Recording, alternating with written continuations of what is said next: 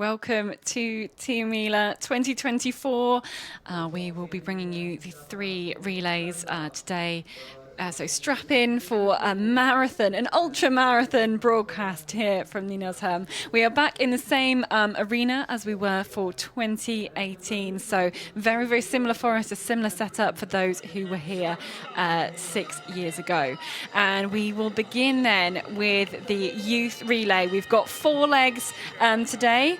And you can see they're going to start in about 2.5 minutes' time. We've got 280 teams, all age 16 and under, ready to head out into the forest. You can see some of the top teams there, and they are ready to start. They're out on the road. Just the fact that there's 280 teams, you can see all these spectators kind of lining up, ready to cheer them on. It's going to be fantastic and unpredictable, I think, with the youth relay. We don't. I mean, I said top teams there, and you raised an eyebrow. They are the teams kind of in order of how they did last year. But I mean, anything can happen on this youth relay. You took the safe way because you said a few of the top teams. So definitely a few of the top teams, but it's very hard to predict. That's true. And here we see kind of the rules for this day. We can say that the teams, they have to have 2 girls and 2 boys in each teams. Leg 2 and 3, you can double the number of runners, so you can send out 2 runners, and the faster one back will be the one counting for the relay. Yeah, exactly. So you can put quite a lot of tactics on there, and as you can see then, that third leg, there's no forking at all, there's no gaffles there, so it's it's going to be very, very fast and furious. You can see the distances between 2.8 kilometers to 4 kilometers, and there's only, the winning times in those legs only going to be a matter of 20 something minutes, so it's very, very fast and furious. And as I think we'll see a lot of teams changing in those top positions. Well, throughout the whole of the relay, lots of people changing positions, I think, as you have 280 juniors out there. If you imagine how orienteering on the elite level works nowadays, then you have the bigger clubs, and they kind of collect the runners, take them into their club system. From an older age, but here on this, when they're 16 or under 16, you don't have that yet. So you have really many different teams. If you're a bit lucky and you have a good year of runners, then you can have 2 or 3 good boys or girls in your team, and then you have a good team here. So there's so many more clubs that can perform good here in a relay like this, but you don't have this very clear structure that we have these elite clubs and good runners in only one of the clubs, because of course bigger clubs have a better possibility to have 3 or 4 good runners in here, but it's different in this youth relay. It's so unpredictable, but that's the beauty of it. Exactly, that is the fun of it, and you can see we're just seconds to go then before they start. Everyone's got their maps ready to go, or a few nervous feet there, and there they go. 280 teams out into the forest for this youth relay. We can see some of the lads absolutely bombing it out of the start. I absolutely love to see it. The thing then is then do they stop? Kit. I'm not 100% sure on this one. I think could be, but you can see different approaches in tactics. It's having fun as well, and it's being able to go and do this relay on the biggest relay in Sweden, and such a iconic and a historic event, and being able to go and run in the same forest that all of the top competitors will later on this afternoon, this evening, into the hours of tomorrow morning, and it's just really cool to be part of such a big competition, and with so many teams, even like regional, national relays, you don't have as many teams as this. Yeah, and quite much attention on them as well. Usually the teams, if we had it earlier years, now it's the men's relay will start 17:30. Of course, here you get a chance to get a glimpse of the terrain. Now it's a bit special this year because, as you said before, we have been here only 6 years ago, so really many of the athletes running in the men's relay later on have been running from this arena into the forest, but maybe try to understand how everything works, lost control into the arena, back, how the start is going, how the terrain looks. Is it wet out in the forest? Is it dry out in the forest? How do the marshes look? So you get a glimpse of the terrain. So quite much attention on the youth runners here. You can see them all there from our lovely, lovely drone shots. So kind of all running like ants, and then here we can go back on the ground as everybody kind of spreads out. And then you kind of saw it in the previous shot that someone finds a gap through some trees and everybody like rushes towards that same section as well. And especially this first leg, when there's so many runners, you can just see them everywhere. And the runners know that they've got forking on the courses. They've got to try and do their own routes. But in the whole excitement of first leg, it's so hard to like be disciplined and read your own map and do your own orienteering. And now I can tell you that they're starting to be close to the first control here. We have, it's a first one, I think you can tell that. Yeah, I mean, there's never a surprise, really. But we have to be careful about how much we can say. It's not like, we're used to commentating on World Cup, World Championships, where everyone's in the quarantine, and there's lots of things we'd like to say sometimes. But we gotta keep it chill. We have quite many hours in front of us exactly. to talk about this stuff. We can say much more as the broadcast continues. And then it's great to see, the boys and the girls in here together, and there will be some, teams with high aspirations of high placings going to be thinking about the kind of tactics, where they want to put runners. Exactly, because you're very free on where to put your runners. You can have on the last leg you can have either one of the boys or one of the girls. So there's no distinct rule about this one. The only thing is that you have to have two girls in the relay, and if you have them on the doubled legs, then you have both of them, of course, have to be girls. So yeah. And so a lot of athletes absolutely nailing that control. A few I noticed stopping at it and going, oh, no, that's not my one, having to relocate and then keep going. But, it's a good kind of to be in amongst this whole pack of juniors. And I say juniors because I know they're younger than technically junior age, but... I could see the other control there to the right. A few of the runners heading there to punch their control. I have some runners coming from a different direction. That's not very often a good sign. No, not very often.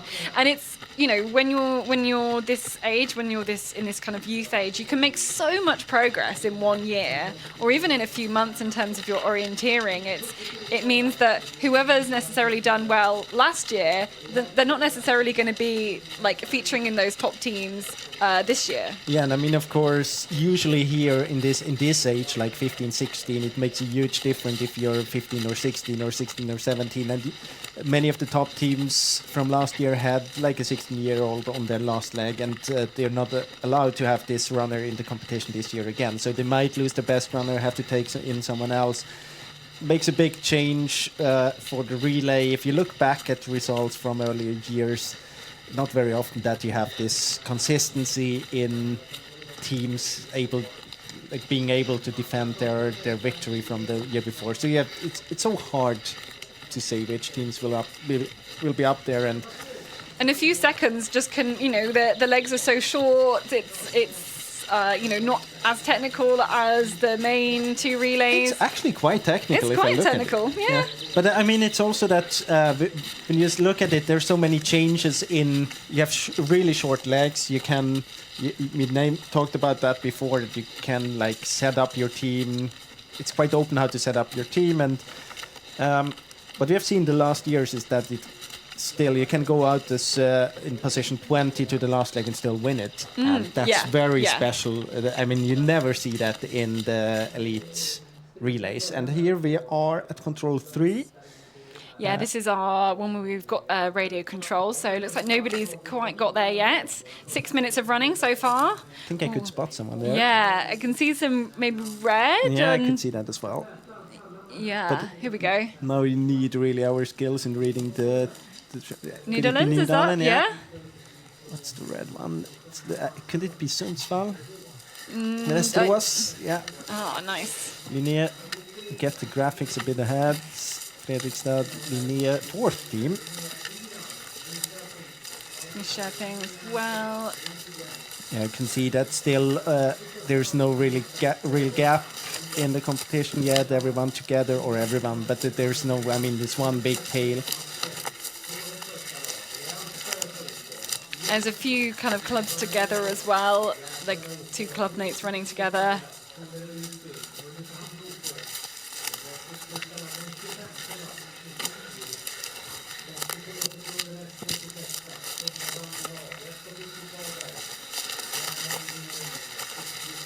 Trying to spot there. I think we have Jekka Göteborg, Yep. the winners from last year.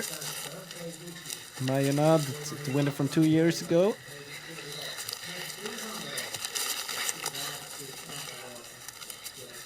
Yeah, and I've seen a good few girls through here as well. You can see that the graphics quite far behind.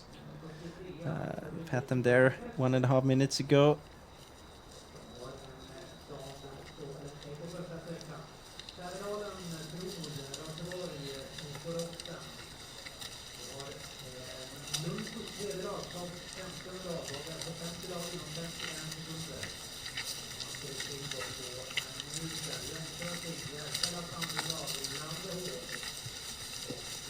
A little bit of a fight to punch some of those controls.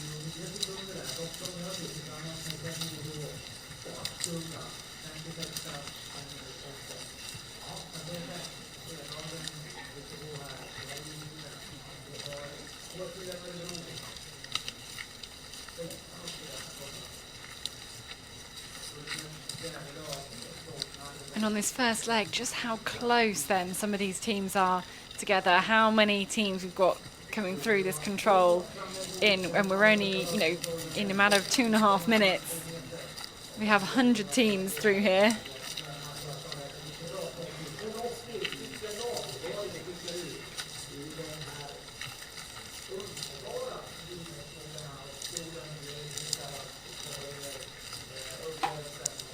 Yeah, on my system we've had 150, so the graphics are a little bit behind, but through this point we've had 157 teams through at this 1.1 kilometre mark after 9 minutes of running.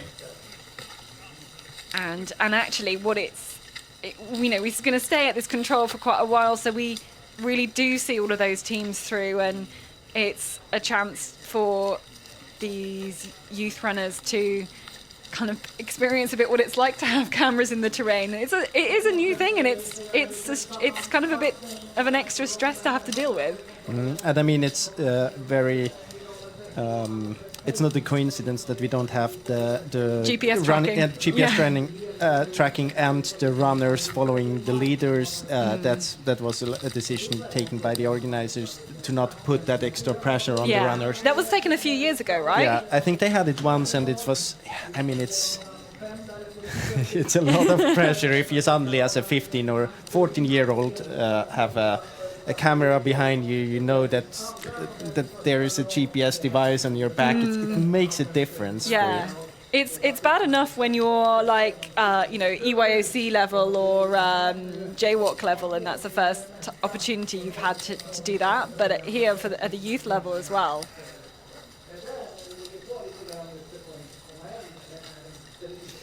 I mean, we haven't really seen still. I mean, we have been here now at this control for 4.5 minutes, and there's not really been a gap at one point.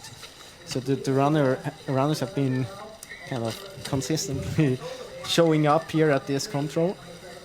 So even if you're a bit behind now, you still have the chance to win back quite a few places quite easily, because you have this big tail in front of you that you can use. Of course, that only kind of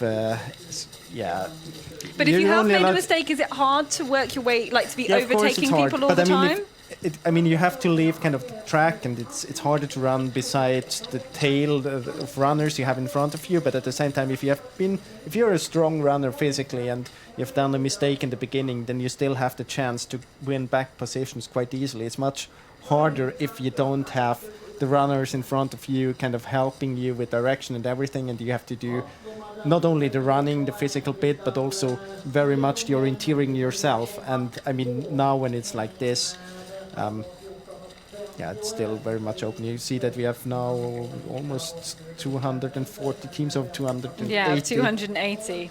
And you've seen there's a few like clubs with loads and loads of teams. So 5 teams for Tullinge, Snetchinge, OK Ravinen, 6 from Sundbyberg and Nederland. So there's, you know, some of the big clubs have got 5 or even 6 teams, which is like amazing. You know, the fact that they're able to bring that many juniors across here, and obviously it helps if you're a Stockholm club. The travelling is not a lot easier, but you know, they've got huge junior programs, and you know, all the juniors will know each other, and it's that social side of things as well that is just you know, comes from having a lot of juniors and having junior specific training. Obviously those junior training nights and opportunities to hang out, and then come along to a great competition like this, and maybe stay and watch some of the senior relays later as well.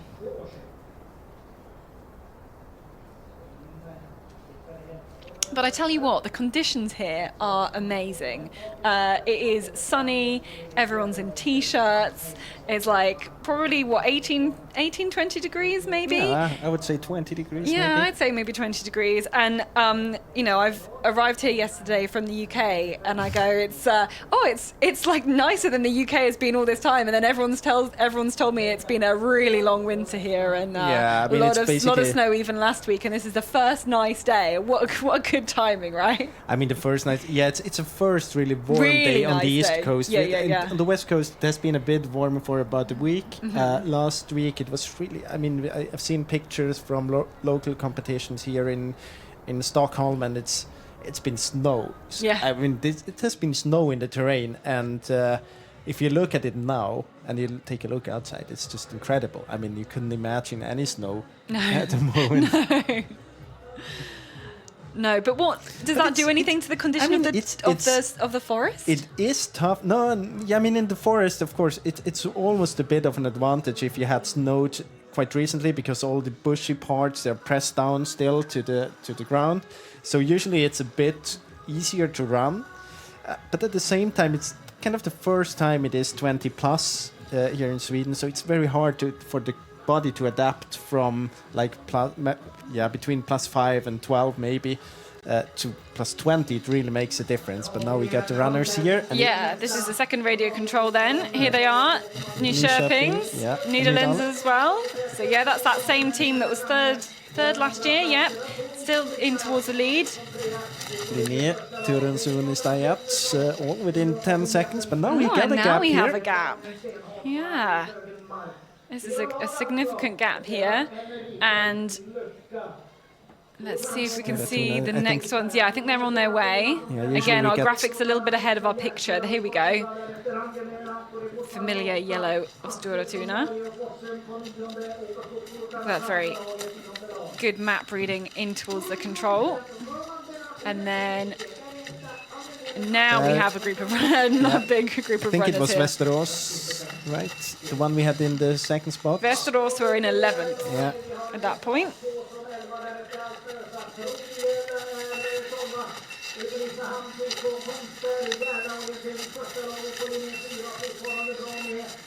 Let's see if we can have a look of the teams from Gothenburg, the winners from the past 2 years. But I think they had a girl on the first leg. In fact, the first 2 teams from last year both had a girl on the first leg. But I mean, in this age, there's not such a big difference still in the physical abilities. Here we have Göteborg Majorna. 126 behind. So the top 4 had a 26-second gap over the rest of the field after these 2.2 kilometers. Now you can really see. I mean, at the first TV control, we had this one. I mean, we never saw a gap in the tail from runners coming there, but now it starts to split up a little bit. I mean, still 26 seconds. It's not very much. In parts, the forest is very open, so you can see this like 25, 30 seconds ahead of you. But it starts to split up a little bit, and I mean, once there is a gap, it's very likely that will keep on growing, and so I think we will see more and more gaps as longer we get in this competition. Yes, but then we see those mistakes coming in, Yeah. and then a lot of changing of positions. I'm sure. Hopefully. Well, hopefully not for the. I mean, the we runners. won't see the mistakes anyway because No. we just see them at the control, but we will see the changes, like the results of the mistakes maybe.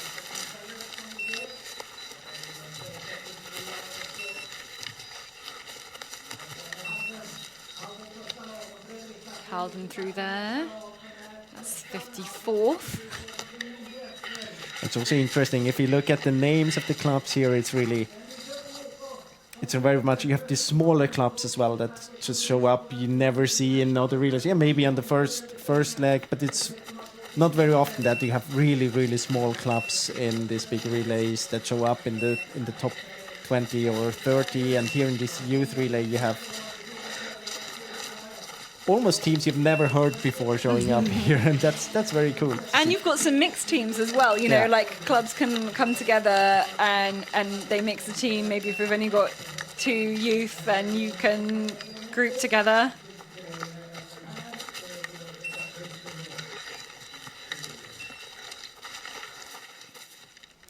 So here you can see them running over the open field. We're very close to the changeover and the finish now. Yeah, very, very close. So here they Only a have few more controls to go. 3 controls to go from here. And again, there's that group of 4. Look like they're possibly that group of 4 that we had. Should be starting that Nyköping, really. Nydalen, Linné and Torun Suunnistajat then. Mm-hmm. We had Skogshjortorna just behind, but as we can see, And it's only Stora 4. were just behind Yeah. as well. Yeah, we're in 5th place. And then we can widen out that drone shot. There's the rest of them. Yeah. I think, Let's can we see see at some the yellow in there? yeah, I think there. Stora always easy to spot in their yellow and black. So I guess it's the 4 of them in the lead now still. Torun Suunnistajat, Linné, Nydalen and Nyköping. And it's hard to see, I'm just looking out in front of us in this arena whether the runners, I think they must have a little chance of being able to see the big screen.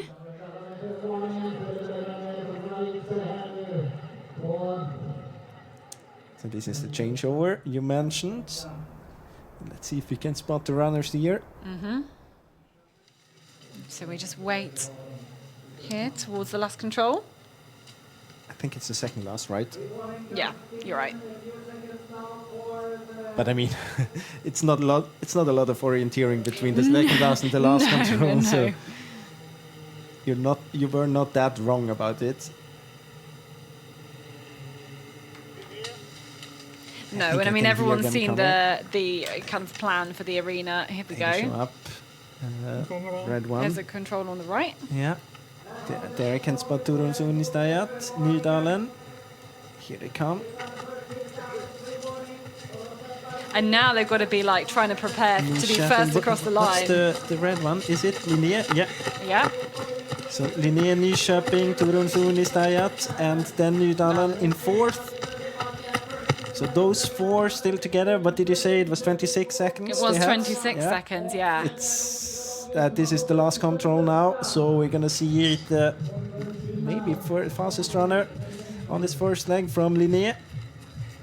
Of course, there are about 150-200 meters left of the course, just running to the finish line and the changeover. Here we go, and then the next athlete's ready to go.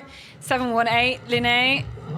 Next second leg runner, just kind of jumping up amongst the fence there. And let's see who's gonna take this prestigious first leg. Is it Nyköping or is it Linné? There's a little bit of a sprint out here. They've got to pace it well around this corner.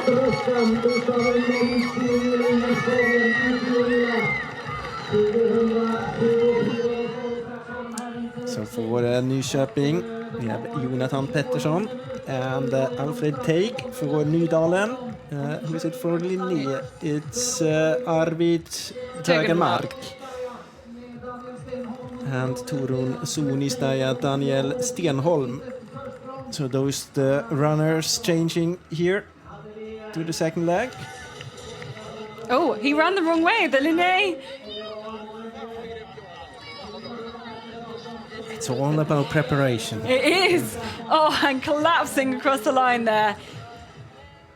And here's the next runners then. Stora Tuna. No, Frohl. Mistaken by the yellow. Here is Stora Tuna.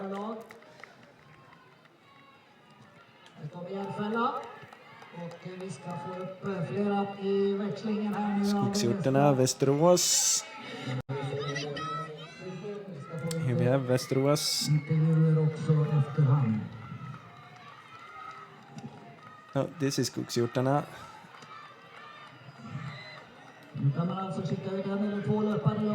This should be Emil and Ankuri, one of the Linné teams. It's quite hard without any graphics. Yeah. Yes, I don't think we have the data coming through. Now I'm just guessing. Now we do, much later. But I don't think it's right. Didn't have Turun Suunnistajat in the lead, did we? Yeah, maybe. Yeah. Oh no, at least no. In the third, I think.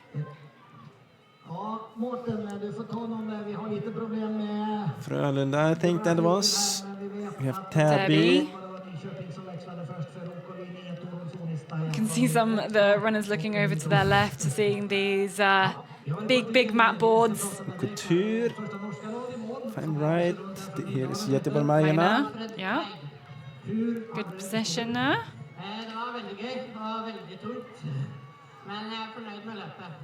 Har ni legat med där ganska bra hela vägen upp i toppen? Ja. Legat med ganska långt fram under hela tävlingen? Ja, jag tror det var nog There we go. This is the run out then. You can see that there was one of the teams sending out 2 runners. Not all of the teams are doing this. Of course, you need to have enough runners to do so.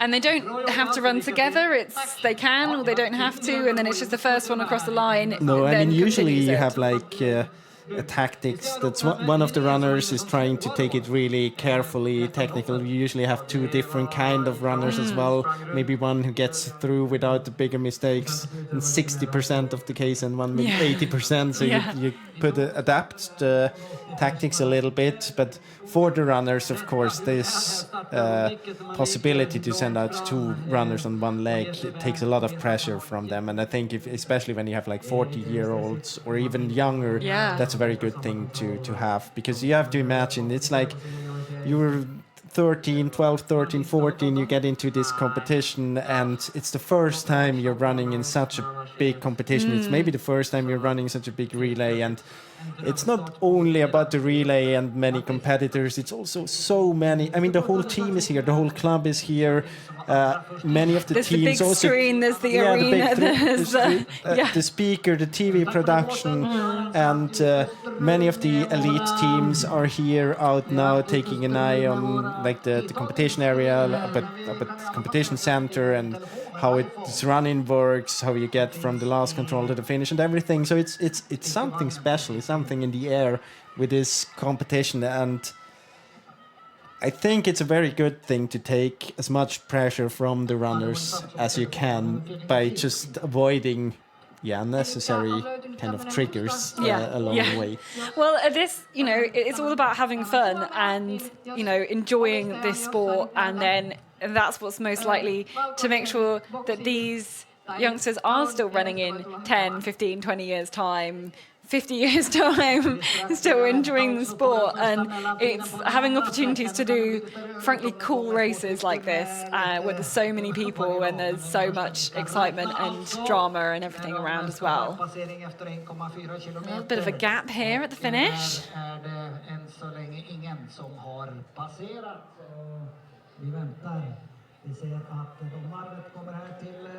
But nearly 26 minutes since the start. Then second leg well underway. You can see on the little graphic below, you've got those red lines, which is where we'll get some kind of time checks then, and where we see the runners at those TV controls. Again, like another flurry here, another group of runners all together. Yeah, I mean, something we can say now about the second leg is that the course is basically the same as we had on the first leg.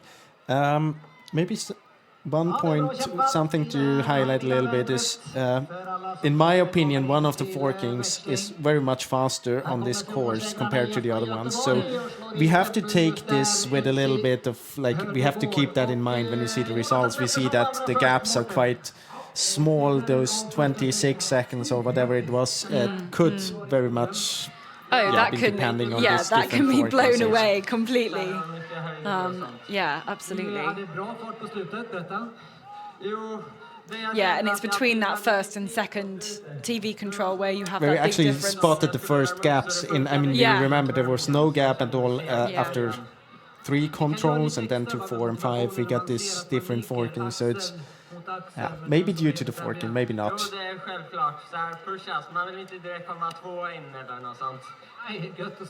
Yes, the disadvantage of not having GPS is we can't kind of be too certain about many things when we're looking across the broadcast and trying to figure out what went on and why, but it's mostly about taking that pressure off these young runners. Stort grattis till segern på första. Tackar. Ja, vi ser att det är många lag nu som växlar. Jag är lite tråkigt att vi inte har en riktig lista än. Vi väntar också nu på passering på 1,4 kilometer efter den, eller på den andra sträckan ska jag säga. Again, there's a long run out to that start kite for all of those teams. And you can see, as you mentioned before, the graphics on the bottom of the screen. Very soon we should be able to see the first runners at the first TV control again at control 3. And we know from the changeover that we had 4 teams in the lead, Nyköping, Nydalen, Linné and Torun Sunistad, and then this big group just behind a little bit, around 25 to 30 seconds. So it will be interesting to see if we have the same teams up there or if we lost someone on the way. Yeah, this TV point is at 1.4 kilometers through that leg 2. And I think the difference is mostly just there's a longer run out of this arena.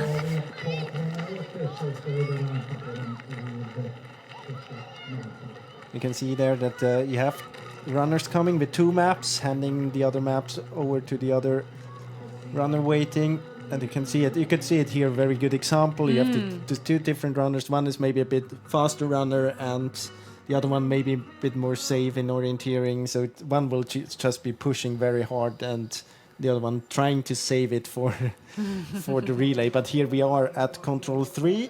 Yeah, I'm trying to look through the trees in amongst the sun and try and see if I can. They were kind of coming from towards the right, and they should do again. Usually, when we are waiting at the control, the spotters normally out there, seen somebody or they've heard someone. Yeah, let's listen. This is the whole thing about orienteering. The best pictures are just pictures of controls in the forest and no one in there, and you're just waiting. And it's so quiet as well out in the forest when you have the noise and the drama of this arena and all the cheering and everything, and then you hit the start point and then it's quiet. Someone coming because here we go. We can see them. After exactly half an hour of orienteering in this competition, I think it's a blue choice. Yeah, isn't it's blue, which we did not see amongst the leaders. And it's there's yellow. There's blue and yellow. Or it could be Frul as well. But I think it was Stora Tuna. Yeah. Not 100% sure. So here we have the first runner. I hope that the graphics work this time. Here we go. So it's IF Tor from Uppsala in the lead, and this could be Järfälla. So different teams here. And here's Stora Tuna, but we could see her much further down. Here's Nydalen. So this is the first team of it's the first team of the leading group at the changeover. Yeah. So it all changes, as we used to sing in this youth relay. You can't take anything for granted. We've only had one of those top 4 teams through, basically. Yeah, and we haven't had this forking I've been talking about before that I think makes quite a big difference, at least 20 to 25 seconds. So this is to orienteering. But as we said, I mean, you can set up the runners in the order you want, more or less. So it can be that a few of the teams had girls on the first leg, other had boys on the first leg. As I said before, I don't think the differences in that age aren't that big yet. But still, I mean, if you have a 16-year-old boy or a 14-year-old girl, could make differences. Yeah, of course. Yeah, it completely depends on the juniors you have available in your club, basically. But now there's a decent gap, a decent gap here. It's 1.5 minutes, a bit more. Yeah.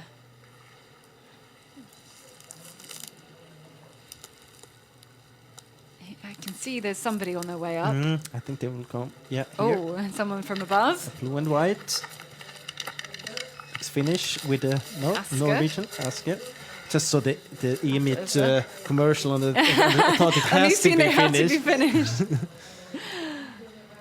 We've still not got any other of those top clubs through, as in the top clubs from the first leg. Ingrid and Ankari. Tullered Utby, Skogshjortarna. I think they were quite far ahead as well. Frohl was quite up. Were quite high, yeah. Yeah. Looking good. And we're actually going to skip, I think this is skipping forwards to the... or is this just a different approach? Yeah, this is a different view of... Bit of a minor. Yeah. Very characteristic with the zebra legs.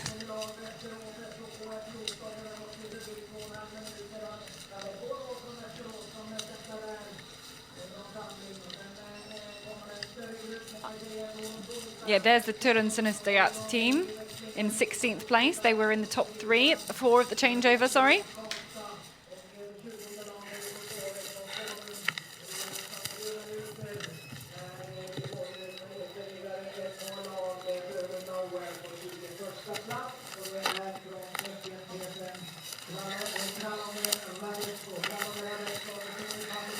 I think that Kralove and Radetsko, weren't they second last year? We had a Czech team up there. Now I'm leaning outside the window quite... So maybe 2 years ago.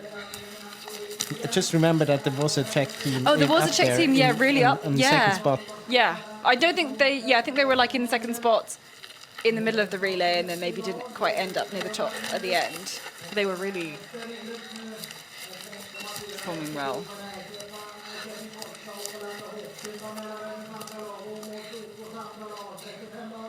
Oh, there's someone running the other direction. No, you definitely did have this control. Everyone goes to this one. Yeah, but maybe you have a probably control skipped before. over. Yeah. So 37 teams in about 4 minutes then. Very careful work out from the control. Taking direction. Indeed, checking that compass. And so we'll have some of these runners will pass through here very quickly, kind of gaining time, gaining places.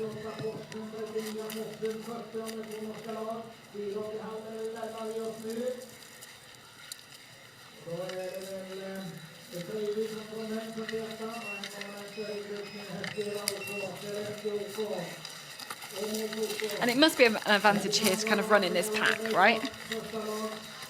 Yeah, I mean... As long as the pack goes in the right direction. Yeah, exactly. No, of course it's an advantage. You always... I mean, there's so many runners here. We know that it's not forked that much. I mean, it's 3 forkings. You could see that quite easily. And... Of course, the possibility that someone else has the same control as you is quite high when you're running in such a big group, and that's always an advantage. Yeah, absolutely. But you can see really many of the teams here doing a good work with checking direction out from the control. It must be a very happy moment for the coaches in the team to see that. Yes! Just Yeah, you can especially- look out here and see if there are any coaches with tears in their eyes, just of happiness. There's actually quite a lot of coaches in the kind of warm-up zone. It always is. I mean, in every relay, you will see that. Also in the men's relay, the women's relay, the coaches are in the changeover area, and there's no difference if it's the youth relay or if it's the Give a men's relay. last minute word of advice. Yeah, And maybe exactly. maybe for some of I think those it's most- check your compass. Yeah, it's mostly asking questions. Do you have a spare compass? Do you have? Do you want something to Do you drink? have your SI? Do you have everything? Take it calm now. Yeah. Don't run too fast.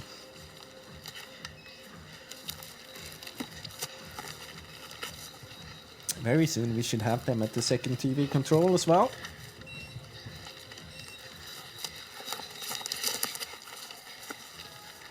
So we had them 7 minutes ago at this control, 6.5.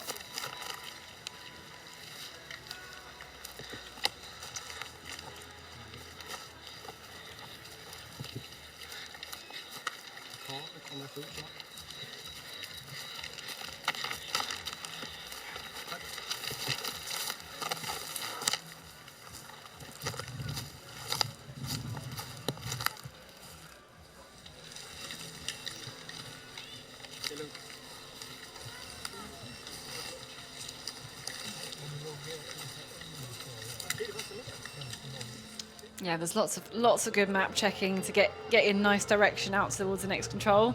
Here's a recap of the standings then. And you get the names as well of the runners. So Algot Hellgren in the lead for EF Tour.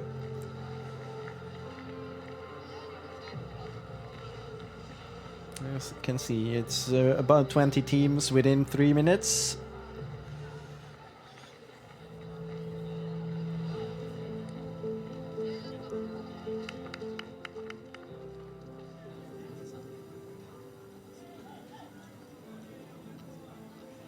Yeah, maybe running slightly behind time. There's still no punches at the second TV control here on this second leg.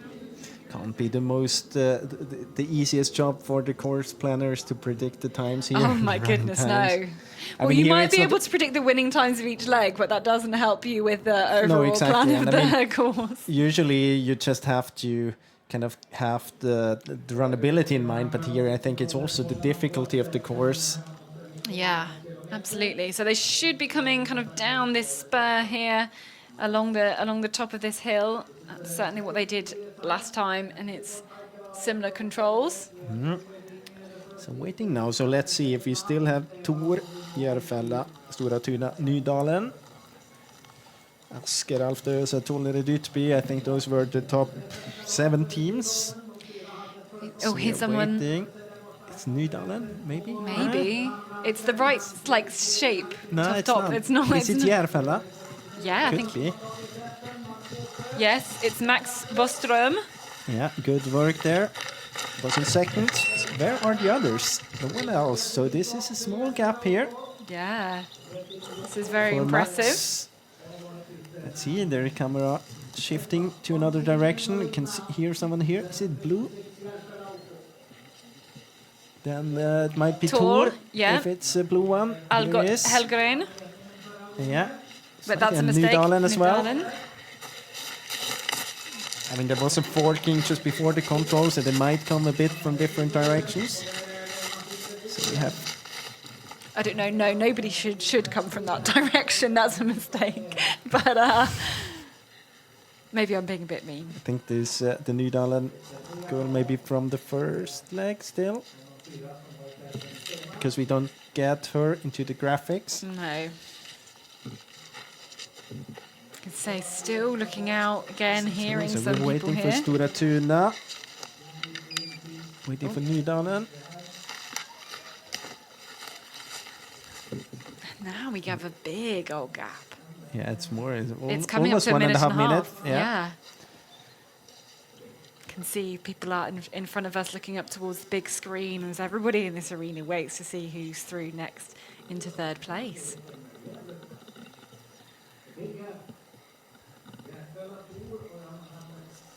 Just one view of what is frankly a beautiful forest. We've both been out this morning. We can vouch. It's very nice. And we can out tell there. it's not only that they were looking for the sweet spots to put the camera out, it's really beautiful. Yeah, everywhere. yeah. Yeah, there are many, many sweet spots to put the cameras. Yeah, you could have put the camera, I mean, you could just throw them out Yeah, in the forest yeah. at any point. It's always going to be a beauty shot. Yeah. Yeah. Especially in the sunshine, but even without it. We haven't seen it without it, so we don't really know. Oh, I can imagine. Yeah. You don't have to think very hard to imagine that. Now we have 2.5 minutes. Wow. Oh, Still now I can only hear 2 someone. runners. Yeah, but I think it was someone else. Because no reaction from camera person. Yeah. Again, we look down. Oh, here's somebody. And I mean, you can actually come from this direction, because if you run and you take, there's a crack down there, and if you take it and wait until the crack ends and go up, you have quite a safe line to the control. But of course it would be faster to come straight over the hill. Here we have someone, and Tumba Mälarhöjden, maybe. Yes, indeed. 2:54. Oskar Eklöf. Waiting for next teams. Västerås Yeah. with Felix Herbst.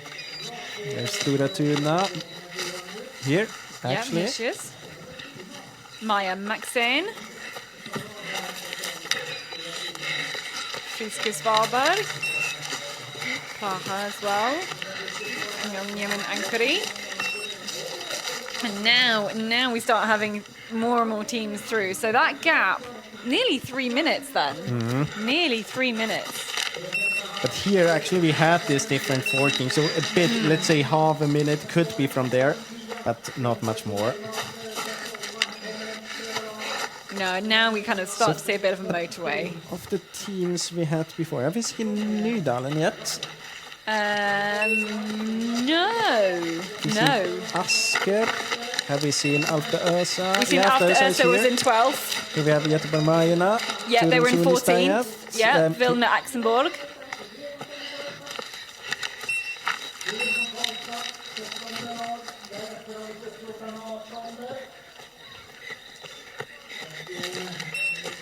So now really the group of runners is coming.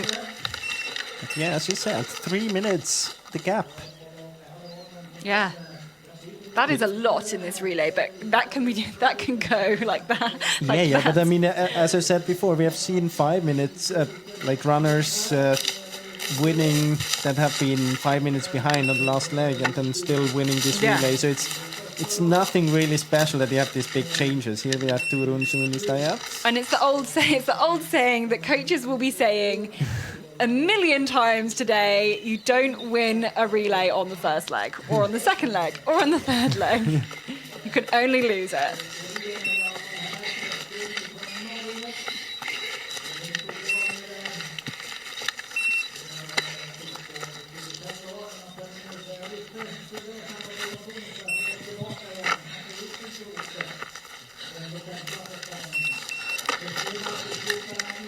Oh, IFK there. IFK Göteborg. So they were the winners last year, down in 28, 5 minutes behind. But as you said, you can be 5 minutes behind. Yeah. If you have a very strong if you last have a leg very strong runner. last leg runner, it has been done before. Did he come back again to punch again? I think Who? so. IFK Göteborg. I think I've spotted him again, and maybe wasn't sure if the punch got through. Well, again, you have to be sure. It's the sayings of you can't win a relay on the first few Yeah. legs, and also don't miss punch. Yeah, exactly. Check your your codes. yeah, and here we are at the second last control, and this is Järfälla. So still we have Still in the lead. Max Boström. Boström, and we're waiting for Algot Hellgren. Yeah, from Thor. Those are the two runners with this 3 minutes lead, but we also had this 25-30 seconds between the two of them. Let's see if we still comes. have this gap. I don't think that's No, I think that's a different runner from runner. the second leg. Here's but the leader let's- then. Yeah.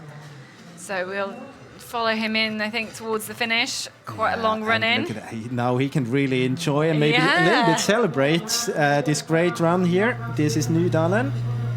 It is. Is it? Yeah, it is. But whether Have you it's missed her on the... No, because she didn't come through. Oh, yeah, but it's the right because- colour for it to be. So she is in second place. We Yeah. remember we saw her, but the punch didn't come through. So but very it's the right good colour bib. performance on Very, this very leg good. for Nydalen as well. Yeah, very impressive. But this one, Max Boström, the first runner to the finish of this second leg, changing over to the third leg runner in just a few seconds. And here we have Nydalen.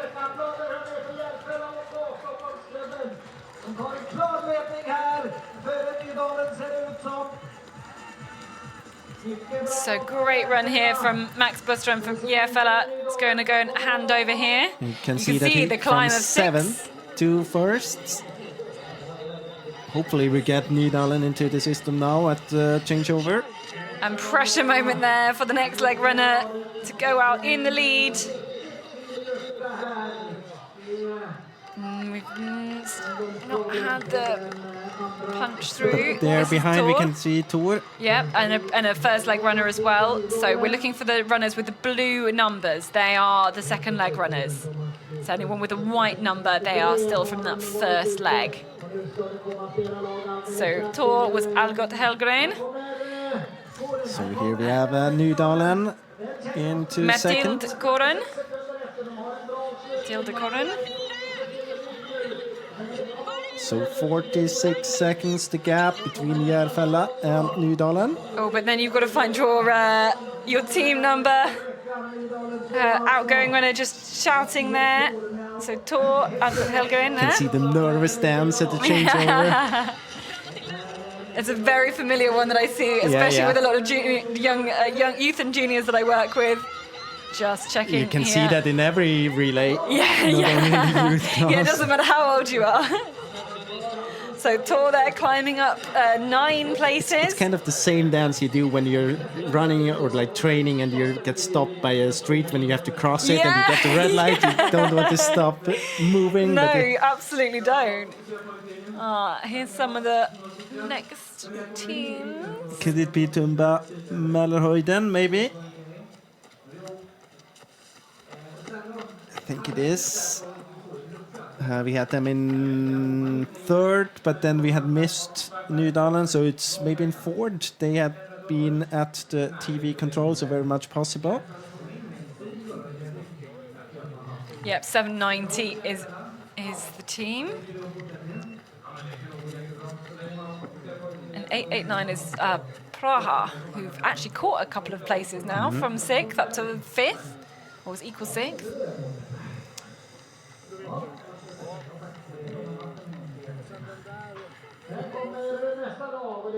So here we have the next runners to the changeover. Position 4 and 5 for Praha from Czech Republic. And what I think is Tumba Mälarhöjden. They're really trying to push every inch out of this last run in, get every second they can, dropping down the slope here. And on towards this Astro pitch, this all-weather surface.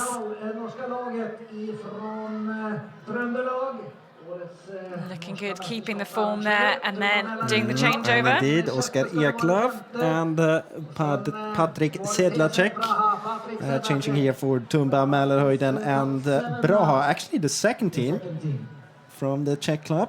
Look at that, 122! Well, yeah, he must have had, I mean, keep this name in mind, Patrik Sedlacek. Yeah. Great performance here on the second leg. What's the selection committee doing in that club? 122. I mean, either he's like a runner, a very skilled runner, or he's an incredible talent. Yeah. 122. I mean, tell me the runner who has been able to kind of pass 122 Well, maybe we'll have runners to in a relay. look again and see if you can. And then you have another Czech that is team, incredible. Kralo Veratecko. And then there's the first Prague Yeah, team. they're actually 117. Oh, Okay. well done to these Czech teams. This is incredible. Okay, that's why we had these guys from the selection committee. I can see that now. Yeah. Maybe it wasn't a big mistake. No, anyway. I never doubted them. Very skilled second leg runners coming there. Last year's winners just through there. IFK Göteborg. So had Göteborg-Majarna, the winners from 2 years ago. I mean, the graphics still a bit behind. So now we have IFK in the graphics as well, 4 minutes and 16 behind. Yeah, Anton Arvidsson. Bra tips där från Tor. Bra jobbat, tack. Ja, ska se om vi också har kanske Matilde som har växlat som tvåa här ifrån Nynäshamn. Something a bit strange in the graphics there. I think you can ignore this half an hour they're behind to the right. Vad var den stora utmaningarna? Vad var det som var det svåraste med den här skogen i Nynäshamn? Oh, well, what it's probably possibly doing is putting in the first leg runners and the second leg runners. Maybe. Oh, no, No, it's but hard I to mean, tell. the Göteborg-Majarna first team can't Yeah, be they on the definitely first came leg. through. Okay, take it all with a pinch of salt. Yeah, listen to us and don't look at the graphics. Yeah, that's what we say. Här inne där kommer det massor med lag. Vi har Hemming här nu. Det har kommit 28 lag som jag kan säga. Ja, det kommer lite med 2 löpare. Lite svårt att hålla reda på dem. Men So now this third leg we're on now, it's a very Yeah, short one, very, very short. 2.8 kilometers, Yeah. Unforked. Yep. And we a have a- little bit easier as well, technically, I think. Here we have the names again. Patrik Sedlacek with an incredible second leg for his club. Yeah, for the Prague club, the second team, as we said. Here we have 2 IFK teams with IFK 1. Maybe that was the struggle we've seen before. Oh no, that's actually the 2 runners. So I think when they have 2 runners, that might have been the struggle. They send out 2 runners and I think that one of them maybe not showing up in the graphics correctly. Yeah, that makes So I sense. think very soon we should have them at the first TV control because it's quite a quick way to go to this first TV control. Here we are, actually waiting. It's a bit of an easier course, this one, the third one, maybe for the younger runners Yeah. in the relay team.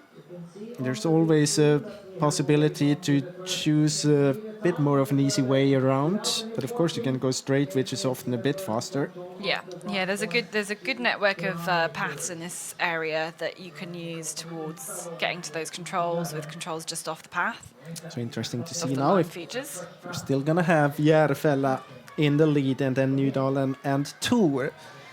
Those the 3 first team after the second changeover, and I think that we might see the first team coming soon. So the gap was 1:04 between Järfälla and Tor in third, and I think this is Järfälla. Yeah, it looks like the same kit, 756. So we're looking for black numbers then on this third leg and maintaining that lead. Take a look at Great under 54.40 pressure. she was punching. So let's see now. So I think that was I'm not sure that is the radio control though. Yeah, it is. It has to be.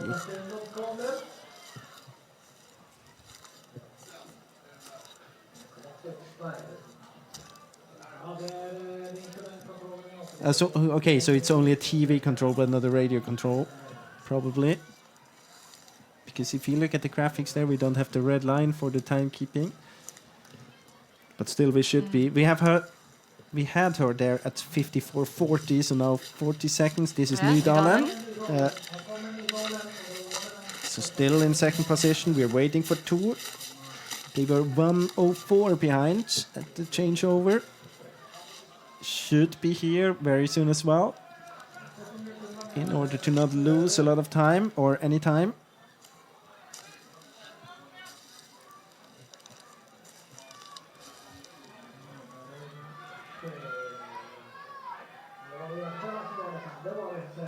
So he still waits at Very this quiet. second control. It's not quiet at the arena, I can tell you. There's lots and lots of teams coming through now, lots and lots of shouts. As runners prepare to hand over, but there's still a bit more of a gap. What did the leaders come through? 54? 54:40. So soon 2 minutes ago. And as I said, 1:04 was the gap to Tour and the third position. It's definitely more. Here we have a team. Is it? It's Yes, blue. it is It should blue. be Tour.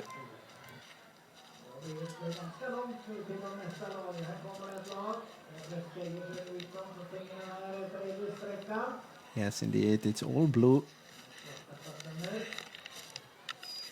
So a bit more than 2 minutes.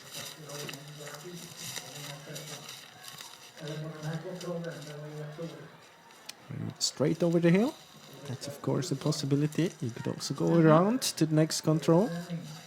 Yeah, that's a Would be easier, option. but maybe faster to go straight, or definitely faster if you just hit the control. Yeah, if you spike it, then if you're a good uphill runner. This is Couture. So now we're Yeah. Now we're at the 1.8 kilometer. Could be control 5, could it? yeah, I think so. Hiding behind the stone. Hard to say. Yeah, should be. Yeah, and we'll see the runners approach from a slightly different direction You compared to can see previously. it's the same control we had before, but Yeah. different angle. And of course, we're still waiting for Järfälla as the first team. So those teams here, runners from the second leg. Yeah, so it's the black numbers for leg 3.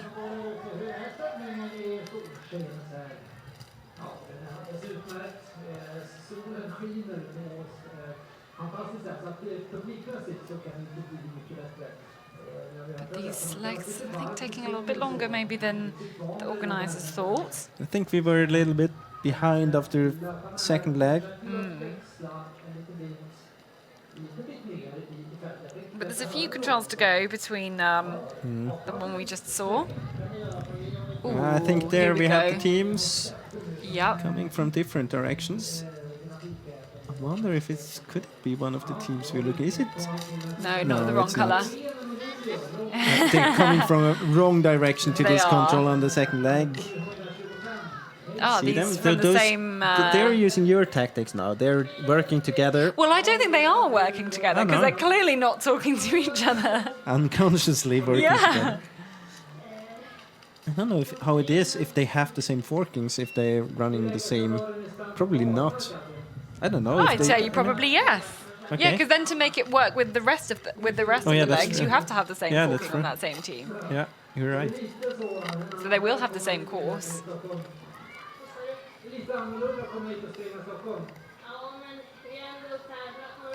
And especially as you give the maps out at random, then you have to know who's done which course Yeah, of as course, well yeah. to make sure they've all gone to the No, right controls. makes totally sense. Don't worry, I'll say lots of stupid things as the day progresses. There's no reason to wait with it.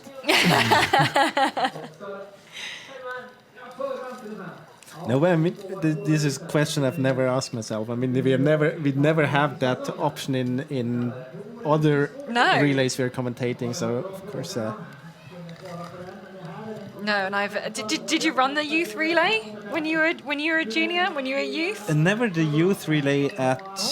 Here we have the first team. This is 8-10. Is it Nyköping? Is it even a team? It should be. Wait.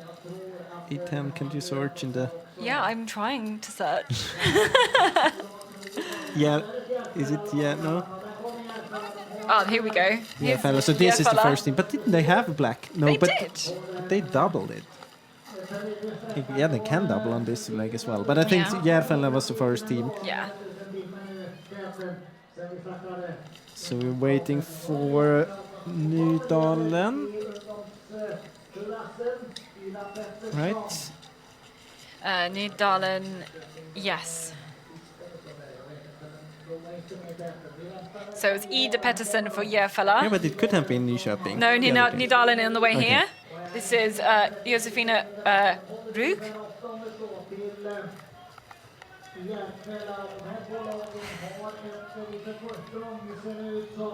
37 seconds behind then, these two teams. So still the same then teams. Looking for Tor, possibly to be the next team. It was about 2 minutes behind, wasn't it? It was about. Yeah. I think 2:14 or something.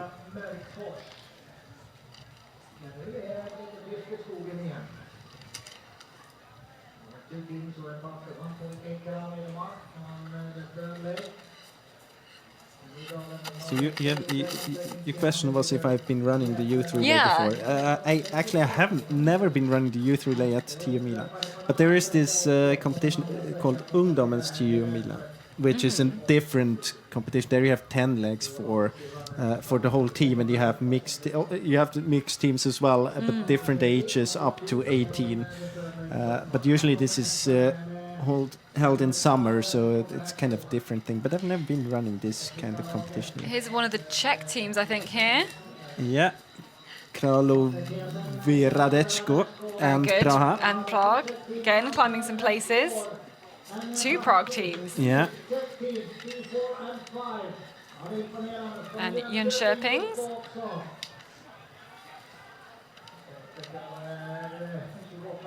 it's totally different teams now Yeah. coming. But that's what we said. I mean, there are many changes in this kind of relay. I wonder now if this... Yeah, that's if because there were may- two... The second runner maybe is the one for Kralovi Radecko. Maybe that's the reason why we have it kind of in a strange way in the graphics. Yeah, I think so. Tulen Sonetayat into 7th place. So 250 behind, approximately. Yeah, quick maths here. Yeah, it's not Quarter. exact mathematics. Rough mathematics. IFK Göteborg.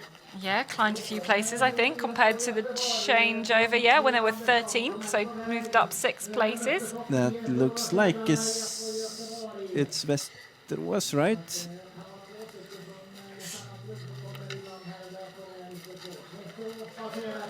Yeah, it was Västerås. Skogshjortarna looks like. Angenemen Ankri, Torun Sunistajat, IFK Varberg. Frisco Svarberg as well, they're very small runner there. Yeah, there's another team from Varberg, and there Yeah. I think I can spot Göteborg-Majorna.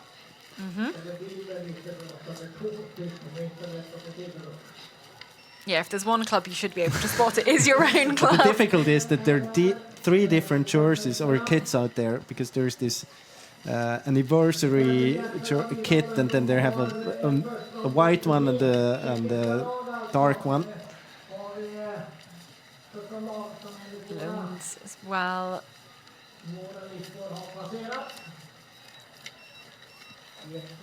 Oh, here's the team from Tor as well. So they've dropped quite a few places here on this leg. Just punched there.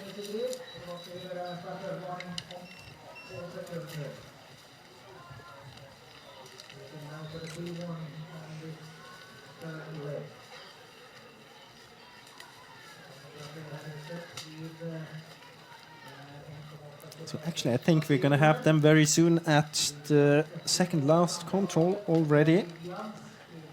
Maybe we're going to change camera perspective.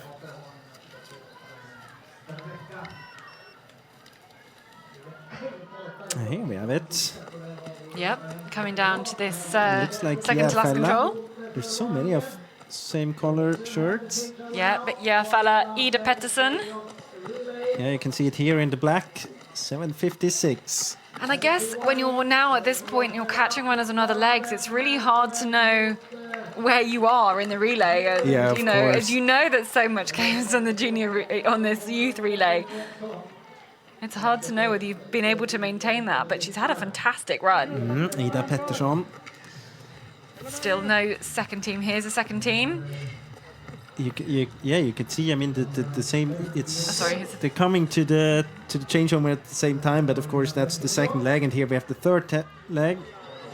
Yep, here we go. Last leg then, going out in the lead. Pressure moments, this but is keeping cool Nynäshamn. here. There's, yeah. Maybe. Yeah, it's Good the Sweden first- League. Should Yeah. be. Yeah, they were 37 seconds behind. So hard when we don't spot the start number.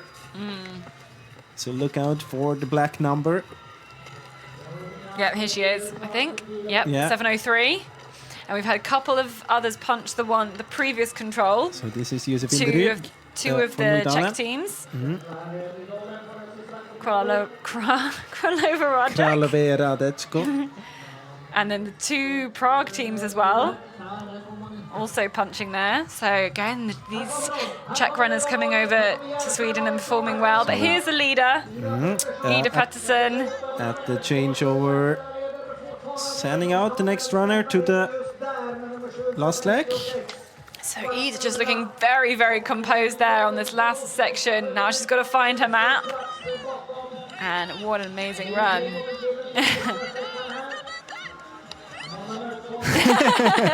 That's some true excitement. Yeah. What an amazing position to be in, and hopefully she can just go and enjoy that. Actually, Well I mean, done you- to Ida Pettersson, that was You can amazing. tackle this position in different ways. You Either you can. get very nervous or very excited, and Yeah. she just seemed to be so happy to be able to go out as Well, first runner. you know, she's got so happy at the amazing performance of her team so Yeah, far. of Like, course. there's only things to be celebrated about that, and So- so too for this Netherlands team because they're doing amazing too. We've had 9 teams punch at the pre-warning control so far. This is- Here's Praha. This is first team. Ella Lostakova.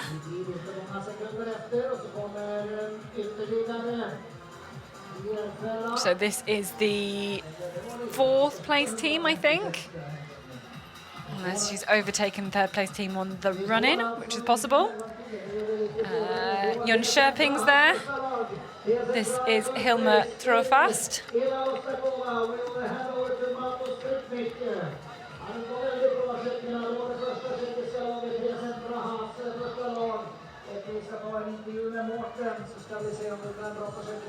So this looks like 6th place here for Jönköping.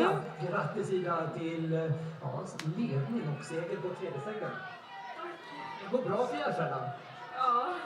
Berätta hur har det dock varit i ensamheten där ute i Nynäshamn. I think we're waiting for Turun Sunistajat, IFK Göteborg, Kåre Porsgrunn.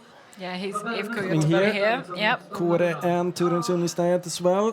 Har du sett, liksom tittat runt dig, kikat efter konkurrenter? Yeah, and all of these teams, I think, within kind of shouting distance as well. Verkar ändå som liksom du har fått kontrollen väldigt bra. Inga så konstigheter på den fronten. And that was the second runner of Yeah. Kralove Radecko. Very strong Czech teams here on 3rd, 4th and 5th. Ja, tack så mycket Ida och grymt jobbat. Och ska vi höra också med Nydalen. Eller ska vi 9:46, that's Porsgrunn. Arvid Wennerstrands punching here. 39 sekunder före Nydalen. Och så var det Into 10th position. Sitt skogshjortarna. Yep. Yeah. Penny Svedjenes. Good, you're training in Swedish names. Yeah, I'm getting a real crash course now. Apologies to everybody's names who I mispronounce. I'll say that now. It's a very good training to learn the running kits, the club kits here. Here we have Göteborgmajerna. Yep. Tor, I think, should be on their way. Friskes Varberg there. I remember they had a couple of runners together. Ja, det var tomt. Väldigt varmt. Och så var det mer löpning på stig, sånt där. Hela armen. Men jag var på det, ja alltså. Vi hörde tidigare från Nydalen-löparna man tyckte att terrängen här i Sverige var väldigt jobbig. Jag vet väl helt enig i det. Alltså, jag tyckte det var pent. I'm listening with one ear to an interview they have at the arena right now. I think it's the runner from Nydalen telling about the warmth and that it was so much running on the path. Well, of course, this leg it was. It's the easiest leg of this youth relay. So, you know, if you're used to competing at a higher age group, then yeah. But you can really hear that a lot of adrenaline talking in her interview. Which saw 705 Sundbybergs as well. Tour. This is Tour 1.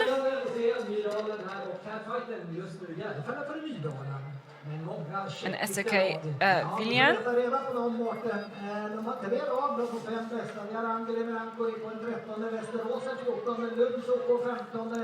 So the leg waiting now is quite similar to the first and second leg, a little bit longer though, but they've got a few extra but it's controls. definitely more difficult again compared to the third leg. Oh yeah. We're gonna have the TV control as we had it on the first and second leg after 3 controls, so about, 10 minutes into the competition. Less than even, maybe a kind of 6 How far 6 or behind 8. are we right now? So maybe soon we're gonna see them at the... This is my cue to load up our radio Yeah. controls Yeah, on the software. as long as the graphics don't work on the screen, we have to do that.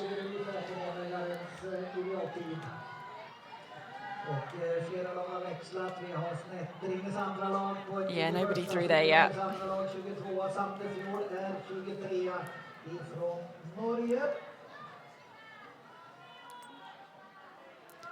How far are they behind right now? So we can see the... Don't we see the times here? Like So 6, 7 minutes. so yeah. they should be there. We should be seeing them Soon. very, very soon.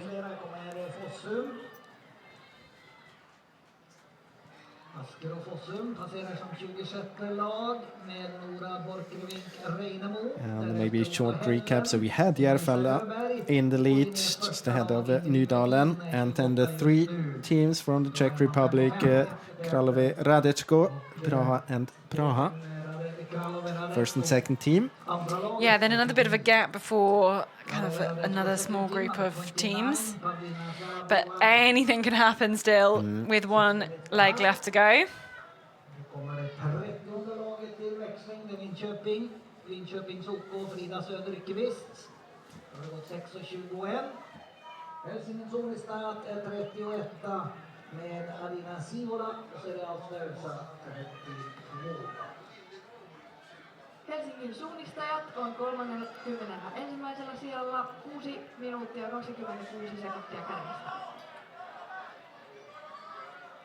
Ja, vi rullar in flera lag, tummar mellan höjden, 33 lag, Klara Skogholm. So we had about 33 teams now to the finish. Very soon, I guess, that we're going to have the first team, or should have the first teams to the first TV control of this last leg, the fourth and last leg. So these are the standings. You can see it here. Järfälla in the lead, 39 seconds ahead of Nydalen and 50 seconds ahead of Kralove Radecko. 1 minute then to Praha and 1:17 to the second team of Praha, and then 20-second gap to the next team. But still quite many teams up there within, let's say, 2 minutes. 2 minutes, 3 minutes, And I think historically seen over the past 2 years, you can say that it's definitely you're still in the fight for the victory if you're within 3-4 minutes. And especially with the longest leg last as well, right? And it's not a very easy course. I mean, you always have tracks quite close to the control, but the controls themselves, especially small extra loop we have on this last leg. We have two quite tricky controls, or at least one of them. We're going to have it as the TV Yeah, controller. the one that we have at the TV control. I was going to say that is more tricky. But again, also, we mentioned earlier we have that shorter forking as well. Here we have it now, waiting at the first TV control. It's a Czech team here, 889. Yeah, it's Praha 2. So Jakim Subt. I even less knowledge of Czech. 918 is the next team. Kolova Radechko. So 2 Czech teams in the lead then. What's the name of the And I hope there? we've got lots of Czechs listening to the broadcast, opting for the... Matacek. Hope we've got lots of Czechs listening to the broadcast and cheering on. And maybe from helping Czechia. us with the names of the runners next time. So we have 2 teams here, both from the Czech Republic.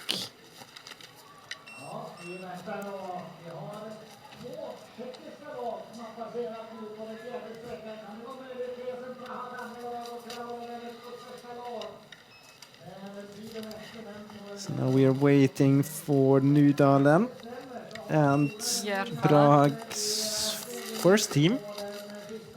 Yeah, and fellow, of course, as well. Here Looking is out another. for the yellow numbers, I think. Yeah, exactly. The Yeah. yellow numbers, not the black ones. Yeah, we can forget the black numbers this time, I'm afraid. Yeah, I have felt that way many times.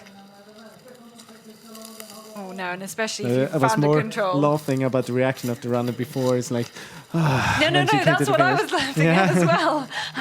A big sigh when you're looking at where the next control is. Oh my god. Oh, it's a long leg. Come on. It's warm. Is it IFK Göteborg? Yeah, yes, it is. indeed. And Turun Suunistayat. Yep. So definitely IFK Göteborg on the way up.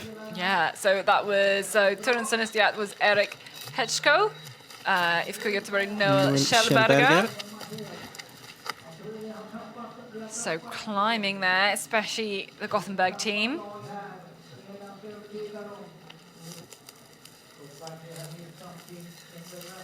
Here's the next place team.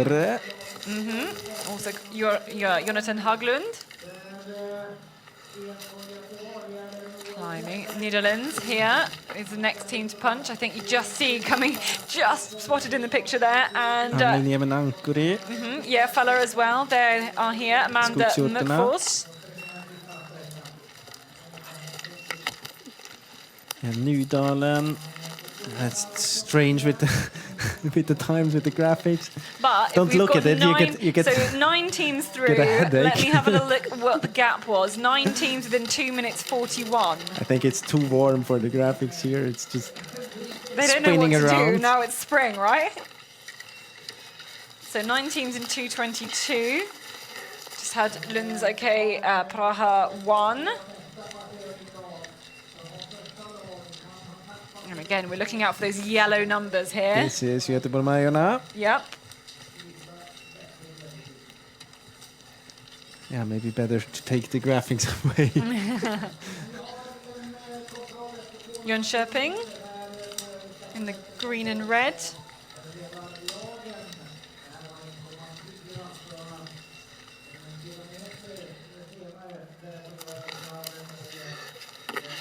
Friskus Varberg.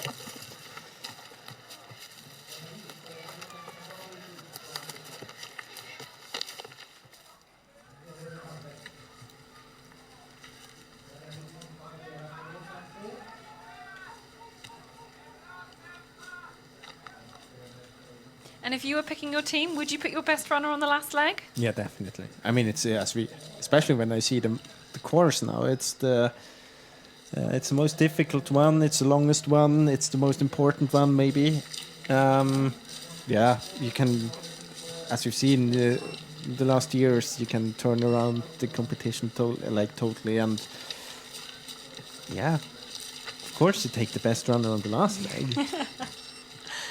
But I mean, it's also important to not lose a lot of time on the first leg. So the first leg is a very important leg as well, but still it's different because here on this last leg, you're more likely to have to do a lot of work on your own and orienteering a lot for yourself. And on the first leg, you always get a bit of help of many other runners, especially when it's such a compact course, many controls. You know, it's at max 4 forkings. Linné here. Yeah. This is 16th place then, Snettringer as well. 17th place. And actually, something that I hadn't quite appreciated until recently is when you're on those later legs, how much it adds to the stress when you don't know when you're going to go out. And a lot of the kind of youth and juniors I work with much prefer going first because they know exactly when they're going to start, and then they're not having to wait. Is my runner coming? Are they not? When do I need to be warmed up and ready to go exactly? Are they going to make a big mistake in front of me? Am I going to be waiting in the pen for ages? Yeah, I mean, everything you can plan on beforehand kind of calm your nerves. Yeah. But this is yeah, totally. I mean, there's a big advantage on running the first leg. You know what position you go out in, and you know when you go out into the forest. But at the same time, you add so many stress factors to it when you run the first leg. So I think this first leg it's a very special one. Yeah.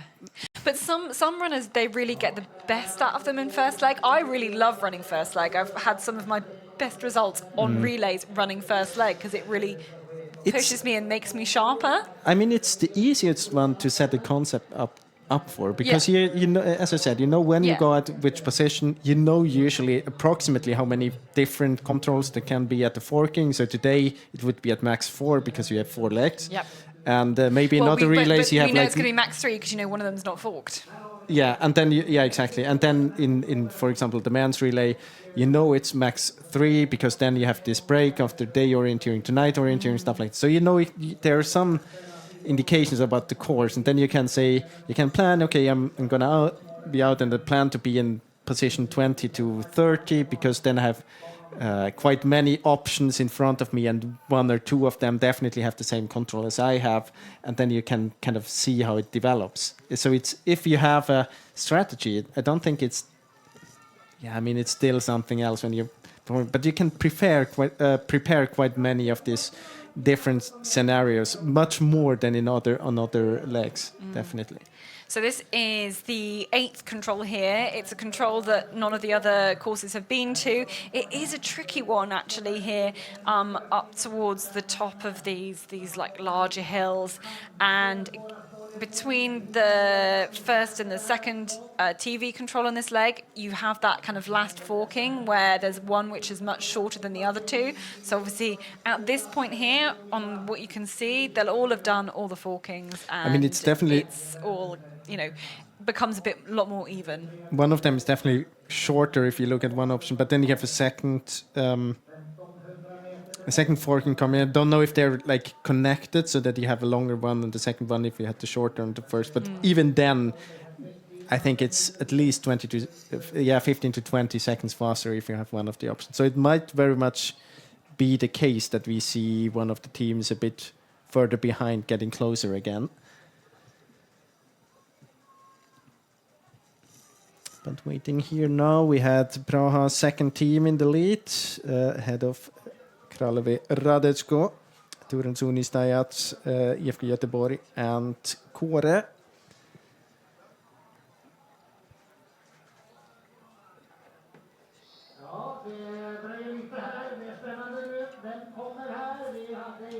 None of the teams here yet. No, again, we just wait and we watch and we listen as well. Mm-hmm. So peaceful out there in the forest. There's barely a breath of wind.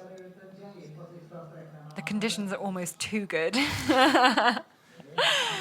Actually, there will be people complaining at it being too warm. Definitely, it's too warm for. Yeah, but I mean, they will only be runnings. complaining in the youth relay because later on, when you have the when it men's gets leg, cooler, it's especially when you 6:30, have and then it's.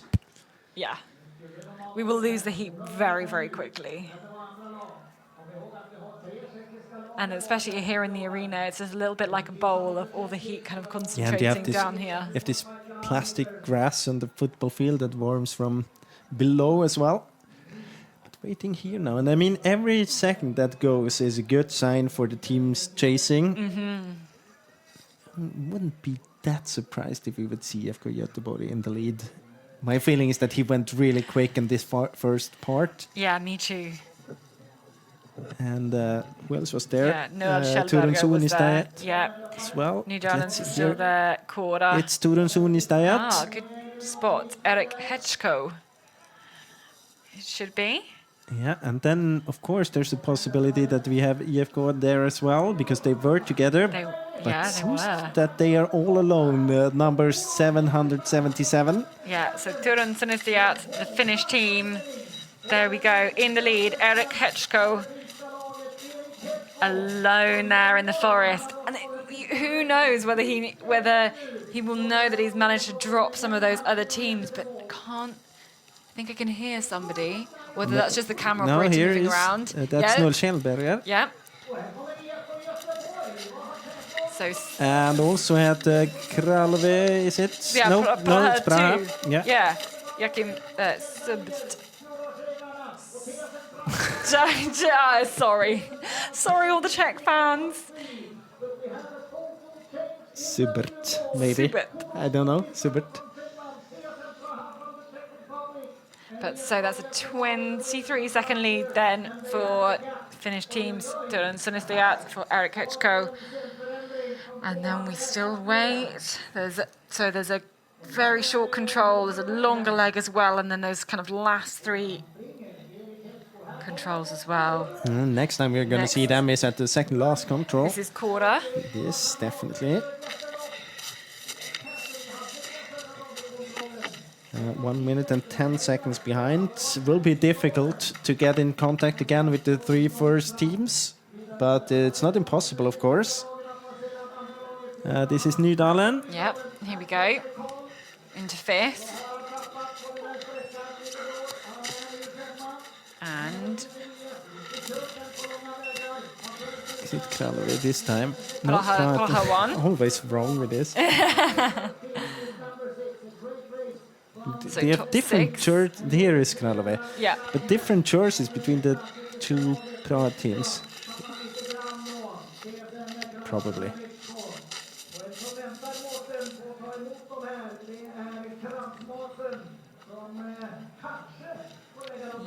Lunds, I think. Yeah.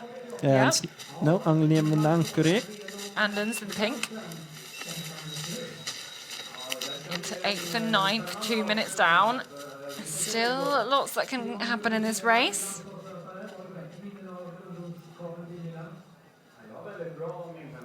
Snettringen was up there. Yeah, they were. Should be quite here quite soon. No, as they well. were down in 17th, I think. Yeah. But Järfälla were in 8th. I think we've seen all the other teams through. Looking for Göteborg Minor as well. Jönköpings should be on the way. Is certainly some runner. So none of the other courses go to this control, by the way. So these are all going to be the fourth leg. Is it? Yep. Yeah. Good spot. Here's Mona. Yeah, and Porsgrunn.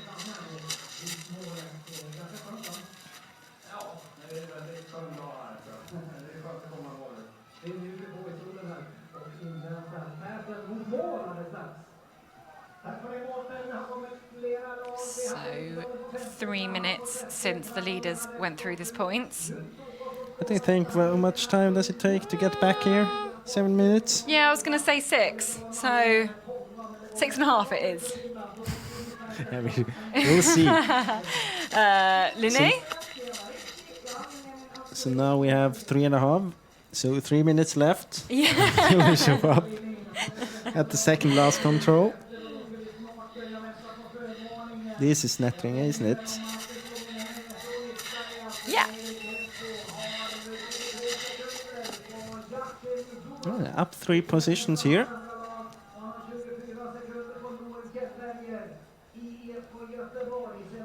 Yeah, climbing positions in this tricky bit. I think the most difficult orienteering is now done at this point. Here comes Friskus Varberg. Yeah, they ran pairs on, I think, both of their second and third legs. Elvira Kalmstig on the last leg for them. In 50. Shopping. Could that be right, Catherine? Yeah, I think they are dropping. They've dropped a few places though.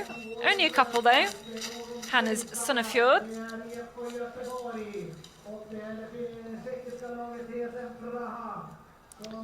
So now we had 4.5 minutes since the punch from Torun Sunistajat.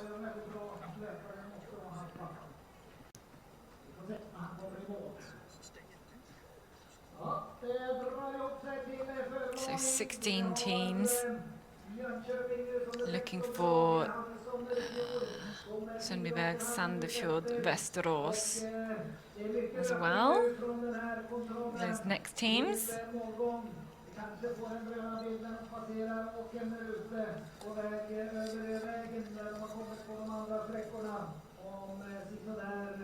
Here's the next team through. Just coming into picture. But look, there we go. We're waiting then with the garland. This is Simon Imark. He will hand over. What is it called? I don't know. Does it have a name? I'd call it a garland. Yeah, it's a Segerkrans. Like a crown? No, yeah, it's something really you have around your neck. Yeah, garland is what I would go with. Let's There's call not it a really, garland. it doesn't You're exist. the expert here. It doesn't really exist in So much of the let's see here. English-speaking We're world. waiting for the first team. Here he Here's is. Torun Yeah. Sunistajat, There he Erik is. Hetchko. Erik And, Hetchko then. He had 23 seconds at the previous control, But and they this can't is, see anybody else I mean, here. let's call it a victory. There's not. I don't think that we will have a change here on the last meters. It's only running left. Yeah, it's only running still to go. This is the last control then, and a lead at CE. I think we're just looking to see if the second place team were coming through, but this is the lead then, and the win. It will be for Torun Sunistajat. They've just been there and thereabouts the whole way through this relay, and then you put a great person on the last leg as well, and this is what they do. This is second place. This is probably second place. I think this is IFK Göteborg. Yes, it is. Noel Schellberger going to go into second. He's 21 seconds the behind. winners. Oh, there they go. The whole team then can join, and you see, yeah, they doubled up, and they all run in together. There is enough of a gap back to second place that they can take the victory. Then Simon Imark has got to try and crown the winner there on the last leg. Erik Hetchko, an amazing work then here from this team from Finland, can punch the air. And I mean, very impressive. You could see him. They were actually together, IFK Göteborg and Torun Sunistajat at the first TV control, but it seemed that he was just a little bit stronger here on the second part. I mean, a very good performance also for IFK Göteborg. You can see that Torun Sunistajat came from 9th position into the and took the victory in the end, and IFK Göteborg from 7th to 2nd position. So very good runs by both of them, but in the end, Erik Hetchko just a little bit quicker. Yeah, a little now bit very quicker eager to overall. get the sporty island like yeah, the prick. downloaded, yeah. Quarter here, Jonathan Hugland. This is third place then here, Still just taking waiting this for punch. Praha. Yeah, they have punched the pre-warning control. They're on their way, Praha 2 and Nydalen. So this is third place. And actually, this is another... caught up another place there. Here as Praha 2 dropped down a few places. This is the Jonathan third. Haglund. Indeed, and he's going to be about a minute behind second place. Yeah, there is the Prague team just in the back of picture. The camera really shortens the Is it distance between Joachim them. Subert? It is? Yeah. Very good. Yeah, it could be the other team as well, so that's why I'm asking. No, it is. Nydalen is there as well. So this is third place here for Kokora. Less optimistic team he had in the last part here, not joined by his teammates on the last meters. Ukokore. This is fourth place here in picture. Oh, and we have flames as well. Yeah, we had them when the winners came. as well. I was too busy focusing on the winners and the amazing work they'd done. Oh, he's not satisfied. He is gutted. Well, he was in the lead at the first TV control, so yeah, certainly mistakes there. That is a collapse Did he across go the over line. the finish line there? Yeah, I think so. It's hard to know. It's always hard to know where the actual finish line is, right? Yeah. because there will be a line before the control, and it's about punching that one. But look at these top 4 teams, all of them climbing. Oh, here's a sprint. Angum Yemen, Ankari, and I think the Kralove Radecko. very good. And it's also Prague one, yeah. Yeah. So that was 6th, 7th, 8th. We've got Lunds on the way in. Isaac Gustafsson. Here he comes.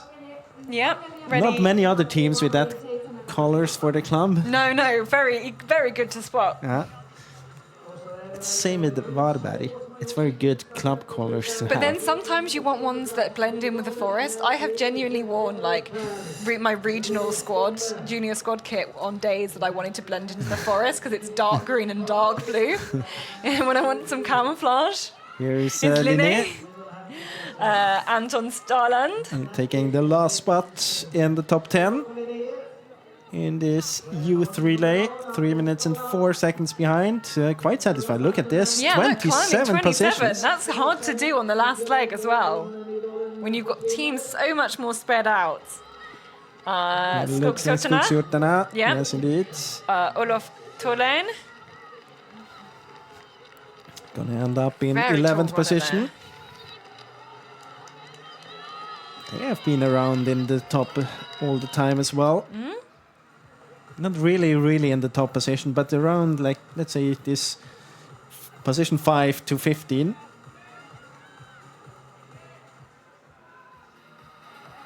Not satisfied. Even though he climbed 2 positions. Here's Göteborg Majorna. Yeah, I think he was overtaken people on the run-in, so very good run-in there for the runner from the Gothenburg club. Yeah, overtaking Snettringer and Poulsgruen on the run-in there, or at least from the pre-warning to the. Not a good performance by Snettringer from Yeah. 31 to 14. Gustav Egoy. Yeah, and have they've the got whole name there, loads there's- of teams on this relay. In fact, I mean, it's a got club from 5 teams. Stockholm, so it's not that makes too far sense. to travel. I mean, we are about, let's say, 50 minutes south of Stockholm here, Yeah. Nynäshamn. it was a nice train, like I caught yesterday. easy to get here. But no mistakes from you? No mistakes. How was it to come in the last 100 meters and meet the whole Now, crowd? yeah, nobody else pre-warned actually for this finish. Really So nice. with 14 teams through. And now are you going to run tonight or? Yeah, I'm running 6th leg for Turun. So instead. So you're listening with one ear to the interview Good luck tonight. with the winner of this, with Erik Hetschko. Talking about that he's going to run the 6th leg in the men's relay later Yeah. on as well. Go for it. Definitely. So a bit of night orienteering after day orienteering now. Yeah, hopefully I'll have good recovery, rehydrate, and go out and enjoy it as I well. mean, the 6th leg isn't a very long one either. It's totally doable. 6.4 kilometers. Yeah. Yep, we'll expect the winners to be doing that And the one is around done- 1:30 in the morning. The one he has done now was, do you know how long it was? 4 kilometers. 4 kilometers, so it's not that much more. 50% more. I was going to more than 50% more. Han såg inte speciellt nöjd ut när han kom in här. Då har vi etta Torun Solista, 2 IFK Göteborg, 3 OK Kåre. Yes, I'm sure we will discuss the short nature of some of the men's legs in detail on the broadcast later. 828 Sandefjord. We're going to have a lot of time to do so. We are. Oh, in fact, there's 3 runners here, all really close together. Sundbyberg's Tullinge, isn't it? Or isn't it? Yeah. No, that's on another leg. Sundbyberg is there as well. Caught up Linus Danielsson. Sandefjord is Anneström Juliusson. Oj. This is Jönköpings. And then the Friskust Varberg as well. De var ju över 5 minuter efter på första sträckan, Mårten. Ja, det var de. Again, Sandefjord catching up 14 places. That's very impressive. And there's still lots, lots of runners coming in from earlier legs. A lot of these runners with black numbers. That's the third leg. Still to send a teammate out into the terrain.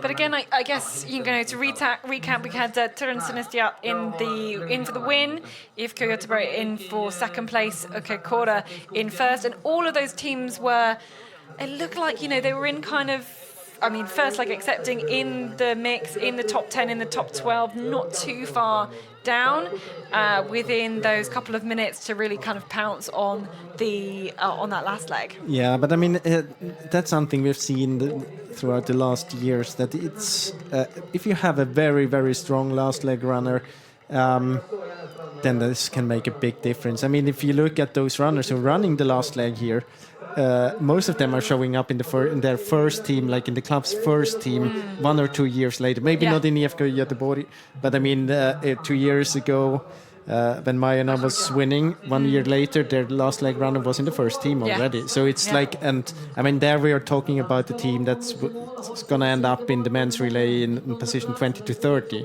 And that's quite good already. So if you go in there as a 17-year-old, then you're quite a talent. Yeah, you absolutely are. So you have a few of the best orienteers in their age here in this competition on the last leg. And if then it definitely makes a difference if you have. If you have someone a bit slower, and then it can be 3-4 minutes quite easily. Yeah, on a 4-kilometer course, it can be easily that.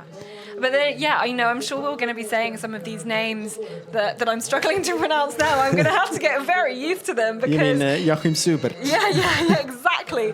Because they're going to be they may well be making national teams at a World Cup on the World Cup scene. The best of the runners here, they're 16 years old. There's a chance that they are showing up in 1 year at the Junior World Championships. Exactly. And if you show up with 17 at Junior World Championships for Sweden or whatever, then you're pretty good. Exactly. Okay, more likely in 2 years. At the age of 18, I think there are quite many of the runners, not so many that make it to JVOC with 17 years. No, not very many, especially in those top nations who get to have 4 opportunities of running the Junior World Championships.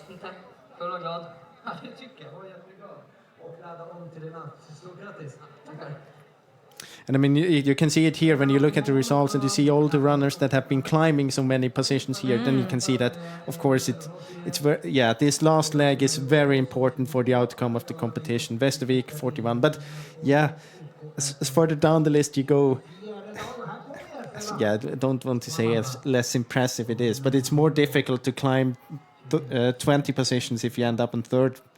Overall, compared to climbing especially 27 when you have when you're in those 23rd. bigger gaps at the front of the relay, then when obviously like 5, 6, 7 minutes into the finishes, you see a lot more runners closer together, then you can take a big scalp and really overtake quite a lot in one go as well. Look, Friday, look at that, 70 places. Well, that is the biggest one I've seen, 61. Another team from Prague. You see so many good Czech teams here. Kralovi Radecko, second team in 27th. Praha with 3 teams in the top 30. Another 44 places climbed. 59 teams climbed, 59 places there, climbed by Sundsvall.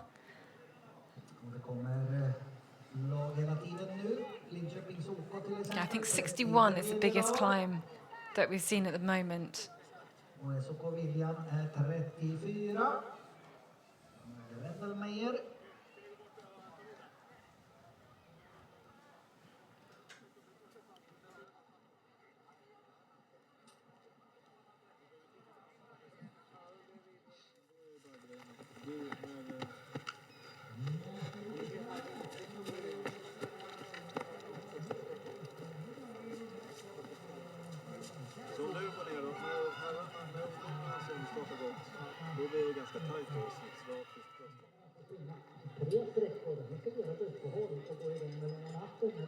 så måste det blir ihop mycket slag nu.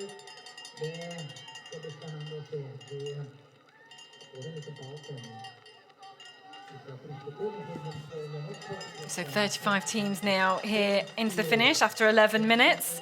And I mean, it's just so good that we can watch these youngsters, watch this youth relay and get to kind of experience all the drama. What have you made of the race in general? It was a very typical race for the youth relay. I'm quite impressed though that many of the teams have been up there in one of the leading positions throughout the whole competitions, more or less. So consistency in a youth team is nothing we see very often. No. But here we had a few teams. But then in the end, it's still quite big clubs like Turun Sunistayat and DFK Göteborg that had a strong last leg runner that really made the difference. And that has been the case throughout the last 3 years. That I, at least when I was following it, it was always like this. So. Yeah, maybe not the biggest surprise, but nice pictures from the forest. It's very beautiful out there. And has a glimpse of what to come, right? Yeah, and I'm so eager to see more of this competition later on. So it was a good start into the day, definitely. Yeah, absolutely. So, of course, this is a historic Tiomila because it's the first Tiomila where we have the women's relay with night legs. So all of our usual routines have gone out the window because we have the men's relay starting first. So they'll start in just over an hour, so about an hour and 15 minutes. We will have the start of the men's relay. They will run 3 legs, finish around about 7:30. We have a pause whilst the sun sets. Hopefully we'll have a lovely sunset today. And then the women's relay starts at 9:30. We do those first 2 legs and then we pause at about 11 p.m. Half an hour later, we will resume that men's relay, which will go through the early hours of the night, finishing about 6:30 in the morning, and then return to the women starting with their long day leg, starting at 7 o'clock tomorrow morning. And we are going through the night. We are going to put in we're going to have lots of coffees. I think you've got lots of energy drinks. Actually, I have none. You have no. Oh, I'm worried now. Okay. We'll see. We will make it through. I'm ready for coffee. I've got sweets as well. We're ready to do it, and I hope lots of you kind of watch through the night and have a little bit of a marathon as well, or keep checking back into the broadcast as things go. So. There will be so much to discuss, especially with this new format, the first opportunity for the women's relay to run these night legs. There's going to be loads that we will discuss throughout the night, many hours of broadcasting, many hours for our poor camera ops, our running cameras as well. Think of them, they're going to be putting in so much work, as well, of course, as the runners, especially those who are doing those night legs as well. So we're going to leave you with pictures from the finish line, so you can keep maybe seeing some of your teams in there. So we can take a break as well, because that's actually something positive with this new format. Yeah. It allows us to take a break every now and then. It does. And even just 15 minutes is going to be very useful. But anyway, we'll leave you with pictures from the finish line. Hopefully you can spot some of your teams, and then we'll be back in about an hour or so to start our build-up for the men's relay. Yeah, so don't miss it. In an hour we're back. We are back in an hour. We'll see you then.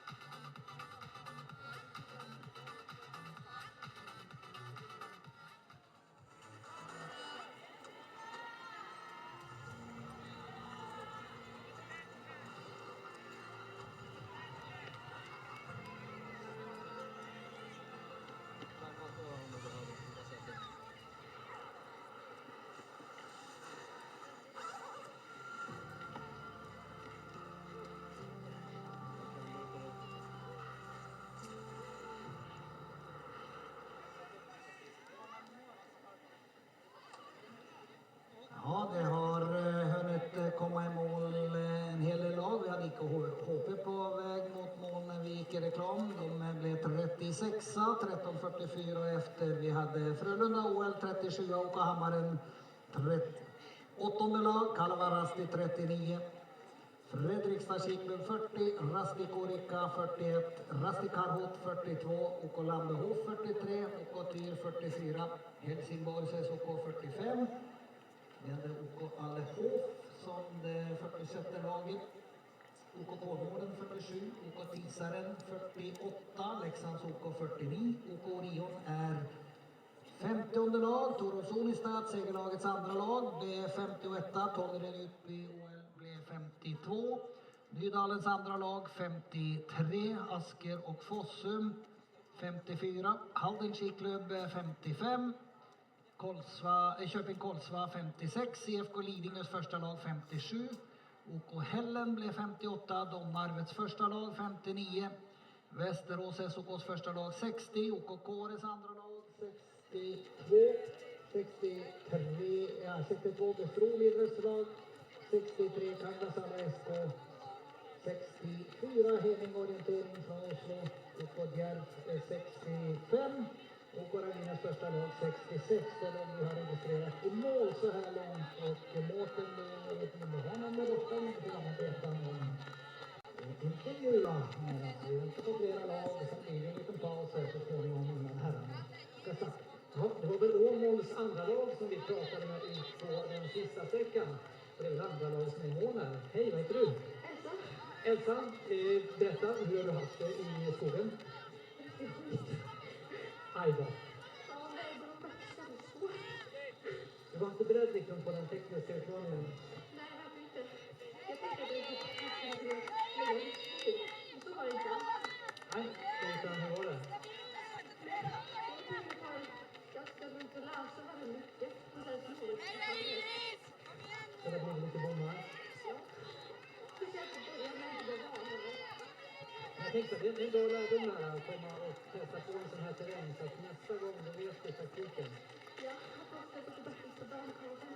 Ja, men du ska springa i natt också. Under förmiddagen imorgon. Japp, förmiddagen imorgon. Förmiddagen imorgon blir det. Ja, men precis. Då har vi fått en bra genomkörare, lite koll på terrängen. Vad ska du fokusera på då? Ja, ta in det jag har gjort och försöka göra bättre imorgon. Men det är skönt ändå att man får chansen så direkt. Ja. Ja, men bra. Ladda om då och lycka till imorgon bitti. Säger vi till Åmåls OK där som vi hörde även sträcka 3-löparen där som hade gått i mål precis. Här har vi Täby som flexar fint på upploppet med en... Aj då, där föll han med. Ska vi se om han kommer på benen igen. Ja, Rönsand Täby är i mål. Ja, ska vi höra här med Täby hur de har haft det. Snygg målgång. Tja boss! Hej, läget? Ja men det är bra. Själv då? Jo, det knallar på. Härligt att se så här sköna målgångar. Ja, det gick bra. Ja. Ja, det gick bra hela vägen. Och jag skulle bara jogga runt. Vi hade tappat lite så jag väjlar inför tredje sträckan. Wow, så det är snart dags igen. Ja precis, det är bara ladda om och köra. Ja, du har fått uppvärmning. Tack så mycket! Lycka till! High five! Säger vi till Täby. Vilken härlig kille. Vi ska göra en liten sammanfattning här, Mårten, på de finska lagen också när vi har en finskspråkig med oss. Toro Sonistad som vann alltså. Elikkä tässä tulee nyt Suomen tulokset. Eli Turun suunnistajat voittaa, Angelniemen Ankkuri 6. Helsingin suunnistajat 21. sija, Vehkalahden Veikot 23. sija,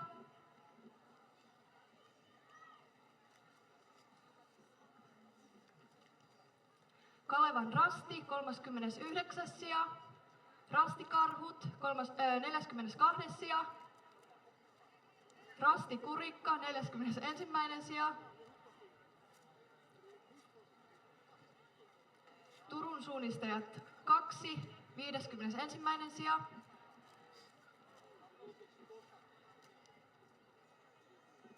Lahden suunnistajat 71. sija, Vehkalahden Veikot 2, 74. sija. Det var vad de finska lagen det är. Vi kan väl också ta de som inte tillhör Skandinavien. Det var ju flera av dem som sprang väldigt bra. We do have the non-Scandinavian teams. The best is TSM Praha, second team in fourth place. TSM Praha 1 is fifth. TSM Kralove Radecko 1 is number 7. Good race from all of these.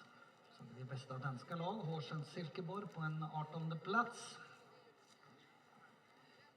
TSM Kralove Radecko second team is number 26.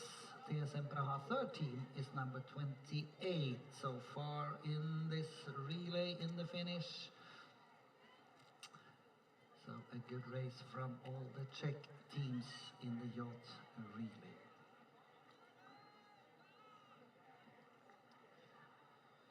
Ja, det ska bli prisutdelning 10 i. Mårten, du har lite mer info om prisutdelningen. Ja, det vill vi att lagen som ska till prisutdelningen samlas vid prispallen, eller snarare prisläktare som man kommer att rada upp laget på. 16:35, så att det är ungefär 7 minuter. Så ska ni ha pris, bege er bort mot, kan man säga, bredvid storbildsskärmen, rakt framför mållinjen. Så kommer ni att stå där redo till klockan 10:05 då. Det är dags. Jag ställer en väldigt svår fråga, Mårten. Hur många lag är det som ska dit? Ja, Det kanske vi kan ta reda på. Det var en jättesvår fråga, för det vet inte jag. Men jag vet att man har delat ut då lappar till de lagen som ska komma till prisutdelningen. Så har ni fått en sån lapp då tänker jag att det är en bra ledtråd att man bör bege sig mot storbildsskärmen 16:35.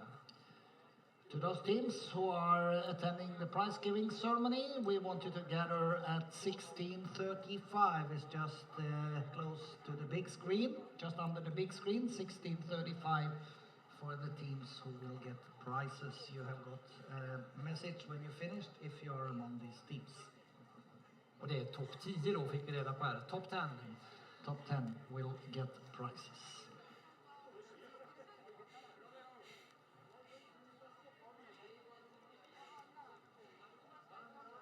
Ja, vi kan höra med Leo som har klivit i mål här för... Berätta, Malvik IL, hej, vad heter du? Leo. Hur har du haft det? Hur har det varit i skogen? Det har varit tungt och varmt. Ja, den här värmen är man inte riktigt van vid, va? Nej, det var varmare än vanligt. Malvik, vart ligger det någonstans i Norge? Utanför Trondheim. Ja, just det, så att det är nästan snö kvar i skogen, va? Det var snö där för en uke sedan, ja. Så att det var lite annorlunda att komma ner till Stockholm och springa i plus 20 grader. Tiomila är artig och det är varmt. Lite för varmt. Lite för varmt. Men det är kanske bättre det än att det har varit snö som hemma i Trondheim. Ja, det är mycket bättre. Hur gick det att orientera i skogen då? Annorledes, men det gick bättre än jag förväntade. Ja, men det är ju skönt ändå. Ja. Härlig då känsla du står med här i solen och njuter. Gott att vara färdig. Bra jobbat. Ta lite dricka nu och får du pigga på dig i solen. Ja. Tack så mycket. Malvik utanför Trondheim har vi fått lära oss. Ja, vi påminner då återigen om prisutdelning för ungdomarnas kavle klockan 16:50 och de 10 bästa lagen ska samlas här vid storbildsskärmen 16:35. 10 parasta joukkuetta kokoontuu ison ruudun alle kello 16:35. Ja, det ska bli prisutdelning efter det, så ska vi börja koncentrera oss så småningom om herrarnas start 17:30, men innan dess så tar vi lite mer reklam och sen väntar vi på att de här lagen ska samlas för prisutdelningen. Så Mårten, du får andas lite.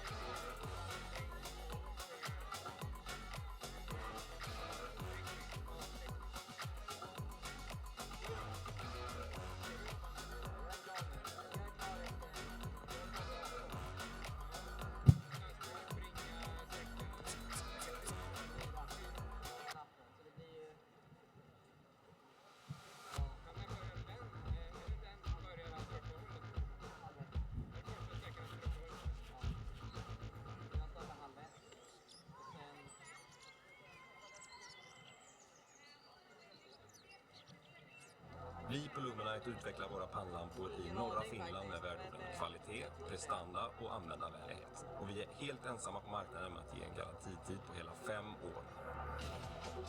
Att bli officiella partners till internationella orienteringsförbundet och Tiomila gör Luminite till det säkra valet när du ska köpa en ny pannlampa till din orientering. Du hittar Luminites pannlampor i Pulders sportförsäljning. Välkommen!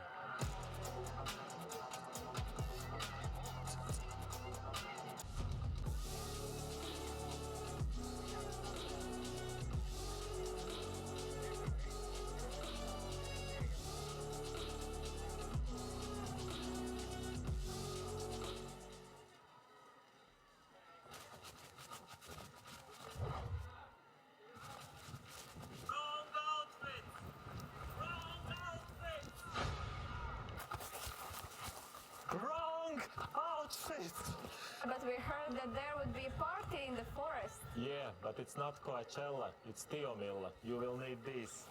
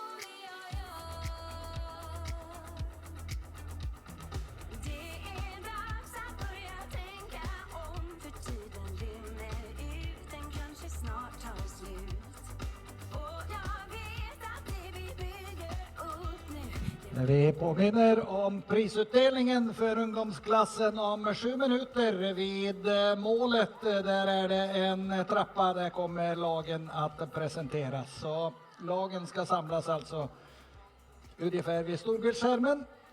Så om 6-7 minuter prisutdelning för ungdomskavlen. 6-7 minutes we will have the prize giving ceremony for the youth relay.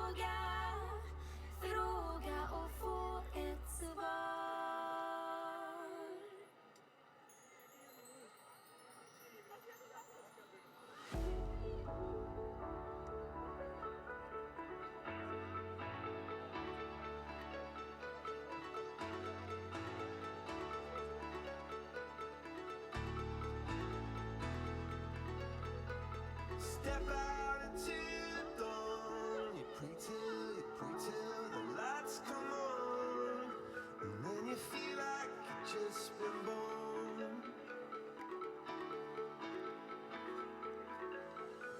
Yeah, you come to raise me up when I'm beaten and broken up. Now I'm back in the arms of love. And I think I just died. I think I just died. Yeah, I think I just died. I think I just died. I went to heaven.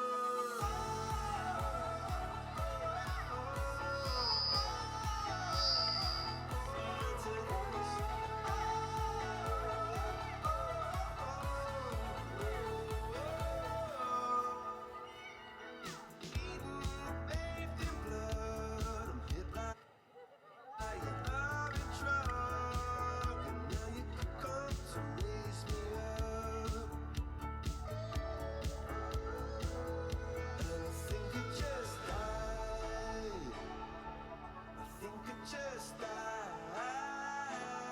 yeah, I think it just died.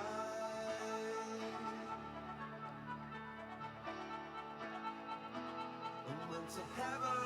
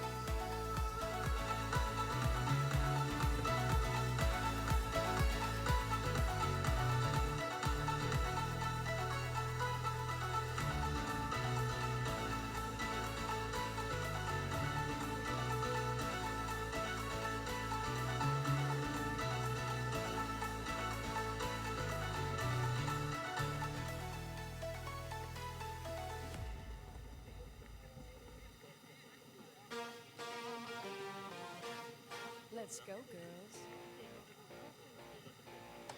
Ja, mitt herrskap, då börjar det dra ihop sig till prisutdelning för ungdomsklassen. De 10 bästa lagen, och det äger rum alltså precis vid målet i trappan till höger om storbildsskärmen för er som står ute på arenan. Ladies and gentlemen, we are ready for the prize giving ceremony for the 10 best teams in the youth relay.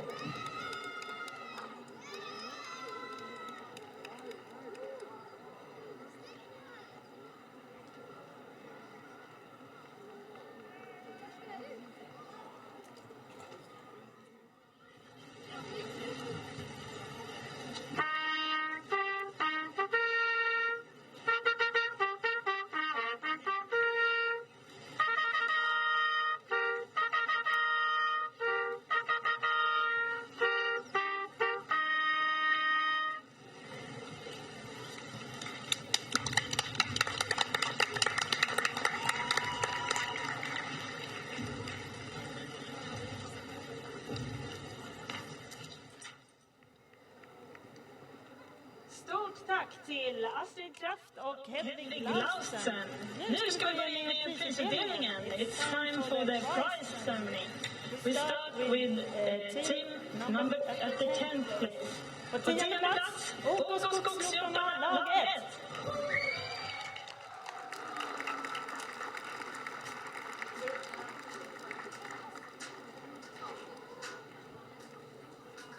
Prisutdelare är Anders Salén från Svenska orienteringsförbundet, ordförande.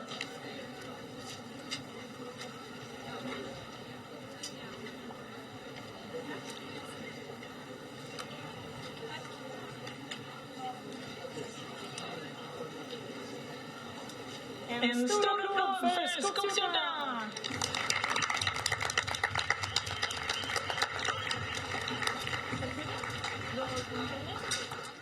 På 9:e plats, at the 9th place, OK Linné lag 1.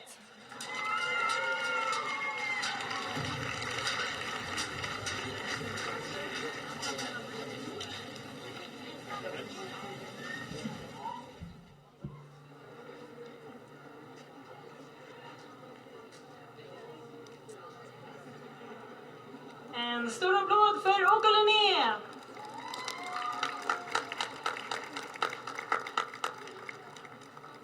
På 8:e plats, at the 8th place, Lunds OK lag 1.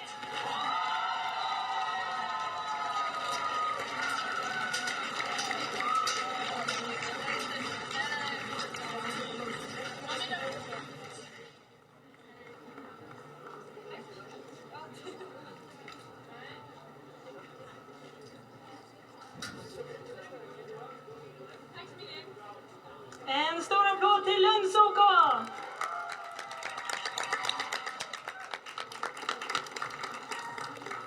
På 7:e plats, at the 7th place, TSM Kraloveradechko, lag 1.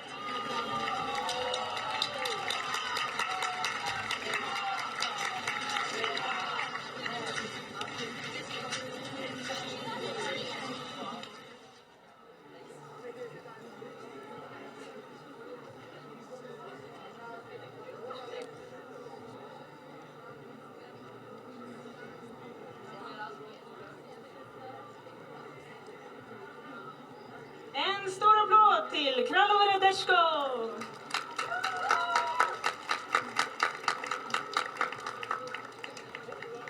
På 6:e plats, at the 6th place, Nynäshamn, team number 1.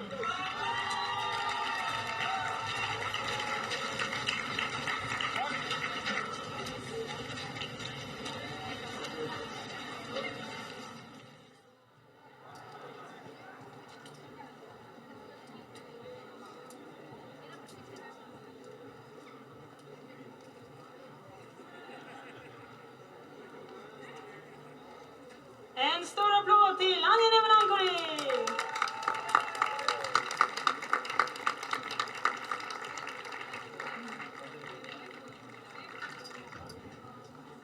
På 5:e plats, at the 5th place, TSM Praha, team number 1.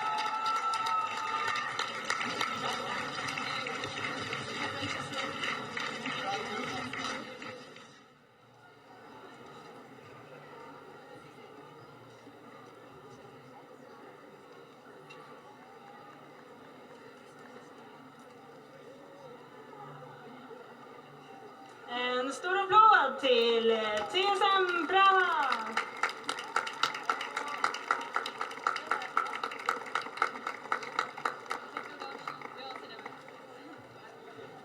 På fjärde plats, TSM Praha, team number 2.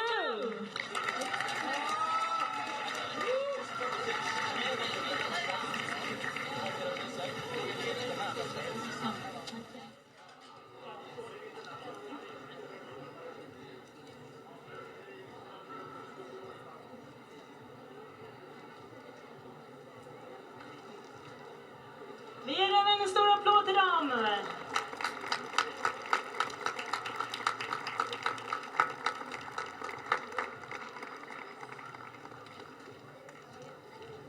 På tredje plats, third place, OK-laget. Och där har vi Oskar Kajpe, Lisa Nygård, Linnea Persson och Johan Haglund.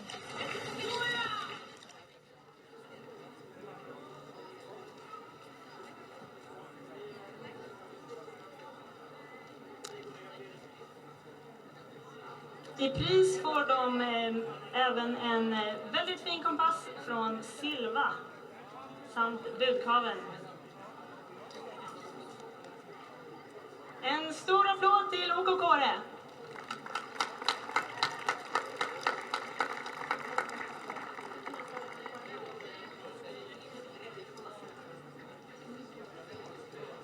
På andra plats har vi IFK Göteborg, second place. Och där har vi Lisa Söderdahl, Anton Arvidsson, Olle Johansson, Beyoncé Andersson, Alice Fagerström och Noel Kjellberger.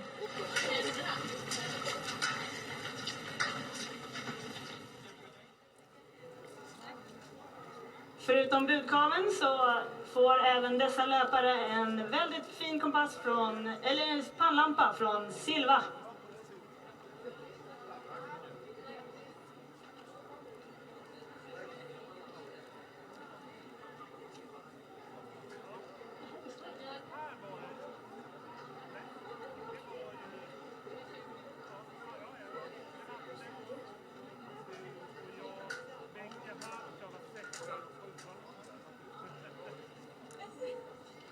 På första plats, at the first place, Turun Sunnistajat, lag nummer 1. Daniel Stenholm, Ellen Fröde, Emily Tasala, Ella Tetri, Marta Korte och Erik Hedskog.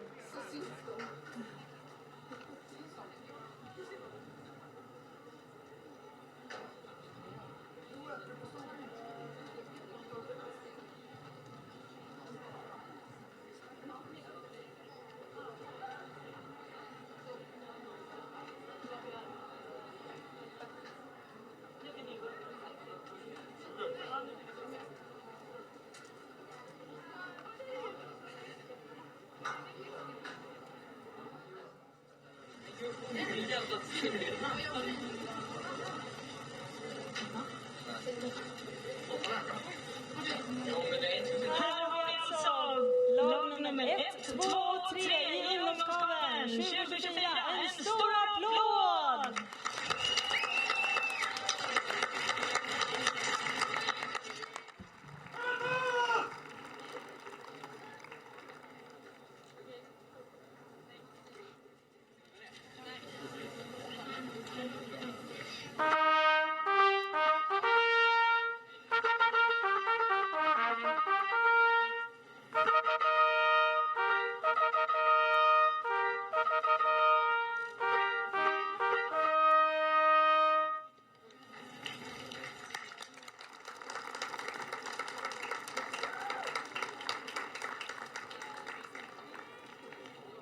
Stort tack allihopa! Och jag skulle inte glömma att säga att första pristagarna fick en pannlampa från Luminite.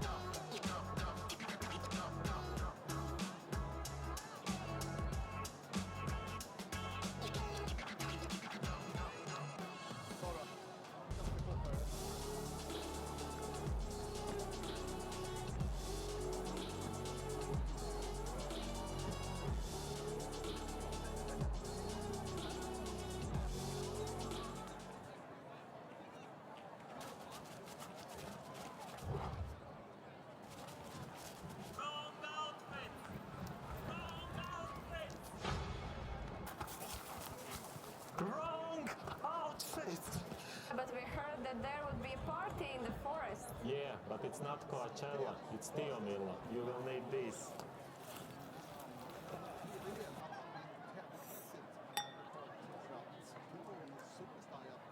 Vi på Luminite utvecklar våra pannlampor i norra Finland med värdeorden kvalitet, prestanda och användarvänlighet. Och vi är helt ensamma på marknaden med att ge en garantitid på hela 5 år. Att vi är officiella partners till Internationella orienteringsförbundet och Tiomila gör Luminite till det säkra valet när du ska köpa en ny pannlampa till din orientering. Du hittar Luminites pannlampor i Pulders sportförsäljning. Välkommen!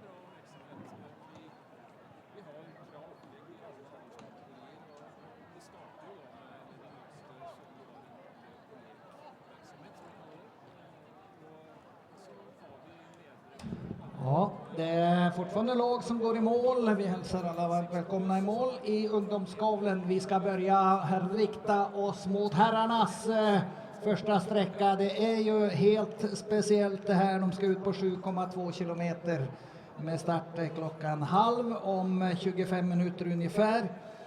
Och då är det så att starten för herrarna är på samma ställe som för ungdomskavlen. Det vill säga att det är ungefär 5 minuter att gå norrut till vägen för att se starten i herrarnas stafett. We have about 25 minutes now to the start of the men's relay, the first leg, and the start is situated about 5 minutes walk from the finish area, the same place as for the youth class. So if you want to see the start, you have to be in time. It's about 5 minutes walk. Miesten lähtöön on noin 25 minuuttia ja miehet lähtevät samasta paikasta kuin nuoret. eli noin 5 minuutin kävelymatkan päähän.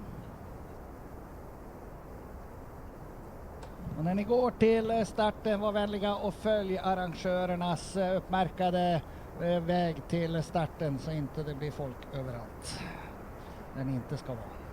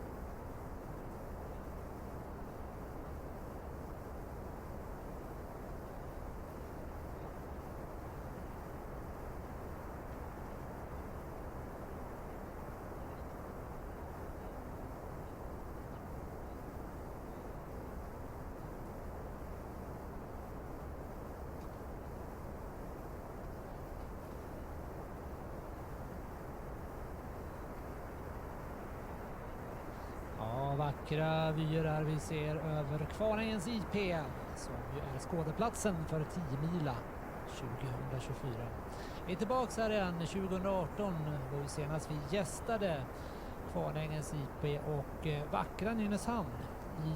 Längst bort här i bild ser vi havet som ligger precis in på stan här och södra delen av Stockholms skärgård som breder ut sig där bakom. Strålande väder har vi mötts av idag och vi hoppas ju på att det ska hålla i sig skapligt under natten och morgondagen här. Sen vill det ut att bli lite svalare imorgon. Det kan landa på runt 4 grader i natt här strax innan det börjar gry. Men än så länge så värmer solen alldeles utmärkt. Och vi väntar ju då på starten för herrkaven som ju nu i år är klockan 17:30. Ska vi inleda med 3 stycken sträckor där herrarna kommer att springa i dagsljus. Vi har skickat ner Kjell-Erik till starten. Om en liten stund så kommer vi få rapporter direkt därifrån. Det tar ungefär 5 minuter om man ska gå ner till starten och se på när alla herrarna ger sig iväg där klockan 17:30. Så att ta god tid på er och använd de snitslade, skyltade vägarna till starten så att man inte hamnar ute i tävlingsområdet.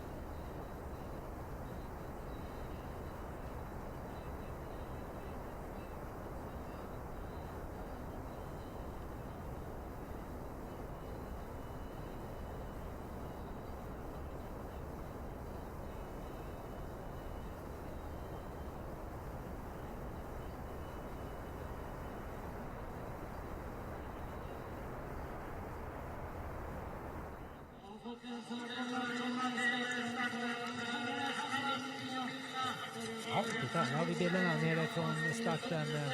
Några 100 meter, kan vi säga, nordöst. Men 15 minuter. We do have 15 minutes to the start of the men's Tiomila. Startar ut på den här vägen och kommer sannolikt vara full körning ända från början.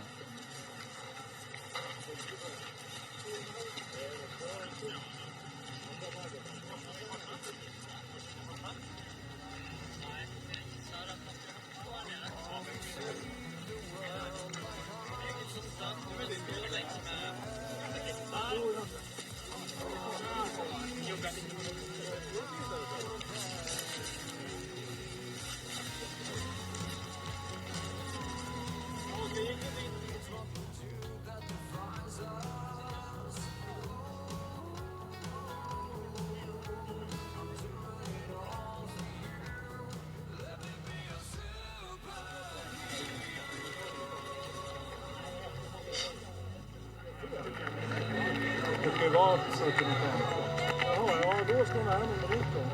Ja.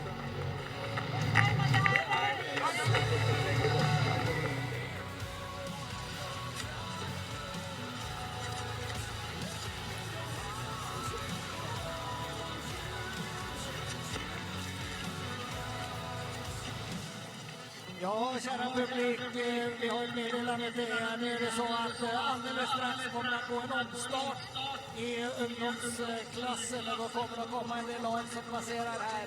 Men när de har passerat så får ni lov att gå söderut upp till det lilla kravallstaketet som står lite längre bort. För det är en annan startpunkt än det var på ungdomskaven. De kommer att springa längre upp till höger där borta på Gärdet. Så när vi säger till så får ni lov att gå lite längre uppåt så slipper ni stå och trängas allihopa där borta.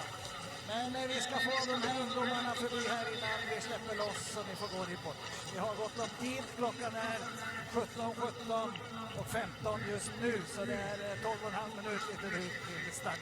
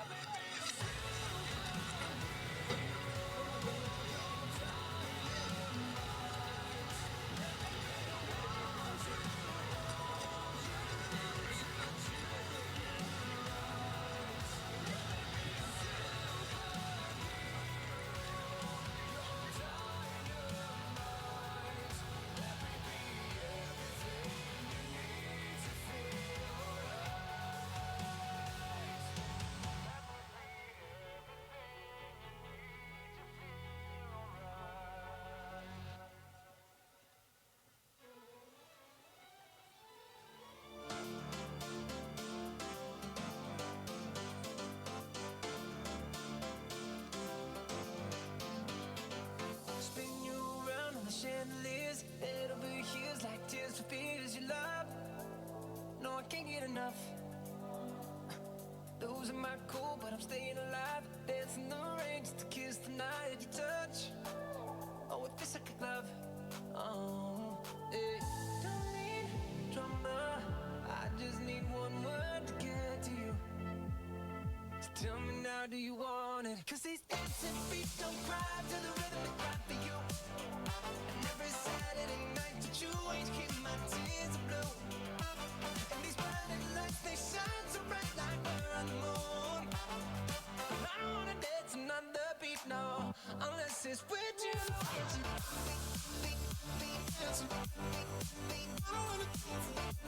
Och då släpper vi loss så ni kan gå lite längre söderut om ni vill, upp bakom staketet som står ute på gärdet där. Men inte längre bort, där är det förbjudet område.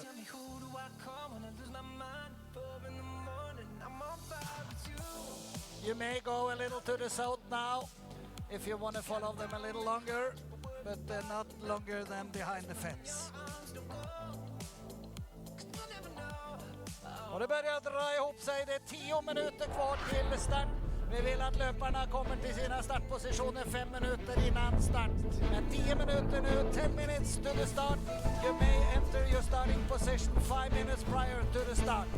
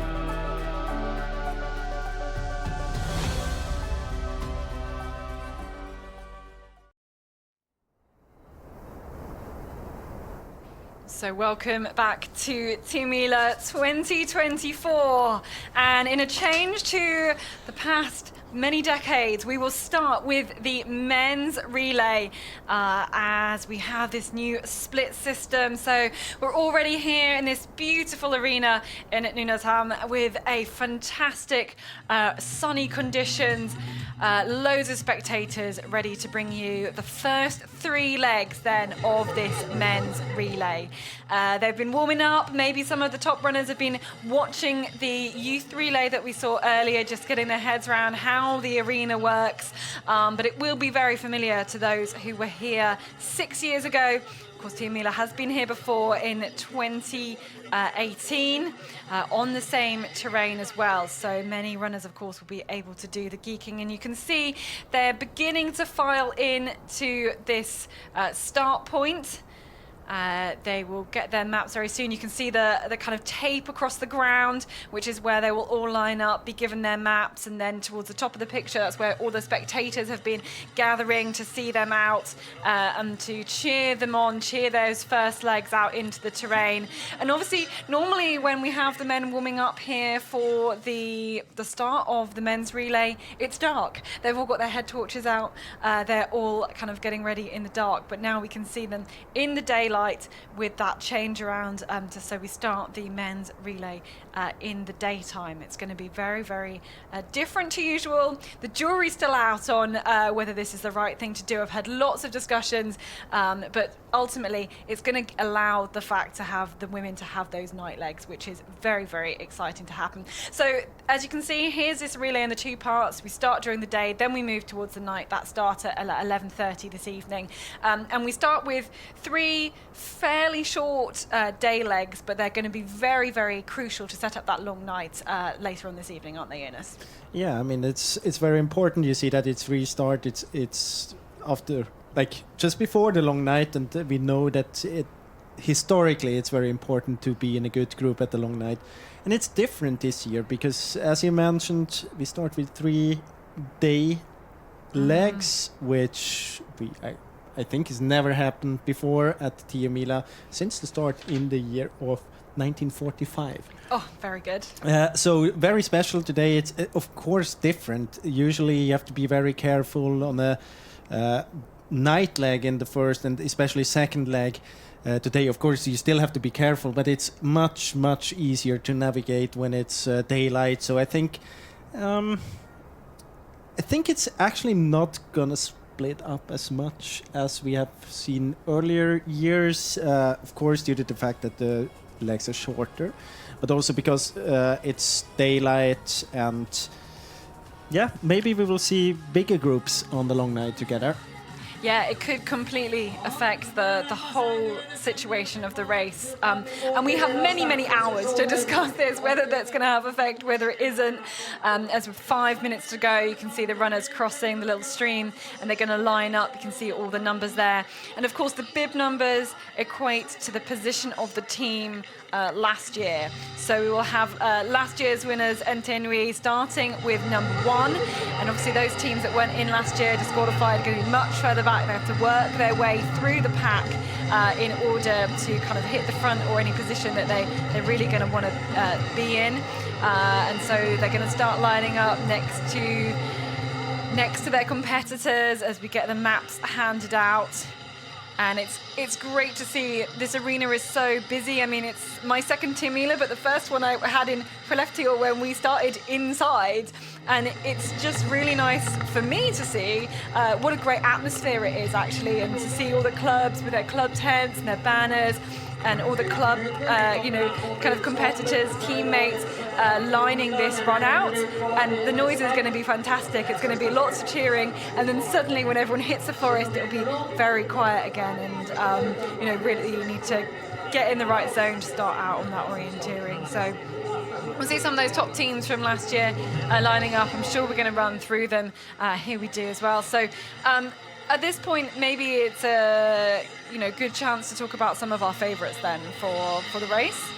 I mean, you can see basically the favorites in this front line here, but of course not all of the teams. I mean, if you talk about the favorites, I guess that you talk about the favorites really for the victory. And in my opinion, this one here is one team to look out for, Helsingin Suunnistajat, especially because I think they have a very strong runner on the long night with Topi Syrjäläinen, and they have really good runners in the very end as well, which is if you set up a list on how to win one of these big relays, you need a good depth in your team, you need these world-class runners on the very end, and you need a solid runner on the long night. I would even say Topi Syrjäläinen might be a bit overqualified for the long night, but of course, I mean, it gives you safety.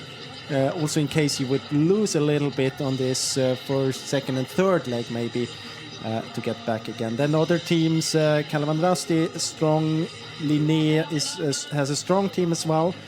Talking about real favorite, I would go back to IFK Göteborg is one of the big teams to name for the fight for the victory, and Stora Tuna, of course, trying to get the first victory. I think it's 60 years or something. It would be some kind of anniversary for them if they would get it tomorrow then. And Nynäshamn, we saw them there, number 1 with 2 minutes to go. Are they likely to be able to repeat it again? Yeah, I mean, they still have a strong team. They always get good younger runners into the team because it's a university team. So people moving to Trondheim, they get into this team usually. But it's also risk because if they stop studying at the university, they often change club, and they lost 4 runners from the first team, from the winning team from last year. So, it's going to be tricky, right? They still have a very good team because they always have good depth. But it's not only 4 runners, just runners. I mean, one of them is the last leg runner now finishing for IFK Göteborg, and it's like maybe. the loss is a bit too big in order to repeat it. But of course, I mean, I would not have guessed them to win last year. So they might very well win again. It's still absolutely anyone's game. And we've only got another minute to go. Med helt ny kostym. Tiomila får uppehåll, jaktstart och så vågen. Allt för att bli fler som vill hoppa på tågen. Är vi redan framgångens större volym? För nu formas nutidens hjältar och skrönor när ni delar natten med klubbens bönor. This was the Tiomila message for this year. So we can look over the drone shot. We've got 30 seconds left to go. We've got 317 teams on the start list then, with Nydalens, Öckerlin and Tullinge all got 5 teams, and lots of drama going to come over the next 10 legs of this men's relay. You can see they're looking ahead towards the start clock, towards the countdown, 10 seconds to go. Everyone got their hands on the map, on their clocks as well. And let's see who will hit the front then on this relay. There they go. Tiomila 2024 has begun. In this historic Tiomila, and it's Tampere Punta who hit the front. Anton Kuka running the first leg for Tampere Punta. 317 teams all out into the forest, unfurling their map and getting their first chance to look at what is in front of them. And all the teams quite close together here. You can see just how well they're reading the map, taking advantage of this long run out. Now someone is trying to hit the front and trying to get ahead. And how important is it to have, if you're one of those teams that's looking for maybe a top 20, how important is it to be starting near the front of this relay? I mean, of course it's. I mean, starting in front, you mean that you don't have to start at the very end of the field, or do you mean? Yeah. That's what I mean. I mean, it's hard like to overtake people. so many, because you see that many of the runners here are starting quite aggressively. Of course, that's important, but not so many teams of the favorites are starting so far behind. So I think even if you miss punch, you get a kind of a seated position somewhere a little bit behind, so none of the top teams has to run from, or then you take your second team's start position or whatever. So I don't think that any of the teams has to start from the very end of the field. But of course, it's very important to get a good position in the beginning. Usually you want to, if you want to be a bit tactical, maybe not the biggest favorite to win this first leg, you put yourself into a position around 20th, 30th, and then, because then you have a few runners in front of you, you see if it's splitting up, you always have a good overview over the action in the forest, and then you can decide. I mean, it's very important to always have a plan, so you're not just following. But if you have a plan and a clear way to the next control in mind, and you see that someone in front of you is taking your option, which is very likely if you're in position 20 or 30, then you can follow this person, and there's quite a small risk that you miss out on anything. So usually that's what the tactics I would go for if I would be running still the first leg and be in shape to do so as well. But of course you have other approaches. If you're a very strong orienteer, maybe a little bit overqualified for this first leg. I mean, there are teams, they are not in the fight for the victory overall. They might put their best runner on the first leg. I mean, today, compared to earlier years, if you run the first leg, you get a very good night's sleep as well. I mean, you have many. You can go to bed at the normal time, and if you're a runner, usually running in World Cup and stuff like that internationally, and you run for a team that's not in the fight for the victory, it's a very good way to support your club, but still not. You don't have to risk to start at 2 or 3 o'clock in the morning and maybe get a cold or whatever.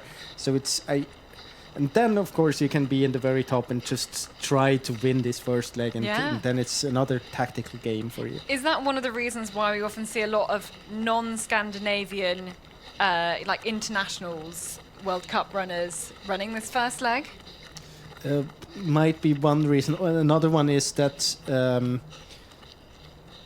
like we saw a night couple of orienteering Swiss runners on that there I first think leg. actually it's another reason because it's very difficult to train this kind of night orienteering outside of Scandinavia. And usually if you have these international runners from example, if you have them from Switzerland or Czech Republic or wherever, it's the international runners, they don't train that much night orienteering, and then if they do, not in terrain like this.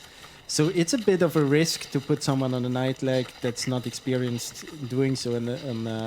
So it's even more kind of suited those type of runners this first leg compared to our usual first leg when it's that first leg in the night. I would say, but on the other hand, you have runners like Rito Ecker for Ukolinia. He's a Swiss runner. He has been performing incredibly well on first legs, like all the time he's starting more or less. So it doesn't have to be like this, but I mean it's definitely one more point on the list that's I mean it's better for people now to run this one of the first legs if they haven't been running, of course, training night orienteering.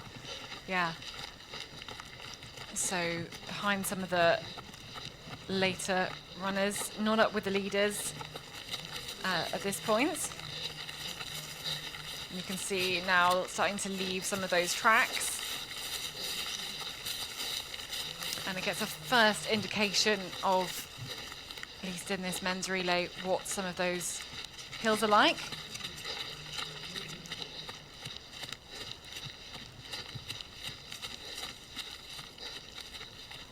And you start, I mean, this is the advantage of running in the daytime. You can see all those runners going off to each of the side, and you can kind of start scanning, right? Exactly what I've been talking about before. I mean, if you have a plan and you know approximately when you would leave this path here in order to get to your control, I mean, it's very easy to guess that it's going to be forked, the first control, especially if it's not a very long one. And then if you have runners in front of you that are leaving the path at the point where you think, okay, that it's realistic for my control as well to leave the path there, then you can just follow and you see them for quite a while. You see further, even though in night orienteering you can see quite far as well, because you spot the. I mean, basically the only thing you see is the light from other runners. So, and I don't think it's not giving too much away, of course, to talk about the terrain that we can kind of see here. People have seen the old maps. They might have raced here 6 years ago.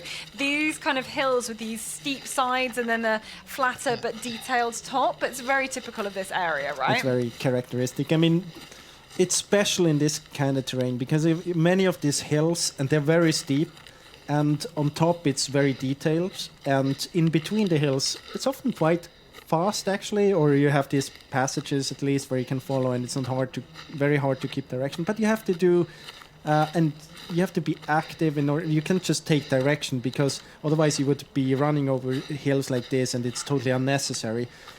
So you have to be, it's a different kind of technique. You have to be kind of semi-precise in your orienteering all the way. You can't just rely on direction at any point, so you have to be active and map reading all the time almost, and that's a bit special actually, because otherwise in every now and then you can just rely on direction and kind of forget about everything else and keep rest a bit in your head, but it's difficult today.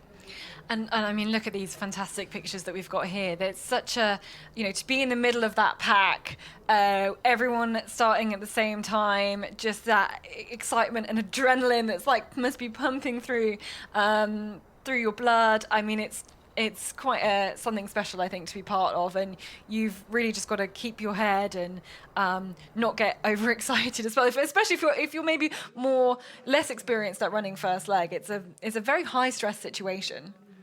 Yeah, it is.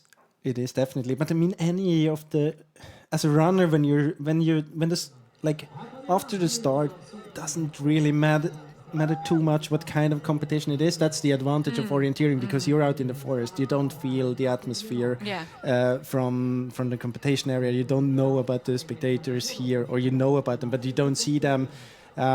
So once in the forest, it's often a bit, it's almost a good feeling to be out there. It's the most stressful moment is like really at the start line and That's the like unusual 1.5 bit. minutes into the competition, and then often it's a problem as well that you have so many teams overpacing in the beginning. It's not really the favorites doing it. No. Often it's like, as I mentioned, runners who are running for a club not really having a chance for the victory, or then it's like smaller clubs, they can just, it doesn't matter, and you can be overpacing. And for a bigger club, sometimes it's almost a bit annoying that people are doing it, because you wouldn't do that normally, but of course you have to be careful.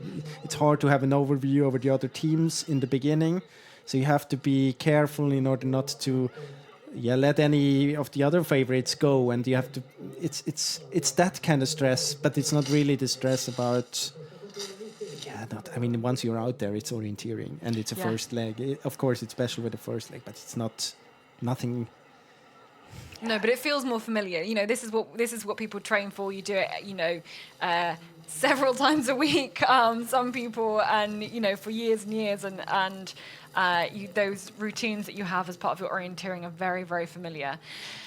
So this is our first TV control that we have. As you can see, after 2.1 kilometers of orienteering, this leg is 7.1 kilometers, 240 meters of climb, and we are expecting it to take our runners about 42 minutes, the leaders anyway. So 10 minutes run.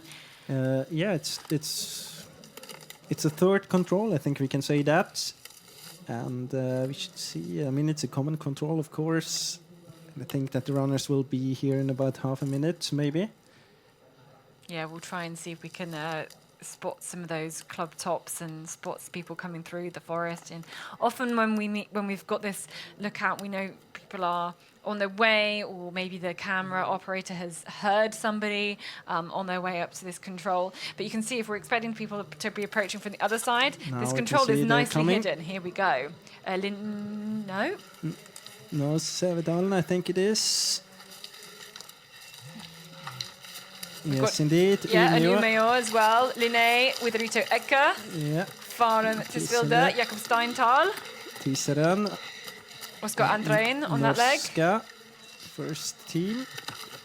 Helsingin Synestheat, one of your favourite teams, is up there into 8th place. This is Tampere, but I think it's the second team. It is Jakob Chalupski on that one. Sunistajat Nydalen. Couple of the NTNUI. Yeah, first and second team. Göteborg. That's the second team for IFK Göteborg. Yeah. Right. And the first team is also through. Tyrving, number 10 there, Ravinen. See lower numbers here. Kåre, Södertälje. Kuve. Göteborg-Majorna. Linné, another team there. Calvin Rasti, but I think Storatuna. Storatuna had a very special route to the first control, totally different to the other favorite teams. Maybe lost a bit of time there, but of course we're still within a bit more than a minute.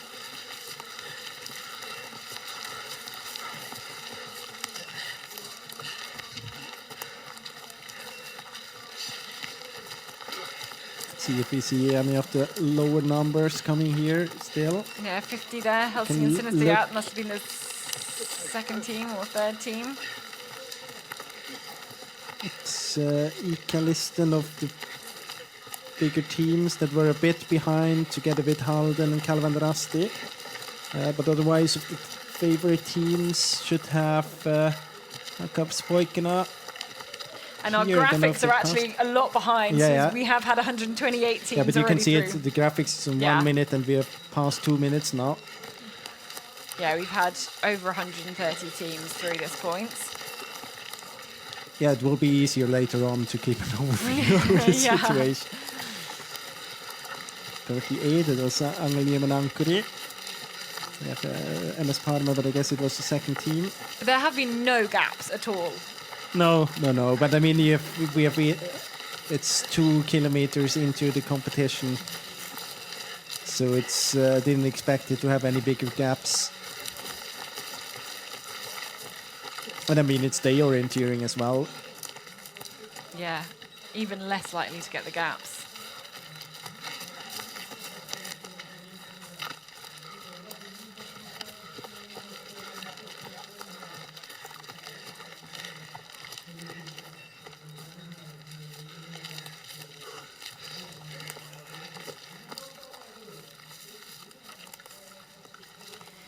And so what would you say are the qualities that you need as an orienteer to be a good first leg runner? He's on fire! I hope you heard that at home.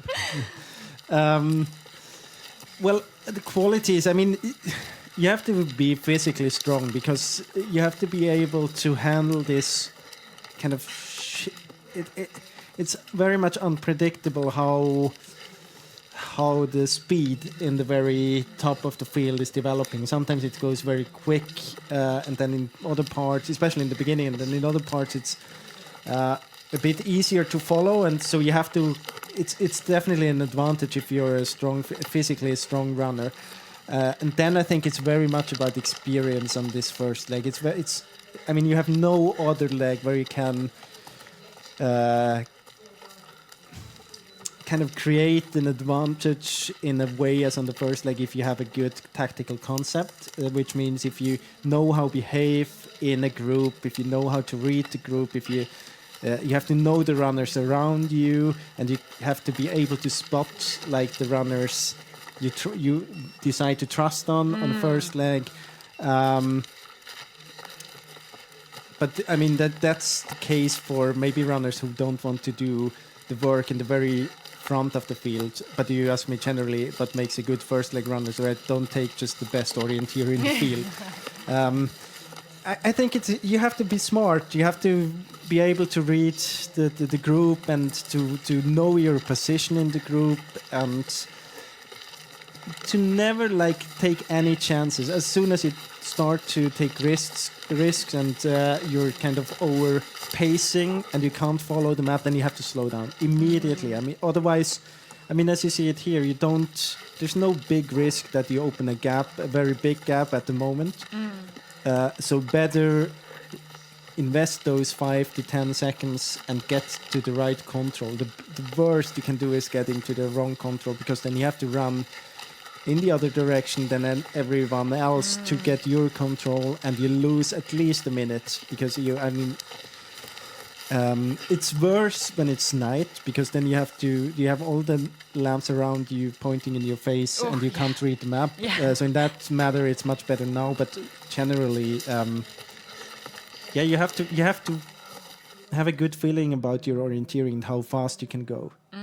And you've got to avoid those big time losses as we just look back over the kind of top. I mean, that's generally the thing in orienteering. Yeah, but even more so, there's more pressure on that at the first points. I mean, there's two things that all the coaches are going to be saying but today. Of course, I mean, you build 9 legs after you on this first leg, so that's a difference. If you do the mistake on the second loss, it's only one runner behind you that will have to work with this new position, but in the end it's a mistake, and it kind of multiplies. So if you're 5 minutes behind on the first leg, you will probably lose a bit more because you're not with the leading group. And let's have a look here. I think this is the mistake by Hakavspoikana, because they dropped off a bit, so you can see it's just overshooting the control. 120 the mistake.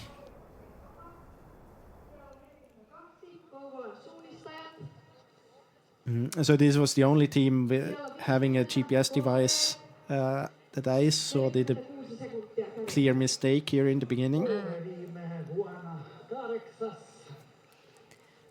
And so everybody here at the arena going to be looking towards the big screen. You can see a lot of people kind of heading for some... Here we're waiting now at next TV control. You can see 3.5 kilometers. Yep, and I'm not sure which direction they're going to approach as control from, actually. I We think might get some people straight running from here. From in behind. This direction, yeah. No, I mean the camera direction, I think they come from.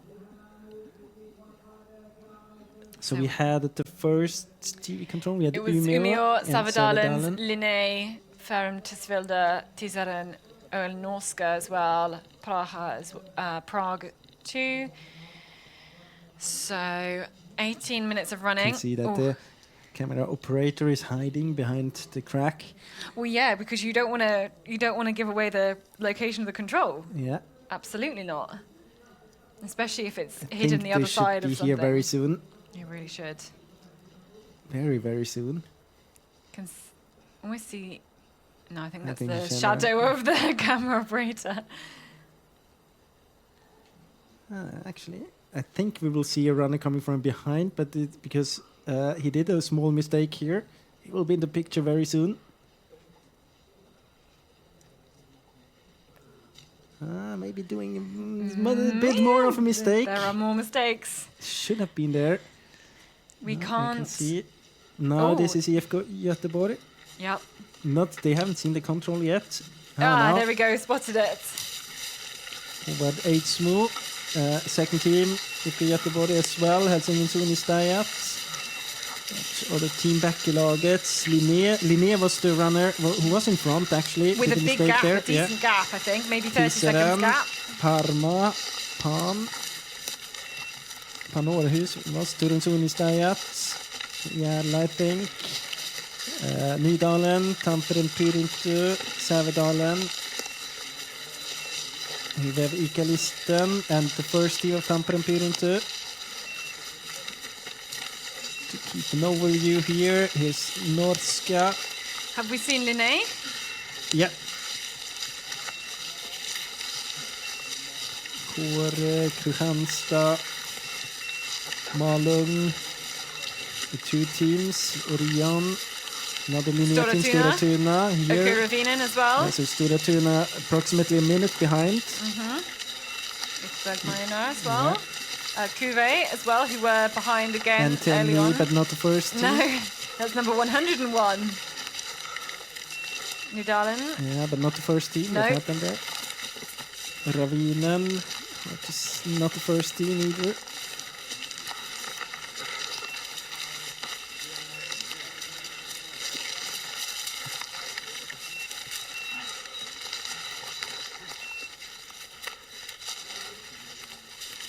Links. Yeah.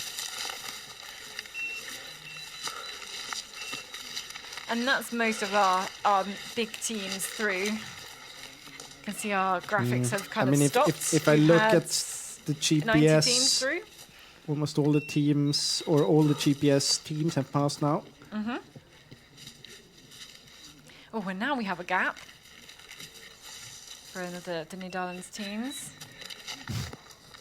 Didn't really know if you should make a pose here or not.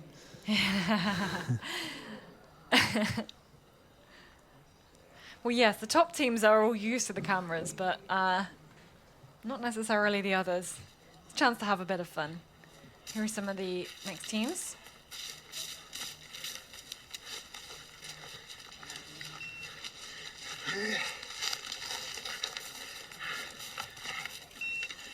Jönköping. Still, the graphics, you can see it. Yeah. No, they're catching up. We have had It's 2 minutes behind. 95 teams through here at this So point. here you can see it. Linné had quite a gap. A Reto significant Ecker. gap, yeah. So we can show you some of the courses now. And so this 6th control is the one we saw in the picture. Yeah, and you can see the tail is 10 seconds, and Reto Ecker approaching this control actually quite well, but then he was too high. I think he was following the cracks there and thought that he was at the next line of cracks where the control would be. So it's kind of overshooting the control. But you could see how the leading runners, like IFK Göteborg, like looking through the terrain, you could just really couldn't kind of see that Yeah, but I control. think he It has wasn't like where they were it's. I expecting. mean, if you run at this time, you have the sun that is. Low. If you run towards the sun, it's like you have it exactly in your eyes, and it's so annoying. Usually, you have it in the morning as well when the sun goes up. That can be very, very difficult to read the terrain when you're looking forward. Yeah. But he's. I mean, one thing we see here is that Linné and Reto Ecker is running really aggressively in this beginning. Really, a lot of confidence in his orienteering here. Yeah, I mean I mean, to we- manage to get that much of a gap actually I mean, just early on. we can't say if there were any other teams not carrying a No, that's GPS true. device with him, but compared to, I mean, he was just running away from the other top teams. Now we can see Alan Nydalen, Cherry it is, yeah. right? Yeah, looked taking like another route for Nydalen.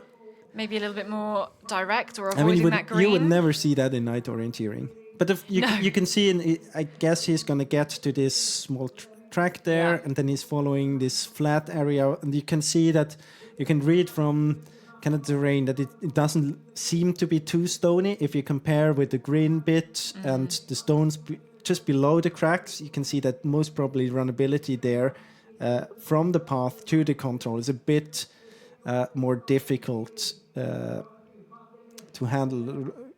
But on the other hand, you get so much closer to the control in a very easy way that I think it's better to do this. The route, execute the route IFK Göteborg and Linné are doing. Yeah, I mean, you've got a good entrance to the control. And then now you see the team Nydalen going. Is Alan Cherry really going to go all the way over that hill? I don't hope so for him. Yeah. I mean, you can. It looks quite okay on the map, but you can read out of this. Everyone who has been out in the forest knows, or has been here 6 years ago, knows that it's quite stony in some parts, especially when you get up to the hills, and at the places where it's quite flat, as just south of or west from where Nydalen is at the moment. Usually, it's quite good runnability, and so I would recommend to stay a bit lower there, but maybe it's also, you don't really know about the accuracy of the GPS either. It couldn't be that he's in the slope and that runnability is good at that point, of course. Maybe a bit bad direction there by IFK Göteborg. Now he has to take quite a distinct turn towards the control in order to get it, which he actually seems to do. Yeah, I think he could spot the control now. Yeah, it doesn't look like there's any problems there at all. So obviously you can see we've only got little bits of the map that we're showing. A bit of problems anyway. Linné slightly overshooting a bit, but I mean, there's no risk that. I mean, Linné, you could see that at the moment he would kind of leave the other group, he stopped and turned around. You don't dare to go on your own there. No, and now it looks like. Or you don't want to risk it. It's more about this. See Tisaran also a bit. I mean, of course, you can see that both Linné and Tisaran, they were. I mean, you never know if it's forked or not. So you're doing your work on your own, but it's a risk to. You don't want to let all the others go anyway, so you don't leave it too far. But it's actually, I mean, it's a sign that the two of them did a small mistake here. Is a sign of that they are actively reading the map as well. Yeah, they're definitely doing their own thing. But maybe, in that effort, you said they were kind of trying to run off the front, puts you in a bit of oxygen debt, means you're maybe going to make mistakes like this, though, actually. Yeah, but still they had this tactical structure they kept with. So he wasn't, he did his, I mean, maybe had this oxygen kind of problem. Debt, but still he did his own job. You saw that he was looking for his own control. He was not just blindly following the others. And but here they come. Here they come, indeed. Is it now it's Denson, isn't it? Here we have Denson, Helen, Fanum Tisvilde, Bäckelagets Umeå, and two teams of IFK Göteborg. This Tampere Pyrinty, but not first team here in the picture. MS Parma, Turun Sunistajat, Ikalisten. Who do we have here? We have Tampere Pyrinty's first team, Tyrving, Södertälje. We had Helsingin Sunistajat there as well. You can see it in the graphics. Kristianstad. There's Nydalen. Nydalen, yeah. Stora Tuna, I think. Norska, Stora Tuna. Malung, Ravinen.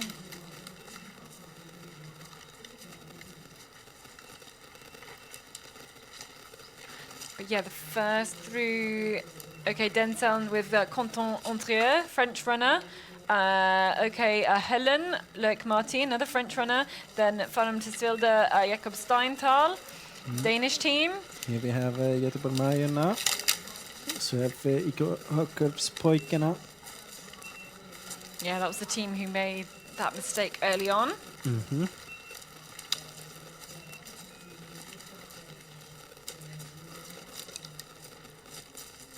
Still no gaps at all. Links. We talk about Farum Tisvilde a bit. I mean, they have quite a new team. They restructured kind of the elite group this winter, I guess.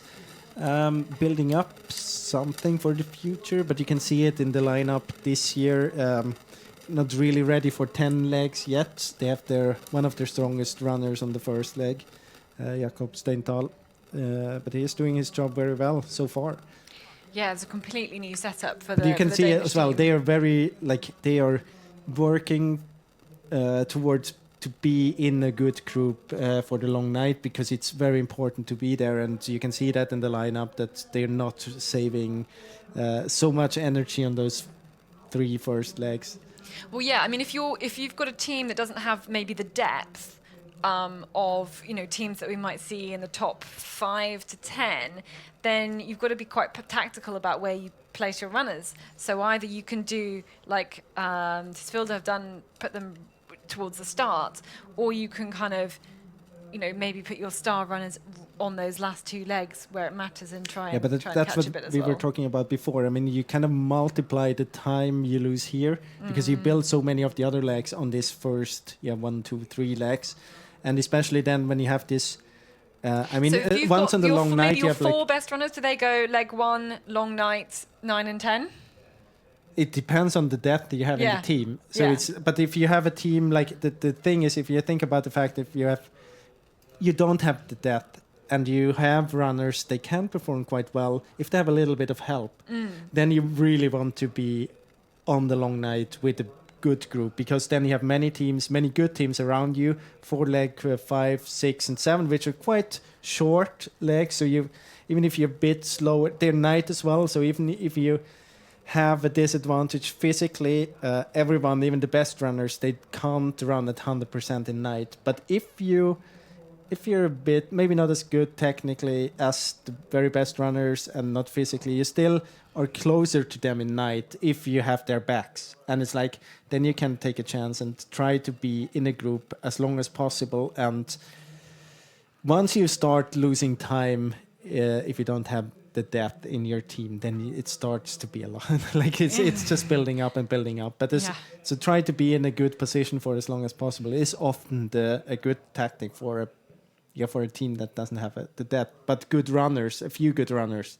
Yeah, to yeah, work it. exactly. Try and put them in a position with lots of other strong runners there. So he's kind of looking through top 40 runners here. Then still within 41 seconds. I mean, that's basically absolutely nothing at this point of the relay. Of course, we can see Stora Tuna in there, looking down. Calvin Rasti as well.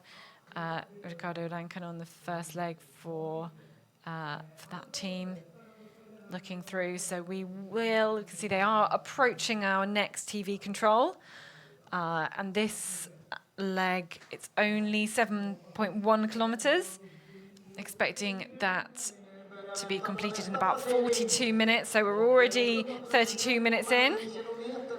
They're on their way back towards the arena, and we can take a little look at those leading teams through earlier on. It's Umeå and Sävedalen in the That lead was here. our first one. Then the mistake by Linné to the 6th control.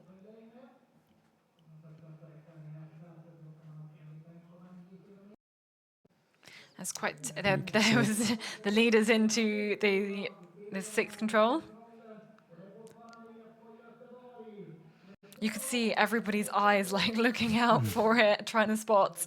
This is the control.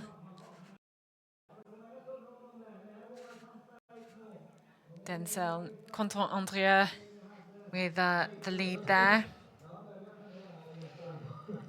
And so the waiting zone is starting to fill up then with the second leg runners. And We wait. thinking about 30 seconds. Yeah, we should be at control 11. 5.9 kilometers. It's not very far from there to the finish.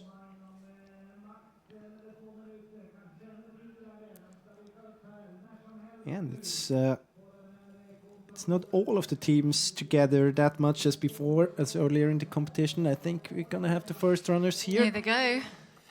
Is it Bekkelaget? Yeah, it looks like Bekkelaget. And Paimen Rasti, Farum Tisvilde, Sävedalen, IFK Göteborg. First team, this is it Helen? Yeah. Yep. Send out to Peter Öberg. So 6 teams, small gap. This is Linné. Rito Eka. A little bit behind, has to be careful not to drop off here. And now we start getting some gaps. Yeah, this is Denzel. Yep, in the lead at the last TV control. Another 31 small gap. seconds. This is Tiseren coming in. Helsingin Sunistad, I guess. Yep. Tamperen Pyrintu. And Tenui. And Pankristianstad, two teams of NTNUI.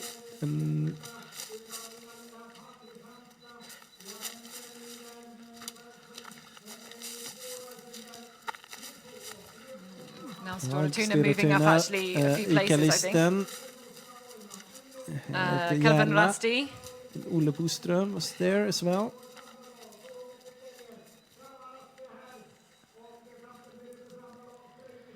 Halden. Södertälje there. Is it Nydalen? Yeah. Yeah.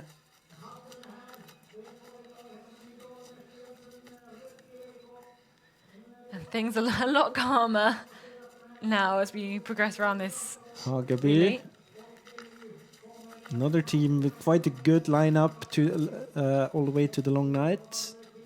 Very experienced team, at least to the last long night.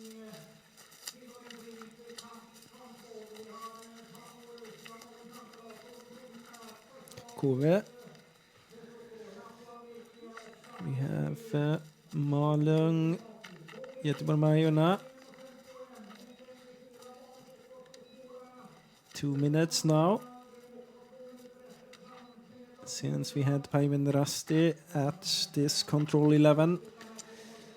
Hakarspoikena, we're waiting among the GPS teams. We're waiting for Kåre and Växjö. Ravinen, actually. Oh. Quite a big mistake at one of the controls. Here Here we you can go. see it. Yeah, that's another team of the at least favorites for a top 10 spot. Yeah, they're going to have to work hard to Here try who and we have on the catch that first one leg up. for them. Daniel Bogren. And for them, it would be important to be there for the second, third leg in order to get Conte Roturier out on the long night in a good position. I mean, quite a solid runner, but still, I think it will be very... I mean, if you have the other... Now we have almost all of the other favorites in front of him, so then Yeah, it's you very need to tough get- to get back. Even though you have a few teams, they have very strong runners on the long night, maybe not among the favorites, like Snettringe with Simon Hector, and you also have Tullinge with Simon Imark. Of course, if you get help from a runner like this, then you can still get closer, but if you have all the favorites in front of you, use much more time, but you don't. It's that you're gonna close Well, a yeah, gap. if you're in like a slow group on the long nights, that is not what you Yeah, want. but last time we were here in this kind of train, we had Rasmus Andersson, and he got 10 minutes away from all the other teams. So it's definitely is there a terrain to get away on the long night, and it's something like this because it's very night orienteering. Yes, we will discuss more about why that is when we get towards the and night very- legs, I'm sure. Very soon we should see them here. And as you remember from the youth relay, which you have been following, we're very close to the arena here. And I think this is... Here we go. We have Farum Tisvilde in black. This is Linné. Linné and IFK IFK Göteborg. Rito Ecker and Håvard Eidsmo. I think it was Jakob Steinthal as well. Who is it in white? Wait, no, he fell. Has to turn back again. He was very eager to win this first leg. Hope we're gonna see who it was. You have to keep orienteering the whole way. Yeah, but you have to risk something as well if you have the chance to take the first leg. Very prestigious. Here's Helsingin Suunnistajat, Tisaren, Kristianstad, but here we have the Jakob runners. Steinthal has punched in that first. Here he is at the last control. Linné Then Rito Bäckelaget, Ecker. Taimen Rasti, IFK Göteborg. Bäckelagets Cornelius Björk. Sävedalen with a very good start. So who's going to win this one here? Forum Tisvilda, Jakob Steinthal is in the lead. Then we've got OK Linné's Rito Ecker next. Then we've got Bäckelagets Cornelius Björk. And then they're all hidden as more and more runners coming through here to do the changeover after the first leg of this Tiomila. But Jakob Steinthal has had a fantastic run. He's going to lead out the rest of the field. Look, Kat Burns in there too. Lots of French runners. But it is the Danish runner who is going to lead this first leg. Very prestigious to win this, punching the finish, turning the corner, and then you've got to have to find the map for the second leg runner. Very, very good start for Forum Tisvilda, of course, but also for the other favorite teams, Linné and IFK Göteborg. Helsingin Suunnistajat having a great start here as well. I think everything within a minute is a solid start, at least for the favorite teams. Yeah, absolutely. You're going to put your second leg runner into a good group to head out. Very important as well. You can see there are no bigger gaps for all the teams coming here. That's important. Second team is ahead of Entenui number 1. Yeah. Calvin Rasti. Ricardo Rankan.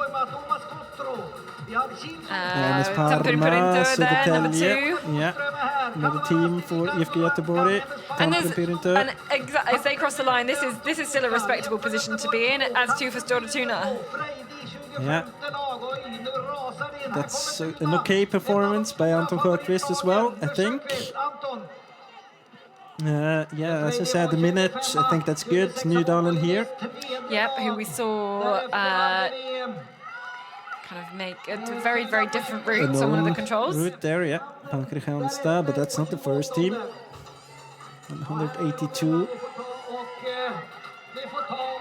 The second team it was Hagaby, Turving, Malung, Kove. Vinner den första sträckan. Grattis! Tack så mycket. Berätta, hur var det i skogen? Ja, men jag är ganska överraskad över att ta hem seger här på första sträckan. Det kändes lite som att vi... Göteborg-Majorna, Martin Alberger. Jag blev lite orolig för att någon hade dragit ifrån oss. Men sen var det vägval var jag bara fick ta mitt eget, såg att alla andra tog annat. Och så tänkte jag okej, men jag måste försöka jobba så att det var nice. And now we're waiting for Ravinen, of course. They are behind, I can tell you, quite far behind. Waiting for Kore, very centered, you can see him here. Yeah, number 26. Yeah. And where are Ravinen? Ravinen not even crossing the field yet. No, they have another 5 minutes, I guess, 4 minutes until they are here at the changeover. That is exactly what you don't want to do as a first leg runner. Everyone else has kind of done their job, and that is really what you don't want to do. It's going to mean a really difficult day for the rest of the team. For Kore, punch there. So it's, I would say, of the big team, of the favorite teams, it's only Ravinen that we lost here. Yeah, I would agree. So far.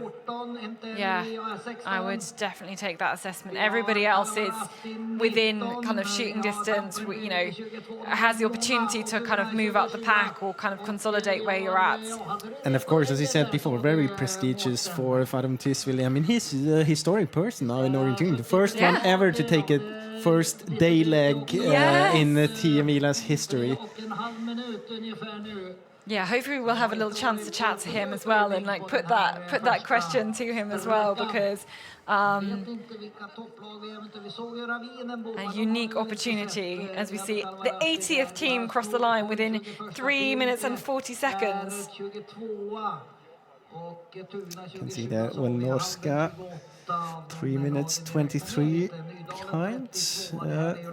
Gonna have quite strong runners towards the end as well. Daniel Hoopman changed to Norska. Martin Hoopman as well. Yeah, from Kuve. Yeah, Kuve gonna struggle a bit more, I think, with the loss of a few runners in their team or some injuries. So 81 teams through in those 4 minutes, and we have the leg 2s starting. So Halden, another Linné team, another Nydalen team next up. As well. And not sure there behind. Is it Tullinge?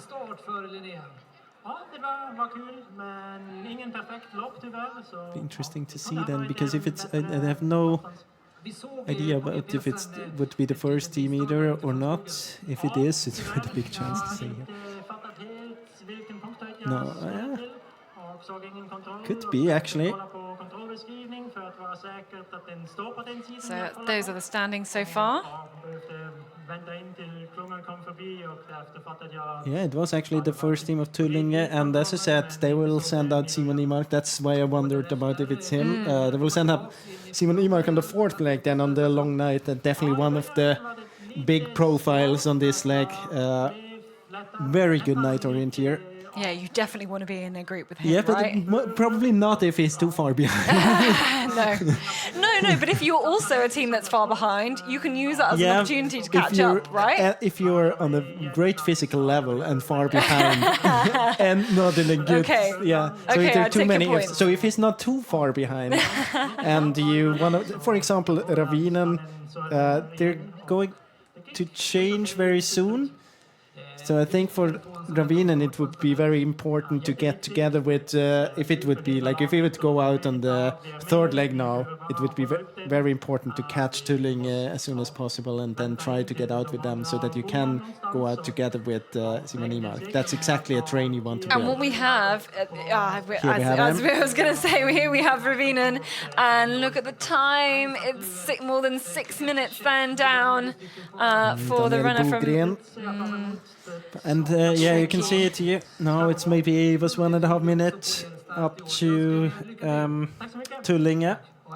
So definitely the task now is to at least get up to Tullinge or a bit ahead of them so that you can then maybe, group up. Who's the next runner? The next runner for, let me ask my smart book here, Max Österberg, going out for Ravinen now, and then Axel Olsson. So they have to try to get in contact again with Tullinge. So we switch out then to the second leg, and I can tell you from behind the scenes here, I have a big old stash of maps for every single leg, and I've got rid of the first one, onto the second one in front of us, so we can try and catch up then with some of these leading runners. And this is the running camp, so we're not waiting for a split time right here, but we can see Farum Tisvilde still up there. One of the front teams close around. We have Linné, IFK Göteborg, NTNUI, Denseln. Then a little bit behind, Tisaren, Södertälje, Ikalisten, Tamperen, Kalvandrasti. At least of the teams, NTNUI is quite far up as well. The teams I can spot here on the GPS. Stora Tuna not too far behind, but maybe half a minute. Yeah, IFK Göteborg on the picture as well, as we wait for some more runners to come through. Paimion Rasti 4. Helsingin suunnistajat 8. Turun metsänkävijät 14. Ikaalisten nouseva voima 15. Kalevan Rasti 19, MS Parma 20, Tampereen Pyrintö 20. Gives you more of a sense than here on the top of some of these hills. It's very You can see characteristic, how more beautiful rocky, it is out in the and forest. yeah, it's amazing. More open, kind of that rock. Look at the speed you can get through here, especially as you're trying to pass some runners. You can see the athlete from Nynäshamn just trying to tick off some runners there, like injecting some of that pace as well. You can see even Amazing. just behind the Ikalisten as well. You can spot, I think it was Tampereen Pyrintö in front. Yes, indeed, and Tiseren was in front there as well. Now it seems like it's a classical second leg. It's like grouping up, like they're building new groups, kind of, And especially maybe some people working hard at the start to try and get in the group as well. yeah, of course, if you've been like a little bit behind, I mean, we were talking about that we had almost all the favorites within, let's say, 1.5 minutes. Then if you have 1.5 minutes behind, it's still quite far. So, but you have the chance now with a very solid start to work yourself up a bit again and then get back into the competition. But I think now that we can have a word with the fastest runner on this first leg, Jakob Steinthal. Yeah, Jakob Steinthal is going to join us now. And so congratulations. I mean, the first leg in the day and come back in the lead. Amazing. How was it out there? How do you feel? It was the best we could expect. So it was, I think it was really chaotic in the beginning, and I was afraid someone was like getting loose of the group because it felt really, really slow actually in the group. But then it started to speed up, and halfway through I got the chance to take my own, what's called route choice. And from there we were a smaller pack, and it was just, I mean, the terrain was perfect, the weather was perfect. I can't ask for more. So a first leg that you could really enjoy then as well, not just feel the stress of kind of being out there and leading at Tiomila. No, not at all. I really felt relaxed, and yeah, I didn't really expect to be in the shape that I had today, so I had no really expectations. So yeah, it was really nice experience. Yeah, I'm happy. And obviously you're a developing team, a team that's kind of like newly set up with the new Danish setup we have in the national team as well. Like, what can you expect from the team still to come? Yeah, we're really setting forth goals for the next 5 years. So I don't think anyone in the team is stressed right now. But at the same time, we want to perform as well as possible whenever we're here. So I'm hoping for big things. We have a lot of young guns in the team. So I expect in the next 5 years they will come up, and then it will be good. Yeah, and Jakob, if I look at the lineup of your team here, it feels to me that you really try to be in a good position on the long night and then work from them. As you mentioned, you have younger runners coming later. Is that really something that you decided on beforehand, that this is the approach we go for this year, and then maybe next year we're going to set up the team maybe a bit differently in order to be maybe more competitive for the whole relay? Or what was the talk, like the discussion before? Yeah, of course. I think the thought was that we want to have a good experience, and we know right now we don't have 10 runners to really compete, but for the top. But we really want to be in the relay as long as possible, and we really want our longer night to get out in a good position, because I think that will secure, and the team thinks that it will secure the team the best position this year, and then hopefully I can be in some of the last legs in the coming years, together with some of the other really strong runners which are only getting better. We have Søren as well sitting at home, which we're really hoping for him to recover and be ready for next year already. So it will be good in some years. Yeah, more room to grow. Well, congratulations on taking the first place at the end of the first leg, and thanks for stopping to chat as well. Thank you. Thank you. So, and in the meanwhile, we can see that we got IFK Göteborg to the first TV control. Also, OK Hellen, Peter Öberg, the very experienced Peter Öberg, former medalist at World Championships, taking Hellen into second. Kalevan Rasti in third, Kalevan Rasti in fourth. Och tisaren som det Here's 14:e tisaren. laget. Yeah, Gustav Hinder, Stora Tuna, Ville Johansson. We have of the favorites. We also had Linnea Södertälje, Denzel, NTNUI, Ikalisten, Tamperan, Niklas Ekström är 58 sekunder efter och det är det 16:e Stora laget. Tuna. I There as täten alltså well. IFK Göteborg. Här kommer ytterligare We're lag waiting till den här for passeringen. Det är MS Parman, här är Kilsukkoja, Turun we Metsäkävijät. had MS Parma there, Turun Metsäkävijät. We're waiting for Helsingin Suunnistajat. Linné, but not Linné, the first team. Here we have Helsingin Suunnistajat. So let's see the gap. A bit more, 1.5 minutes. Time Lukas was here. Valtinen. Here we have talking about an experienced runner. Here he comes from Nydalen, Anders Norberg.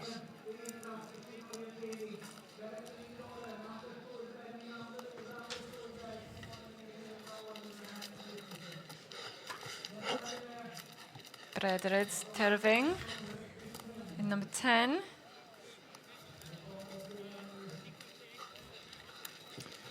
Waiting for Halden. Do we have them here? Here we are. Here we are. So waiting. Malung was there. Waiting now for KV. GPS team.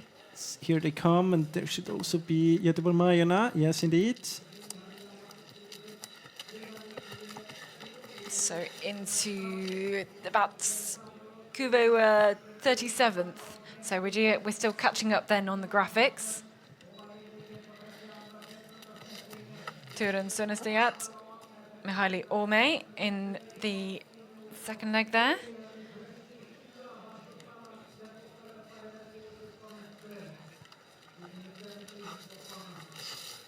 Atunda.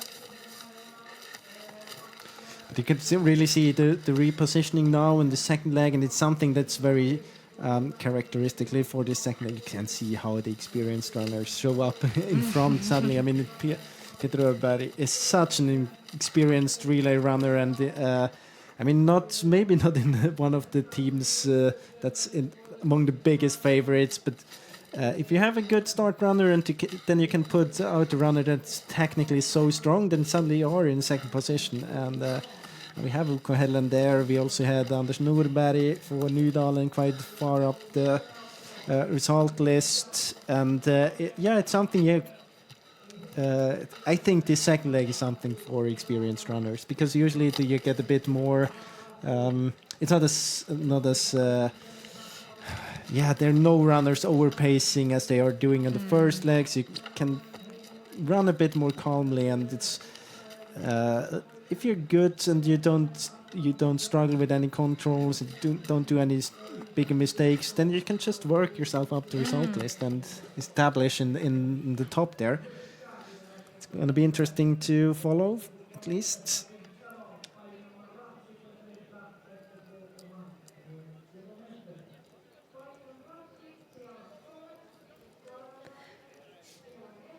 So those graphics are up to date. So 62 teams through in 4 minutes.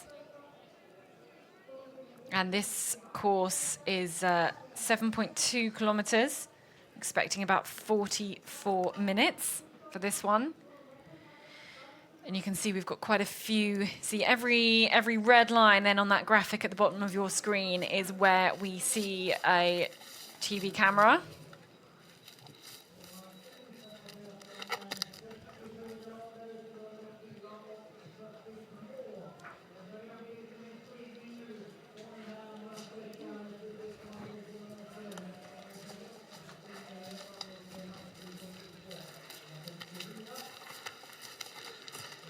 Norska in that group. Another group here. Should we check up? Are there any teams kind of towards the back who we should be seeing coming through very soon? I mean, we haven't seen Ravinen, I guess. No. Well, they were 6 minutes down. Yeah, so let's see if we have them here within 1 or 2 minutes. But otherwise, we had most of the teams through. Most of the teams carrying a GPS device, at least. Yeah, so Ravinen, the only big casualty at the moment. And now another Stockholm club. And is this, we're about, 50 minutes, 1 hour's journey south of Stockholm. Is this quite, I haven't done really any orienteering in Stockholm. Like, how different or similar is this terrain to, some of those big Stockholm clubs? It's very special. So for usually Stockholm terrain, the runnability is very good. And it's kind of similar in a way that the visibility is quite okay. But at the same time, if you have hills like this here, so many hills, visibility, you don't see that far anyway, and it's different. It would be very cocky to say as a Stockholm team we don't have to go to Nynäshamn and prepare because we know the terrain. I don't think that's the case. It's different. And is it that the coast kind of steep-sided hills that makes it different? Yeah, and it's so many hills, and as I said, it's like this. It's the runnability is not as good. You have to. It's different if you can kind of surf over the hills and just keep a good speed all the time and do the navigation, or if you have to be it's kind of difficult to read the map and combined with the coordination over these stony areas, and maybe not that much in day orienteering when you can see all the contours quite well around you, but in night orienteering it's definitely much more difficult here. Yeah, it really has. And we've got to be really careful not to give too many details away because we both run on the terrain this morning. We're not going to tell you which courses we ran. We might tell you at the end of the broadcast which courses we ran. But we have kind of experienced some of this terrain here and can kind of give some of a perspective of what it's like. Terrain-wise, it's not a big surprise. Everyone's been here before. Not everyone, but many of the runners. And here we are at control 7. This is the next TV control. You can see it 3.5 kilometers into the second leg. And so nearly halfway round. I think they should be, if you look at the GPS, I think within 20 seconds approximately, you should have them here. So it's always hard to say how much of a delay we have for the GPS. Yeah. So we had IFK Göteborg in the lead, then Helen, then Pemion Rasti. This is Denzel, It is Denzel. Again, really attacking these first few legs for Denzel. Kalevan Rasti. And their first team. Then Linné. IFK Göteborg, Sävedalen. Kohella. Södertälje. And Tianui. Is it first team? Yes, it is. Number 1, Farum Tisville. Still up there. Yeah, number 137. Yeah. Pemion Rasti. They also have 2 different kits. Yeah, they do. They have a dark and a light kit. 30 seconds down. Bekkelaget. So 11 teams through within 30 seconds. And we have a group of 11 then at the start here. If I look at the GPS, it seems as if we have a gap now. Of course, we don't know if we have any other teams in between.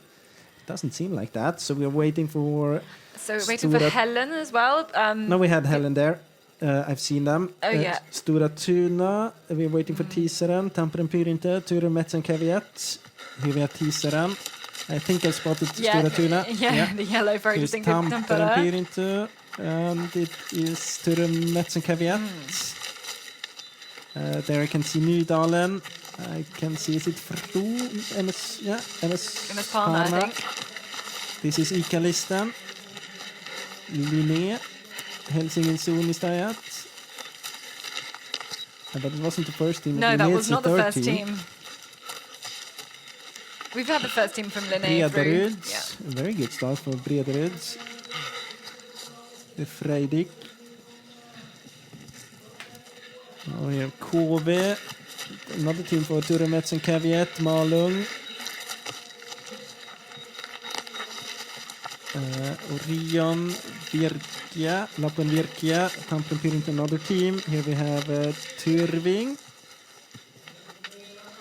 Have we had Helsingin Sunistajat through yet? Yes. No, we haven't. They must have done a mistake because we're going to wait another 1 or 2 minutes for Helsingin Sunistajat. Oh, quality trousers. Halden. Sunistajat. Navi. Atunda. Pan Århus. Mora. And yeah, as you mentioned, Helsingin Suunnistajat, the next team dropped a bit. I was about to say before that if for Helsingin Suunnistajat, if they make it to a good group on the long night, they're gonna be so strong. Here they come. We have a Topi Syrjalainen on the long night. Gernot Kerschbaumer here for Punk Kristianstad. IKHP. Kåre. Umeå.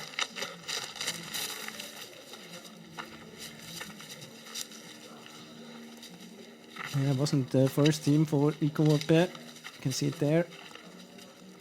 But the first team should be here within... now they're drifting a bit in direction. Could be here within a minute, let's say. Let's put it that way. I think that's more than... that's a mistake.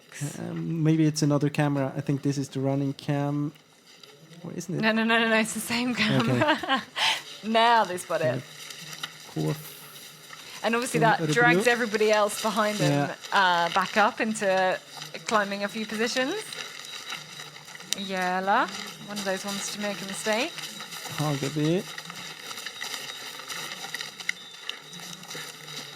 There we had IKHP.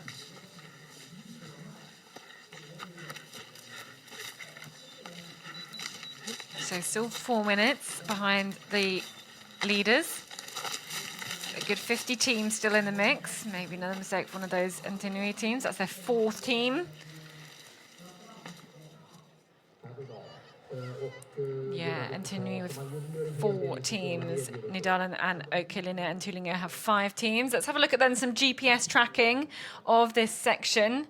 See Calvin Rasti, Denzel, and IFK Göteborg in the mix there, and then they split to go round here.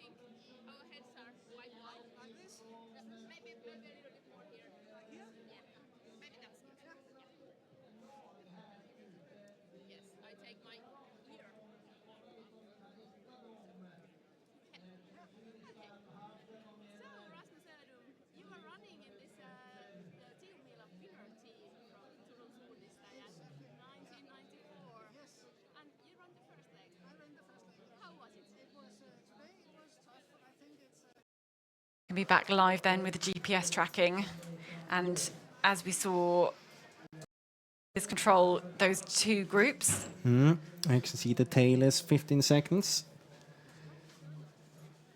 So still up there, IFK Göteborg, Calvin Rast, Södertälje.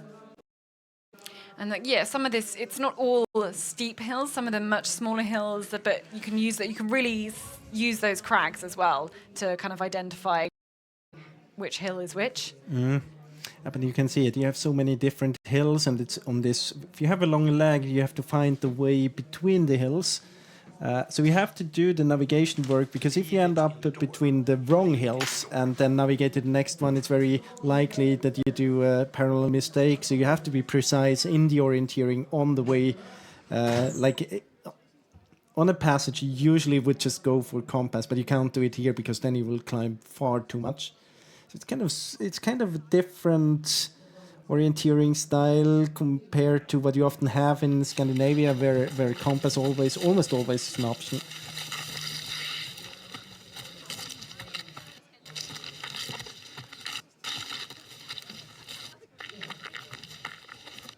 And let's see, very soon we're gonna have the next TV control. Should be at control 9.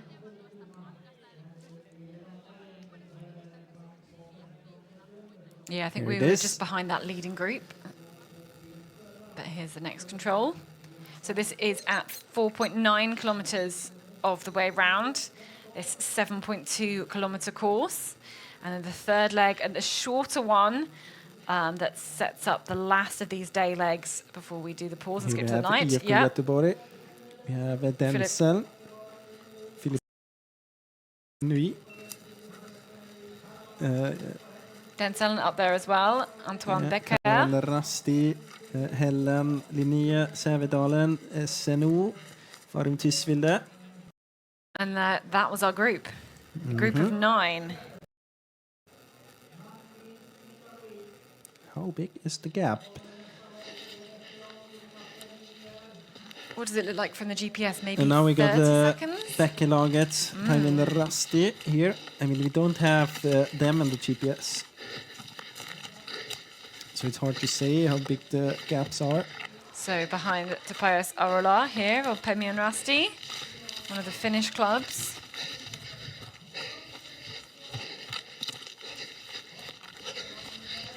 Next teams to the split time should be Stora Tuna, Nydalen, Tiseren. Yeah, quite a big group actually. They will be there in about 15-20 seconds, I guess. So, but quite a big gap now. Almost 1.5 minutes since we had IFK Göteborg at this 9th control. But yes, the teams are approaching. Here we go. Here, Stora Tuna. Stora Tuna, yes. First one of this group. This Nydalen, is Nydalen, Tiseren. Tiseren. There's Norberg. Turen Metzenkaviet. Tamprin Printer. Otto Simesas. Linnea. Shields, I think it was, wasn't it? Yeah. Ikalisten. Turen Metzenkaviet, I guess it was. Turving. It was Parma before. This is Halden. Navi. Another team at first.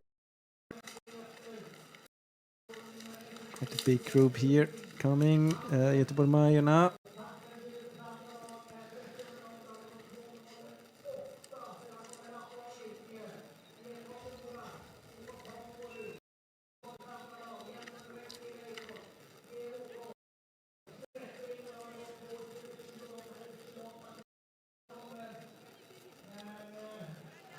Turin Synestiet 1. So 2. More like 3 minutes down. Yeah.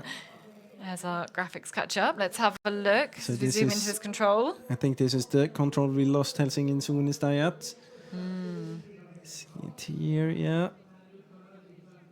It's so hard. You can see how detailed it is in this area, and if you can't really, it doesn't look like a very big mistake, but you can see that he lost almost 1.5 minutes.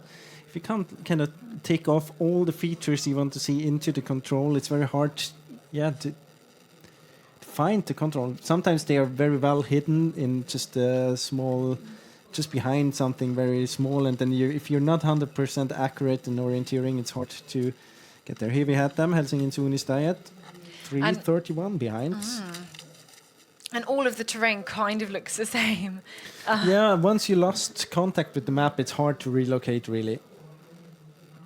But you still have, But it's kind of easier in the daylight where you can see the big shapes of the hills and you know if you are on the west or the north as part long of as it. you're on the right hill, you're not very much in danger. But if you end up on the wrong hill, then you can lose. You can lose so much time. And it's kind of mean to take it up every time, but maybe you remember 6 years ago when we had Linning in the lead 10 minutes, and then Mats Streng went out and he lost. He ended up doing. He kind of got into this bad feeling and bad habits throughout his course, and it's just adding time all the time. And it's so, once you kind of shift in your head and you lose focus and you start to think I'm not allowed to lose any more time, then it gets harder and harder, and it's so easy that you lose a lot of time, especially in the night. Well, and especially if you're trying to, if you have that perspective that you're trying to make up for lost time, then things are just going to go even worse because you're going to overrun it and not have the capacity to make good decisions in the orienteering.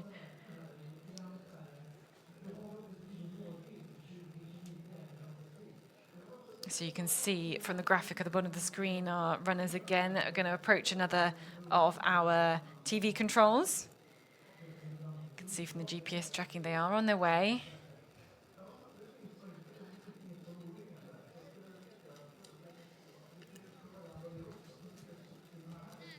Norska. Norska, yeah.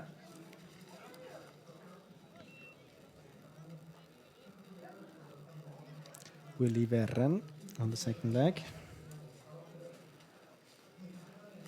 Yeah, and you just got a different kind of flow of orienteering there at the control, just especially when you're by yourself as well. So here's a recap then of that control we just saw. The leaders through. Philip Ossiansson in the lead for one of the favourite teams, IFK Göteborg, but only a few seconds. A leading group of 9, then a couple of stragglers off the back of that group, and then a bigger gap back to the rest of the field. It's still very, very little in terms of the, the overall relay. None of these teams out of it by any chance.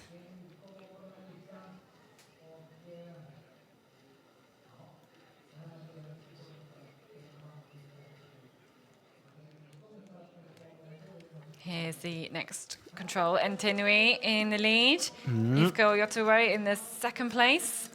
Denseln again in third. Hellen, Södertälje, Sävedalen.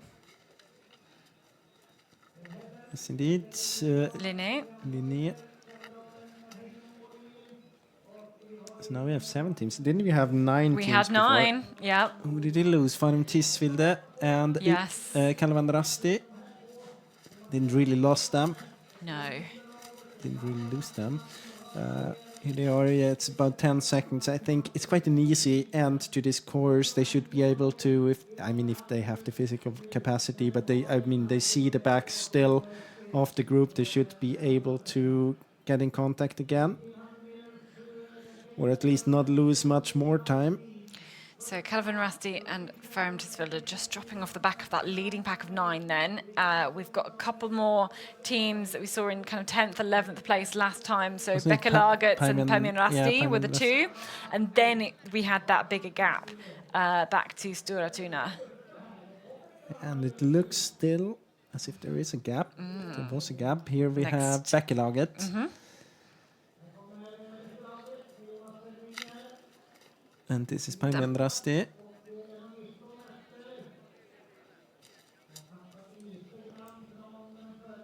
I think they were only 17 seconds behind before. They now definitely it's definitely lost more. time. Yeah, but that's it. Once you lose contact, it's happens fast that you lose more. Yeah. In the blink of an eye, you can lose a minute, as you can see. And now we have that big gap. Yeah, here we have the next team coming. Is it Orion? There is Nydalen. Yeah, it's Orion. Good spot. Nydalen. Bredaryd, I guess. Tampere Pyrintu. Is it Turmetsenkaviat? Tisaren, Halden.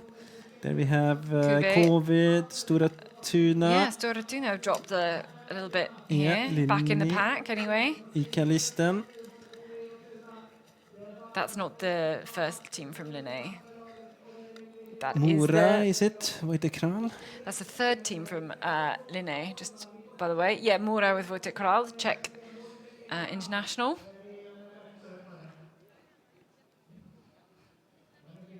Waiting now for next group with Freidig, Malung, Turving, Gemuko, MS Parma. Here's the next runner. And of course there possibly a few teams in between, as we can see here. Uppsal. So here we have the group with Turving, Malung, another team for Göteborg-Majerna. Oh no, this is Göteborg-Majerna, but another team for IFK Göteborg.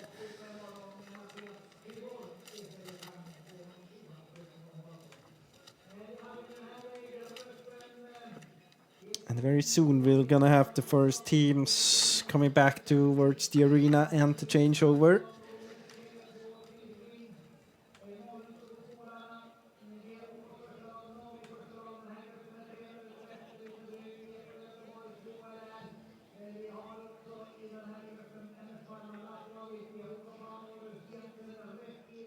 Yeah, here they are then. And this is Nynäshamn in the lead again. Ahead of Denseln and IFK. Then you can see Södertälje, OK Hällen. And it is Isak Jonsson in the lead. He's already preparing his trousers.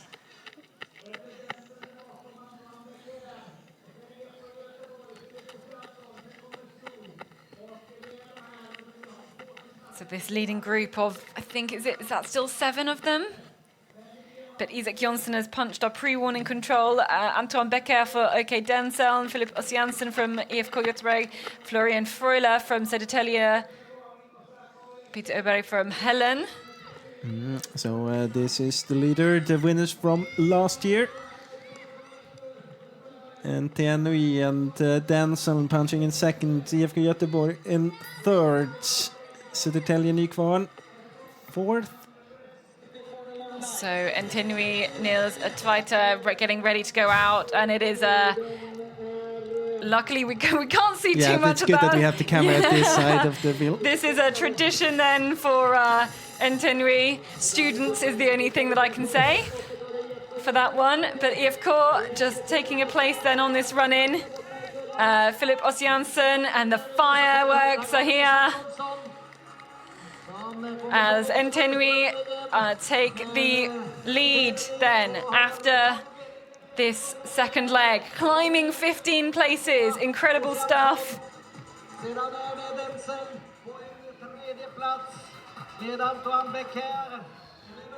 Södertälje here. Gonna hand over to Johan Gyberg.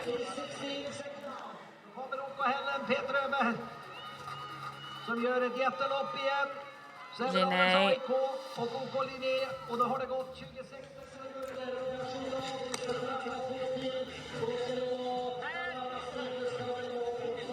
So again, I think we have the 7 teams with Linné in that 7th place. You can see down 5 places there.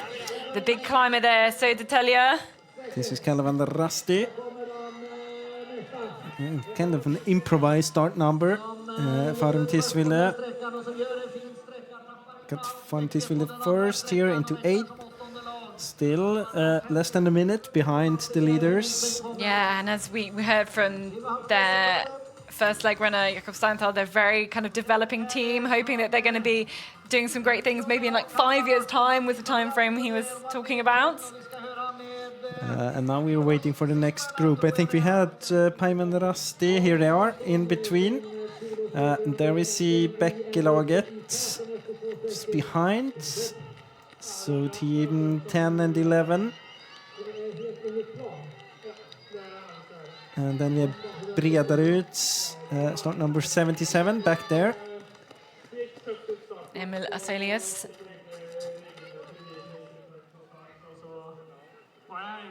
Jeg synes det var litt kjedelig. Følte ikke det var så mye gafta som jeg kanskje hadde lyst til. Men når vi kom inn i det siste området, så begynte det å sprekke opp, og da tok jeg kommandoen selv og bare kjørte mitt eget løp. Hur mycket har ni varit här nere och tränat inför? Det en gjeng som var her både i høst og så i påsken. Here is Mura, Wojtek Kral, and the KV behind. Good spot there. Yeah, so about 2 minutes behind. Stora Tuna, Orion. Now about more than 2 minutes behind. Nidale, Tunnelmetsen Kaviat. Tisaren, Halden, Tamperinta as well. Ikalisten. Another team, was it the third team of Okoline? And you know what?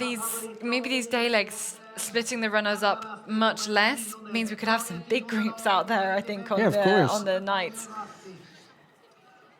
But I mean, big groups on the long night, that's not something unusual. Usually it's just that the smaller groups going out and then someone is picking up all of the runners on the way. Jürgen Backlid here. Uppsal. Malung on the way in. Panorhus, Navi.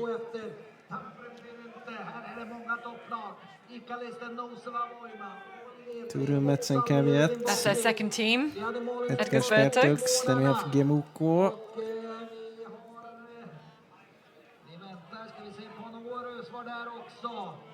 The time now 3:28 behind the leaders from NTNUI. Jag har inte sett Hälsingland zon i start. De har tappat på den här sträckan.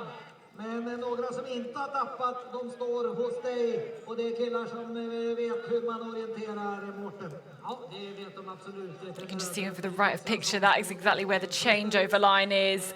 There are lots of runners sprinting towards that line once they've picked up the right map. Det var jättekul, otroligt härligt att ligga där framme och borra hela tiden. Jag lägger bland And doing the tactic of holding the number up to the outgoing runner, because they've got a much fresher brain to get the right number. Got some first leg runners still finishing there. Atunda here. You could almost guess it from the shorts he had on that it must be a first leg runner.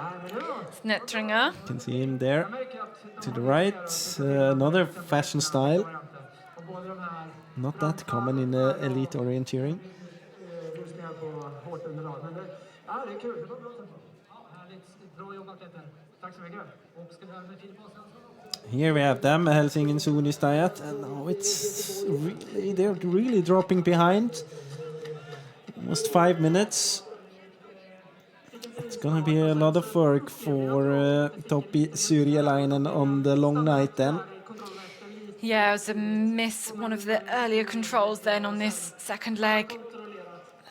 Just pushed them down. It's one of your teams to watch. Definitely. Here we have Gernot Umsen. Of course, I said it wrong in the beginning. Oh yes, you said Gernot Kirschbaumer. Yes. Yeah, the Austrian. We haven't seen him for a while, so it No. happens very easily.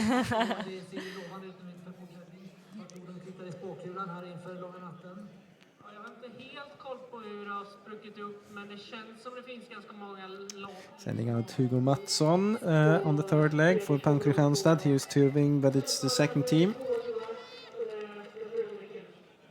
Sträcka kvar fram till dess, så vi får följa nu sträcka 3 först. Ja, men Ludvig är jättesäker, så han kommer gå ut och göra tekniskt program. Det litar vi på. Tack.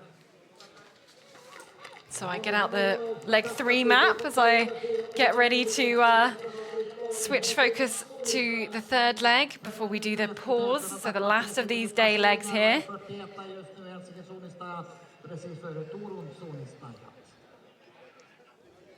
Umeå team punching there, so 46.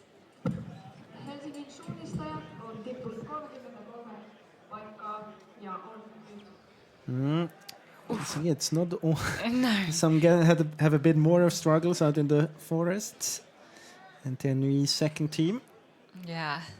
This It's is not all hard plain a bit. sailing. Vi har ett favoritlag som har haft lite jobbigt alltså. Helsingin suunnistajat idag visminuutti. Det blir lite jobbigt att ta in. Men då har de Topi Syrjalainen på långa natten, så det ska bli spännande att följa med.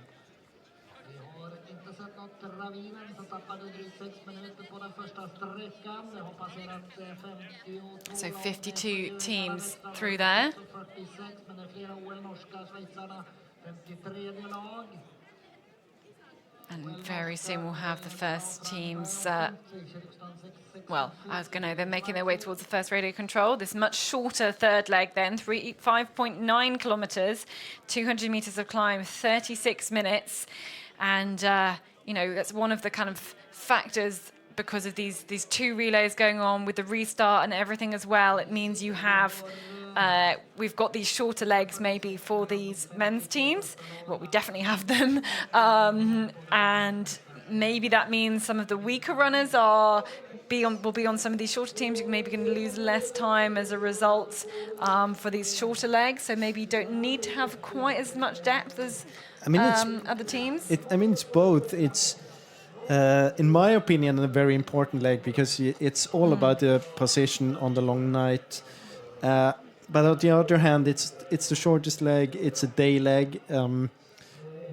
So if you have one weaker runner, of course you don't want to have him on the longest leg. So I don't know. It's a bit of a trade-off. But let's hear from the first man in after the second leg. Yeah, and it was an amazing leg. Isaac Jonsson, you climbed 15 places. You must be really, really happy with that. Yeah, it was a good, stable race. I did just what I was supposed to do, so that was good. What tactic did you go out from the start with? I pushed quite hard to the first control and caught the guys who went out first to the first control almost, and then we were just a big group for a long time until the forkings just like 1 or 2 kilometers before the finish, and I just took my controls in a good way, and then I was pretty sure when I crossed the last field that I was first. Yeah, and was the terrain kind of what you were expecting as well? Yeah, no big surprises. It's just as we learned in 2018, and also what we have learned when we have been on training camps here, so nothing special. And obviously you're wearing number 1, you're the defending champions, quite a different team compared to last year. You know, people, I think you lost 4 runners compared to last year, so what can you do today? I think the experts are underestimating us this year as well, so I think we will be up there and fight for the podium in the end. I love to hear the fighting talk. Well done today. Congratulations on being in the lead after the second leg. Thank you. There we go then. We did underestimate them last year, and fighting talk from Isak Jonsson. You know, they had a lot of depth last year, but they still. That's what we were talking about in the beginning. They always have a good depth in the team. What I'm concerned about is the very last legs when they have to fight against the real, like the world class athletes, the stars in the field. And of course, I mean, usually it depends very much on the setup. If they have to close gaps in the very end, it will be very difficult. But if they're up there, of course, they have a chance. Yeah. You never. But it's hard. I mean, it's very impressive if you lose 4 runners from the first team. And it's not like the last 4 runners who made it into the team either. So it's very impressive to still then next year have another 4 guys there jumping in. But as we said, they're always going to have a big turnover, being a university exactly, club. And you always get very Trondheim. talented runners from all over the country to this club, and it's kind of a tradition that if you're moving and studying in Trondheim, that many decide to join the club then, and of course they will always have a good depth, but of course, I mean, compared to other runners, they don't have this like the older experienced runners as you have in kind of normal clubs where you're not a university club, so that's a difference, of course. Yeah, and that experience is sometimes very, very necessary, especially when you get into the night as well. You really need that. Very interesting stats up here. Wojciech Kral, the Czech international, the fastest then on that leg, 38 minutes, way quicker than that that kind of expected winning time, at least of 44 minutes for that leg, or at least we have the changeover after 44 minutes, maybe not the expected lead, but very, very close behind. Certainly none of the kind of really top runners in terms of those leading teams in those quickest leg times for that leg. But very soon, I guess, we should get the first runners to the first TV control. They've been out a while now, and if I look at the GPS, they're starting to get closer and closer. So we're going to be the first time here, the third time here at this TV control after 2.3 kilometers on this leg. Yeah, and this is only 5.9 kilometers, just to remind you, 200 meters of climb. It is a short one. Can we see somebody on the right? Oh no, here's some other runners. First Entenui there. Yeah, probably one of the second leg we saw there, but here is Entenui, definitely but one you of the see, top. they can't see where it is. They can probably see the camera. They know something is there. Yeah, this is Marcus Millegård for Sävedalen. And Entenui punched there as well. So Sävedalen's just started in 6th on this leg, so catching up basically joint first. IFK Göteborg. Yeah, Ludvig Ek. Linné. Densen I can see there. Södertälje.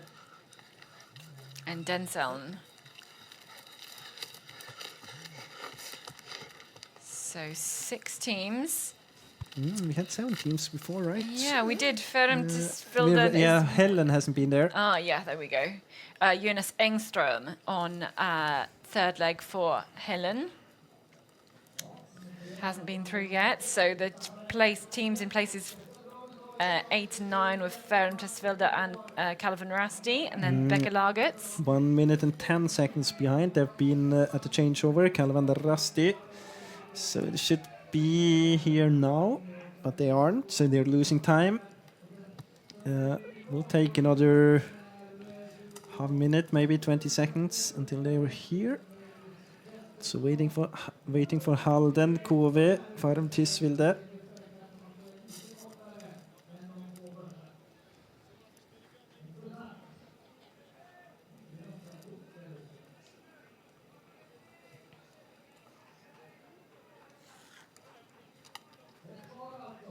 So still waiting.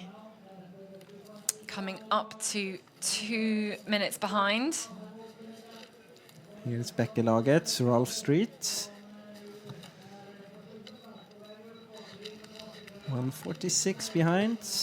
And just here we can see it's Halden. Yep. Yeah, and KV. Climbing there. Definitely for Kuwait. Daniel Pompora. Another team for Linné. Calvin Rasti. Here we have Helen and Fermtisvilden. So a couple of teams climbing, mostly Kuwait. This is Nydalen, Ikelisten, Stora Tuna, Tampere Pyrintu, Tisaran. What else is there behind? Oh, it's hard to spot the kits. Yeah. Is it Turumetsukeviet? Yeah, in the black. Yeah. And this is Lunds, but it's not. It's not the first team. Or it's not the third leg at least. Sorry, yeah. Maybe it's the first team. We don't know that. Paimen Rasti, I think, is there. Yep, in the white with the green. With the greeny. And, Frozen. This is Mora. Linus Rapp.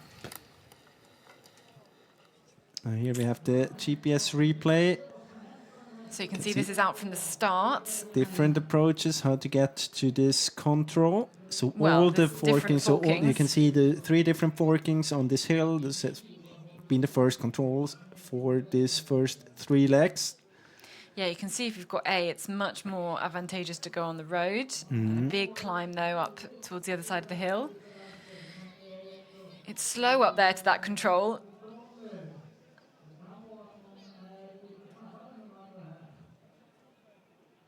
And I mean, the hills like this in night, really, really difficult. You could also see a small mistake there by Fermtisvilden.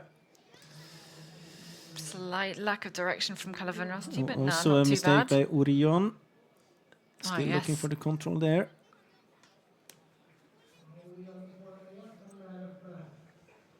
Yeah, Calvin Rasti, I think, going alone there and dropping back towards the chasing pack, towards that third control. And very soon we're going to be live on the GPS again. So now we are live. Yep, and we do have a camera at that 5th control, which is over here. So this is where we see the runners through next.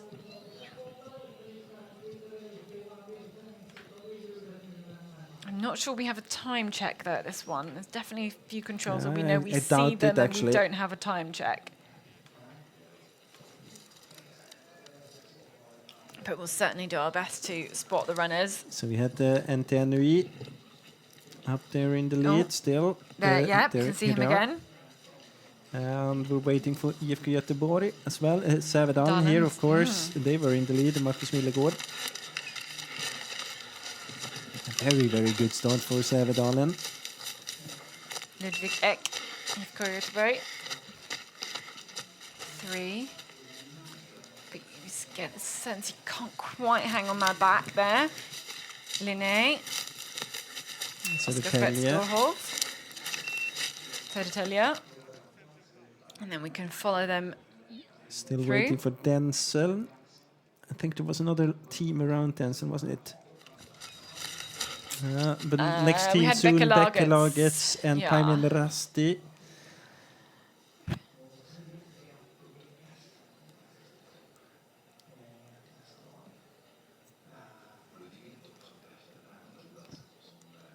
think we were, was it around 1.5 minute, 1:36 to Bäckelaget? It was 1:46. Close, but no cigar. We're only going to get worse at remembering these numbers throughout the night. We're only on leg 3.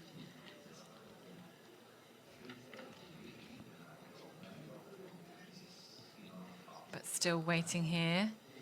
It's at this fifth almost control. exactly a minute now, since we had a bit more than a minute since we had the teams here. You can see it here, the tails, more than a minute. Yeah, it's a 30-second tail, so soon we're gonna have Halden, Kove, Calvendrasti to this fifth control as well. And how are we deciding about which bits people get to see then? Well, we're not deciding We're anyway. not deciding anything, no. No, but usually you have absolutely can't blame us. you have a bit different kind of parts of an area which you enter on different courses. Now you have this 3 first legs, because I mean you're forking those 3 legs towards each other, so you have to be in the same areas. And of course you don't want to show too much on the first leg, since everyone here in the arena can see the screen. And then you enter different areas where we're going to see GPS later on in the competition. But here we have NTNUI now in the lead, just ahead of Sävedalen and the camera operator. Yep, chasing Here we them. have IFK Göteborg. Yeah, just dropping a little bit more behind, I think. And it's still... Still, I mean, that's and still it's still exactly the position you want to be in, especially if you want to take it. I mean, you want to be in Sävedalen's position, really, or Yes. in NTNUI's, but it's a good position still, of course. Okay, we're looking out for the next group. Here's Linné. Oskar Spetstorhov. Södertälje should be here very soon as well. Yep, There here they we are. go. And then Seln there. Yep. They all emerge from between those rocks. And yeah, that was it. have you had for a while? more teams to the control before? Yeah, but we didn't. Oh yeah, see we didn't them. have. Yeah, we didn't Yeah. have the splits there. Yeah, right? we didn't have the splits, so and we didn't stay on that control long enough No, to see that's anybody right. actually. So we know we've got Bäckelaget, Halden, Kuve, all on their way. But actually, we're going to go back in then in the forest with this running camera. These are the top 2 teams, NTNUI and Sävedalens. You can see just how you're trying to drop them down from these hills.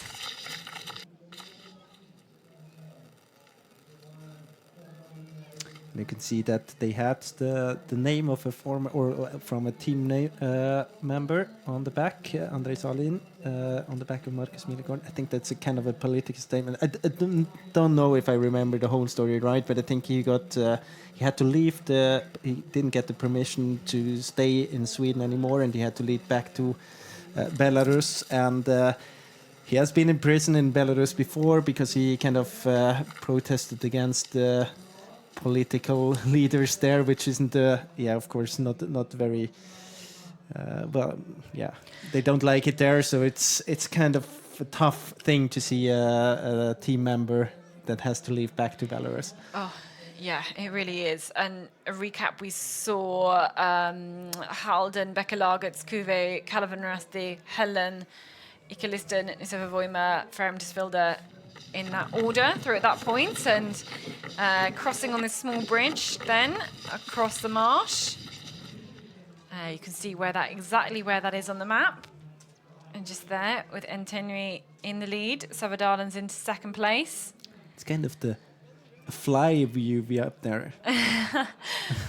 I think it's not the sharpest picture. Well, no, I guess they must be sending it over internet coverage, and it's just not quite good enough in places then to it's not really the get resolution that picture. you want to have on Not this. Not really.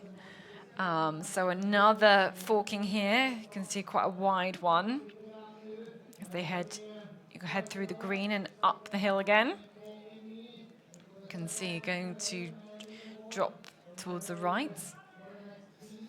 We can also see that. I mean, we see NTNUI there, we see Sävedalen, but if you look at the GPS, IFK Göteborg now might be a bit ahead. Yeah. Going to spend longer on that path. You hope they've got the control G. But we stick behind NTNUI. You can see the GPS is a little bit late compared to what we can see on the screen as they head up towards the hill, and you can get a sense of emerging then through the green and out towards the white forest, and So then now- towards the open on the tops. It's Now very it's distinctive. at the crack just under the circle. Following this crack up, I mean, it's get a very good line towards the control. It's a very good attack point Yeah. to use. Just directs you right into that control. Taking that climb all the way up.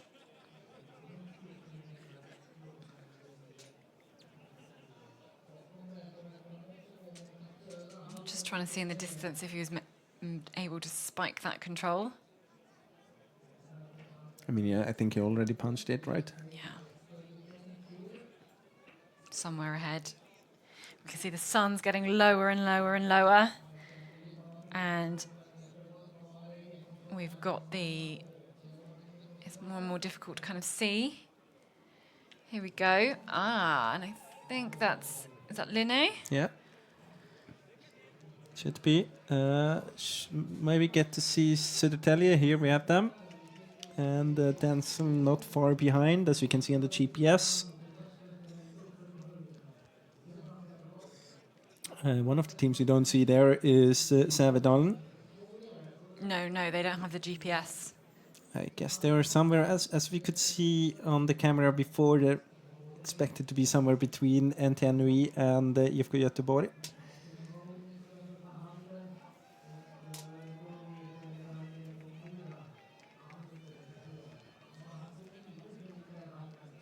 And again, all splitting up to these controls. Halden just punching theirs.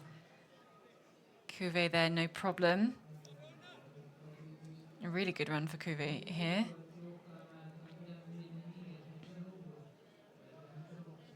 Maybe Ferrum Tisvilde kind of keeping high on the edge of that green forest.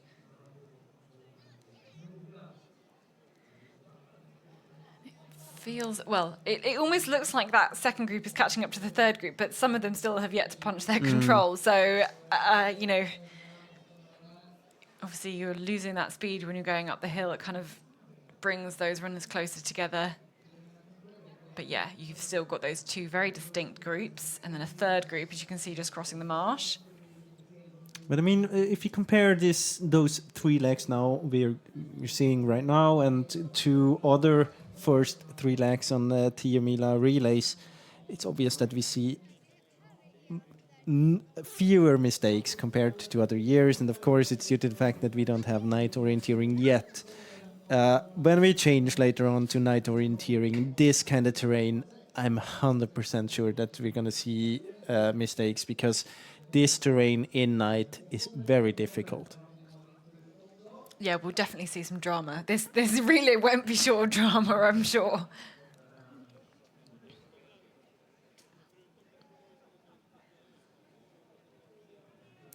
So here I don't know what team we're waiting for at this control. I think Helsingin Zone is there yet. I think this is the next control. Oh, is it? Yeah, this is the next you're radio right. control that we're TV Because we control had waiting for. Helsingin Zone is there at the TV control before. Now this is IFK Göteborg now in the lead, just ahead of Sävedalen. So we are waiting for NTNUI. Here they are. So 1, 2, and 3. This is 3. Waiting then as well for Södertälje. Here they are. Here we are. Linné and Denson. Linné, yep. We don't have Denson yet. Maybe a bit of a gap. Here we go. Here they come. Again, we're looking out for those black numbers. So 6 teams through, 30 seconds. And yeah, it looks like NTNUI really being dropped, I think, from when after they crossed that marsh. The first dropped, two it's teams. not two, it's 13 Okay. seconds, but they like were in the certainly lead. And dropping. we had a forking just before, so it's... Yeah. Okay. Still up there, still in the group. Yeah, still in the group. Still doing a great job. I mean, everyone is coming in now. This group, within half a minute, most likely will go out more or less together. Halden. On the long night, it will be a tough job for Martin Densen's Långa natten runner then to close those 30 seconds, but it should be possible because you have runners in between. Becca Lagertz, Ralph Street. Not many Brits here this weekend because there's selection races for the first rounds of the World Cup, but Ralph has his own place, as too does Megan Carter-Davies, who has changed teams and running for Halden. She is here.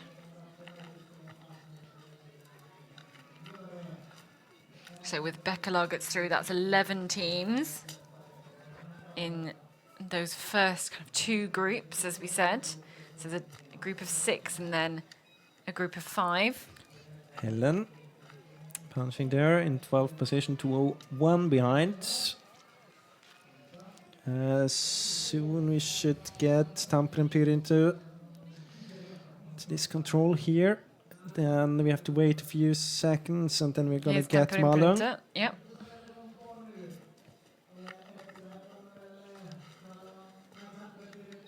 And remember now, it's very important about the positioning for the long night for those teams. So if you're close to a group, try to not lose too many seconds for your long night runner, because it's very, very tough if you have to close a gap as right in the beginning on the long night. Yeah, if you're Tampere Printer, you're going to try and close the gap towards Helen and go around together. Can you catch up on the group ahead even and try and make a difference there? Now here's another bigger group all together. Stortuna, Turenmetsen Kaviat.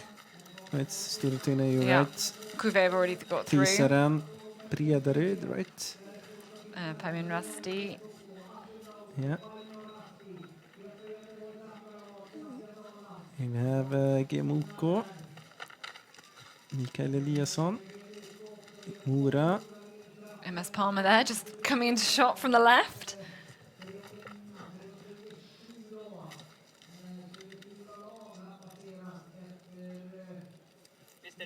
And if I was camping by that control, if that was my job as a volunteer, I wouldn't go quite that close to the control. You might get somebody crash into you. I try and watch it a little bit from afar. But what a beautiful evening it is here. And we have this beautiful drone shot to see them cross the field. Any second they should be here. It's hard to see now. It's hard to see, I was going to say. But isn't it? Yeah. It could be Sävedalen. Yeah, and maybe one of those. Södertälje, IFK Göteborg, Linné, I could spot. Yeah, here we have it. Anthony, Sävedalen, IFK Göteborg, Södertälje Nykvarn, then behind Linné. I think they're all the teams, right? Yeah, I think so. We should have Denson, I think, on the very end there. Yes, good spot. So we had a group of 6, then a gap, then a group of 5. So and now it's very important for Denson to not let this gap open too far, because this is exactly it's all about being in that group or just outside, and you don't really want to be in that group. You really, really do, and you having those... it's all about the kind of tactical moments at the very, very end of this race. But Ntenui punching in the first, and then a big sprint out here for who's going to take the lead here. You can see some of those runners further back, especially from Södertälje, from IFK Göteborg, working hard then here to have the glory of the changeover. They're going to pass by our commentary box very soon. They're going to drop down the hill here and to see who's going to change over at the pause of this relay in the lead. The fire is here and the top 2 teams are there as we see Ntenui taking the lead again at the pause of this relay. Ntenui are going to do the changeover in the lead for only a few seconds to Södertälje. IFK Göteborg, Sävedalens, Linnea coming up the run in here as well, and just behind Denseln. You can see them on the last stages here. So those are the top 6 then, and you can see these teams through with a little bit of a gap then back to the next 5.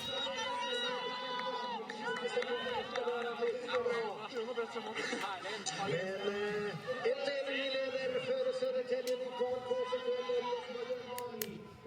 You can see that we get Halden here as well, but it's gonna be hard for them to be in the same group later on the long night.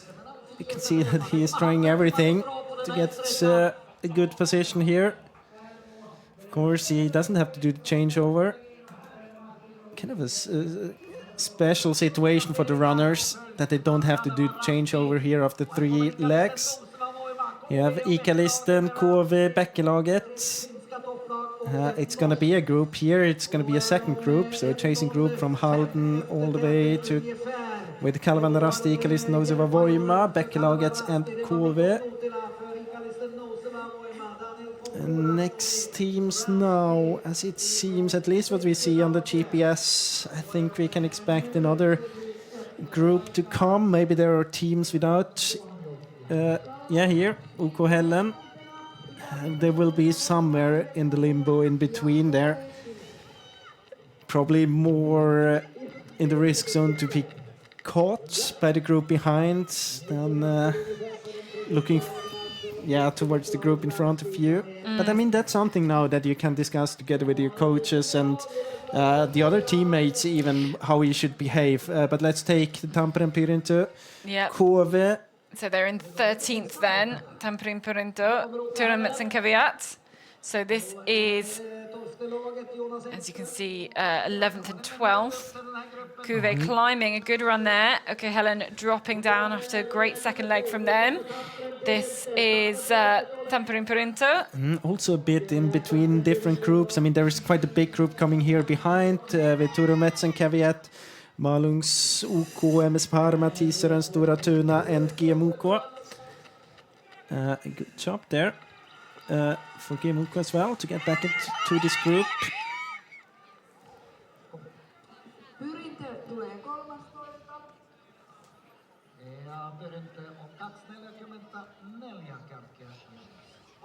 Mårten, du har hittat någon där borta tror jag. Ja, jag har hittat helt gäng här. Ni Svete först ifrån NTN Ny som spurtade hem nu i den första... Turmets and Caveat then here. This is a big group all together. Just about to come in towards the finish. You can see them there as number 13, MS Palmer finishes. But this group, we're here with IFK Göteborg's second team, Stora Tuna, Atunda, Pamionarasti. That is a big group then, all together. Tisaren just crossing the line. That looks like, are we into about 20th place? Tisaren, Tisaren to 20th. Bredaryd and GMUK and then Mora as well. Very important for those teams as well to get into this group. They should be able to do so. It's about 15 seconds up to the next group.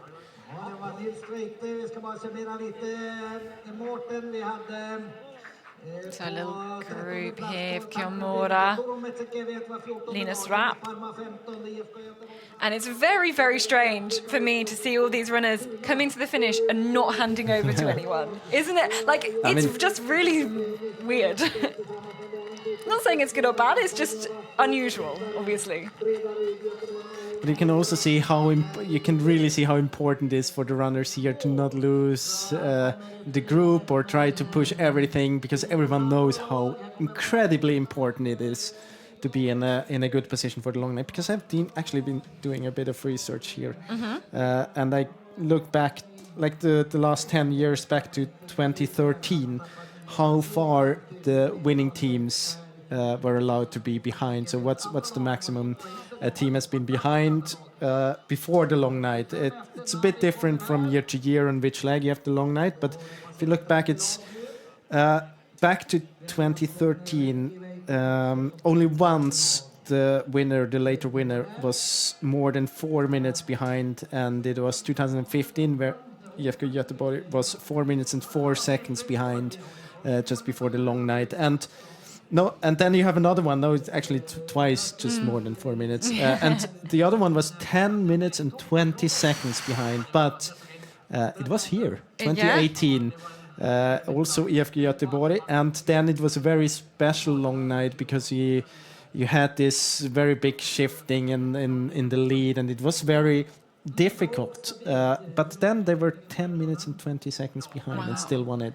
So teams finishing here, they're not out of it by any stretch. They're not out of it, but it happened once. Yeah. It's not really a rule.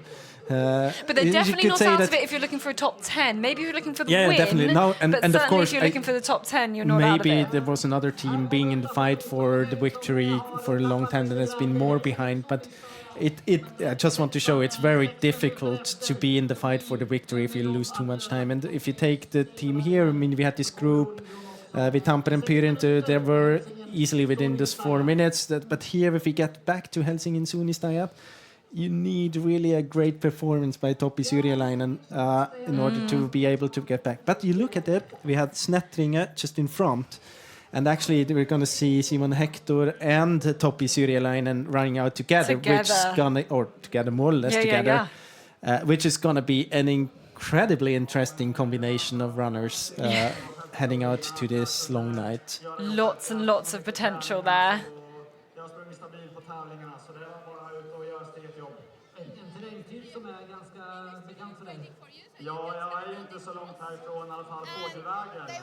So 38 teams finished at the moment.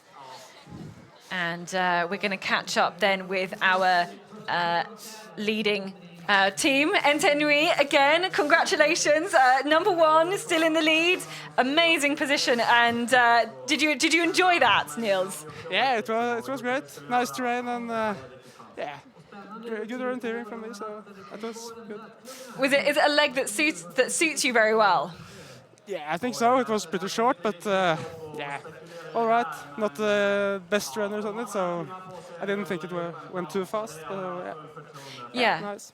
It's very, very important, of course, for setting up the night leg. And what do you have coming from your team in terms of that long night leg? Yeah, it's true. It's important to be in a nice position before the long night, so I think we are now. Have a strong runner there, so that will be nice. Could you feel that when you're running in the group, that within the group it's maybe not the biggest fight for the position really, but it's very important to keep together? Or was it as every other time running a relay leg?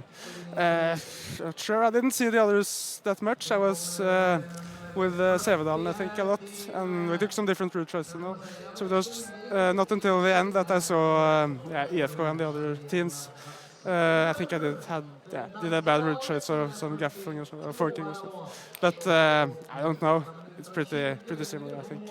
Yeah, well, congratulations. You've got in exactly the right place for that long night leg and still maintaining that lead, so well done. Yeah, thank you. Amazing work there, Nynäshamn. We underestimated them last year. They are still in the lead then after the 3 legs. So when we come to that pause, as we see 43 teams now across the line. Here is the next one. Sinto, I think they're ready to go.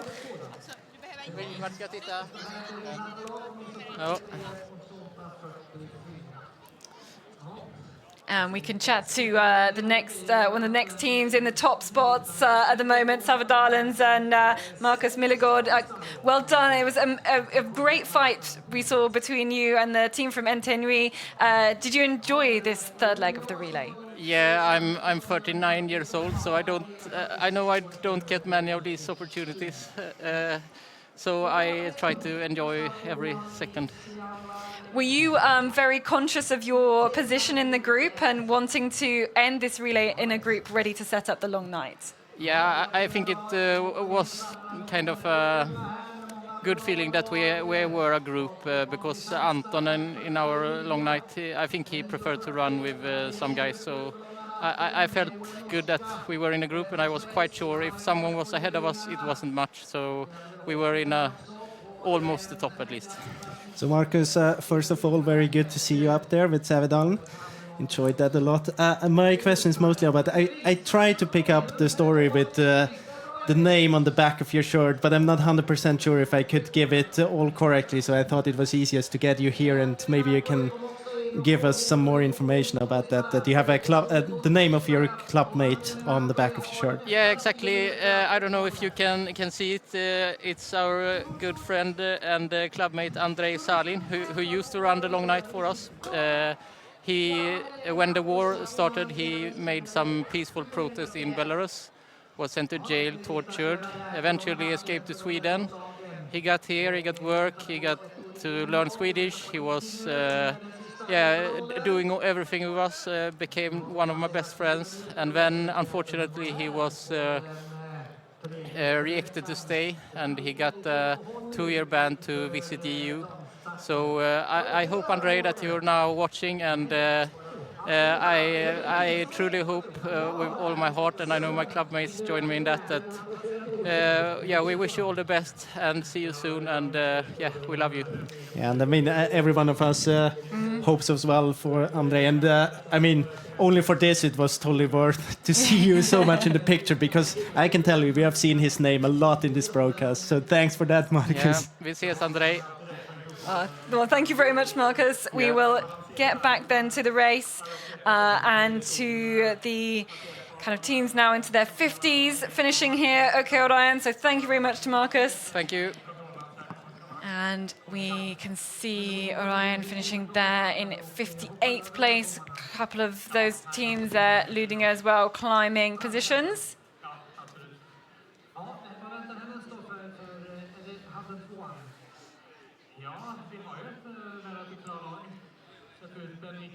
Some of the second team still finishing there as well. Another group ready to go.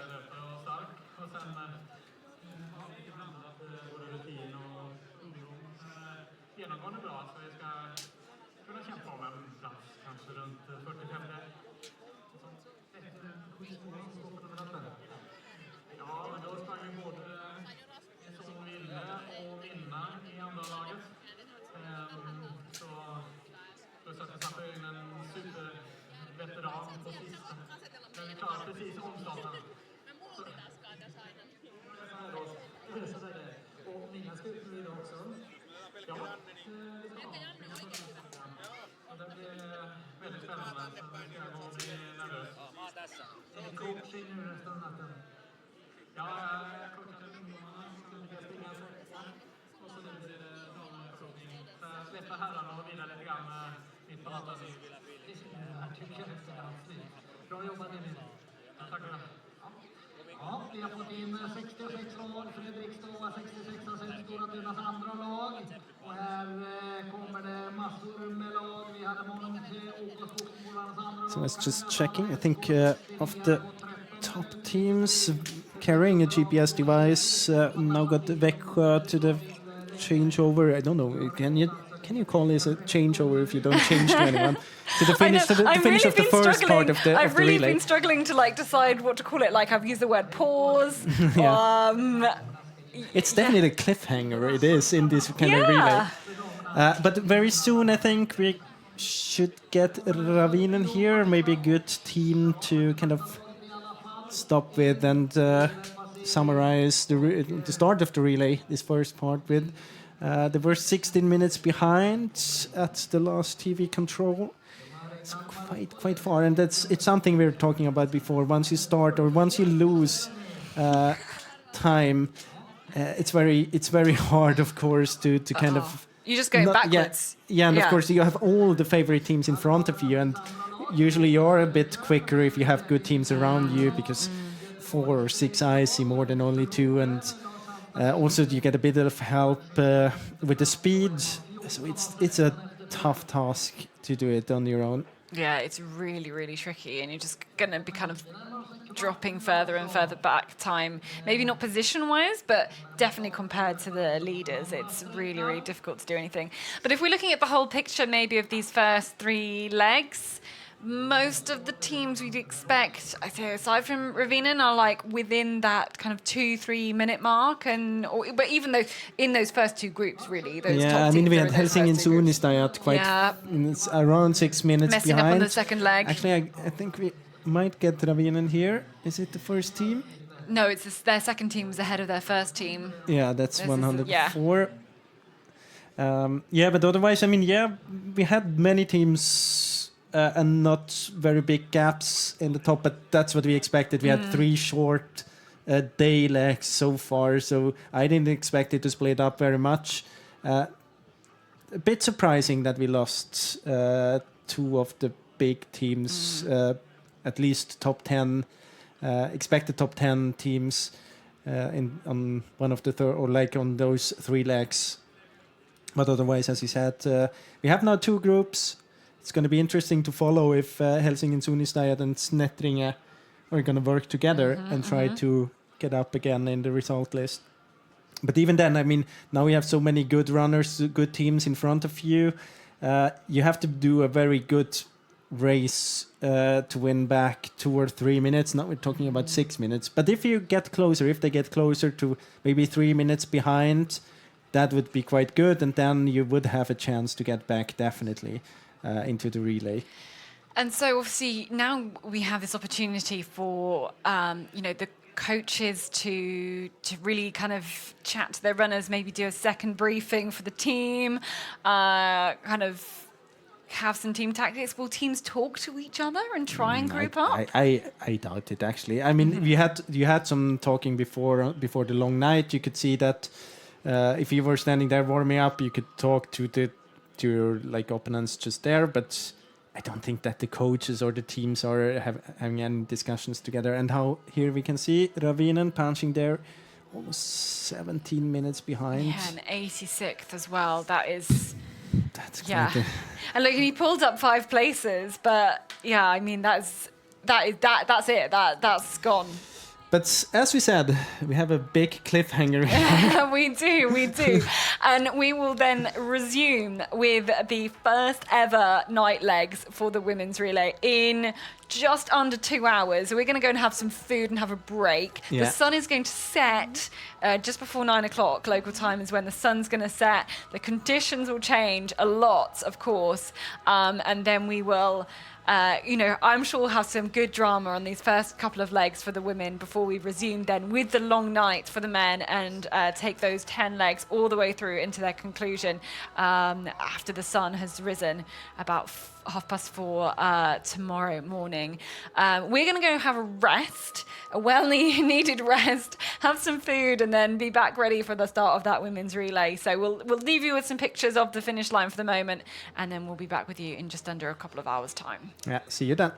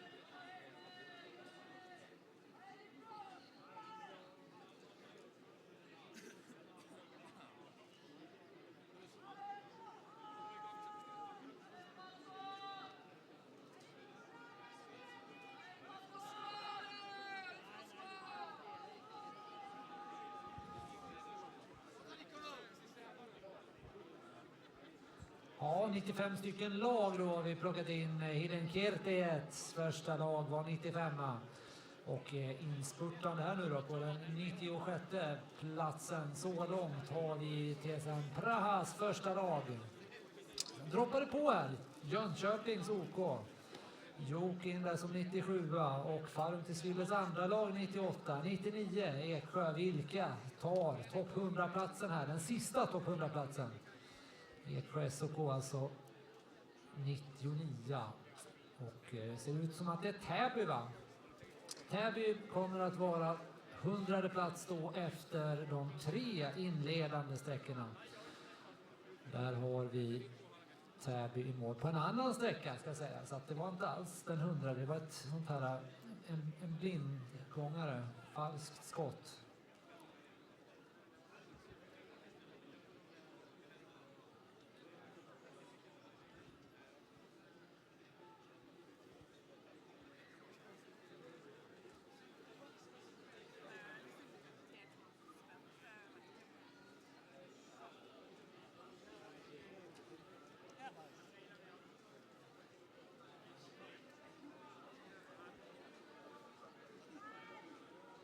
Ja, då har vi väl det 100:e laget in till växel här. 101 också. Antola Norheiljat för Tullinge ska det vara. Jörgen Olin där in som 101. Antola Norheiljat då på den 100:e platsen 22 minuter och 34 sekunder efter ledande NTNUI. Ytterligare lag in här då som 102. Heming orientering och 103 blir då Järfälla. Sen har vi väl då ett kårelag in här på den 104:e platsen.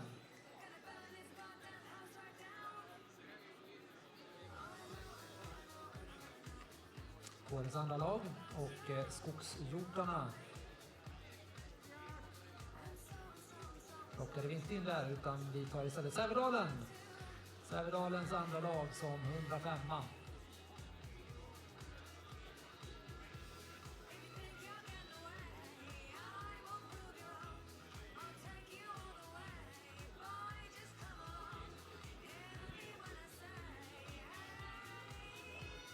Ja, ett Linnélag och sen kommer ytterligare ett Haldenlag och en gammal Halden-legendar. Tore Sandvik stämplar in då Haldens 3:e lag på en 107:e plats.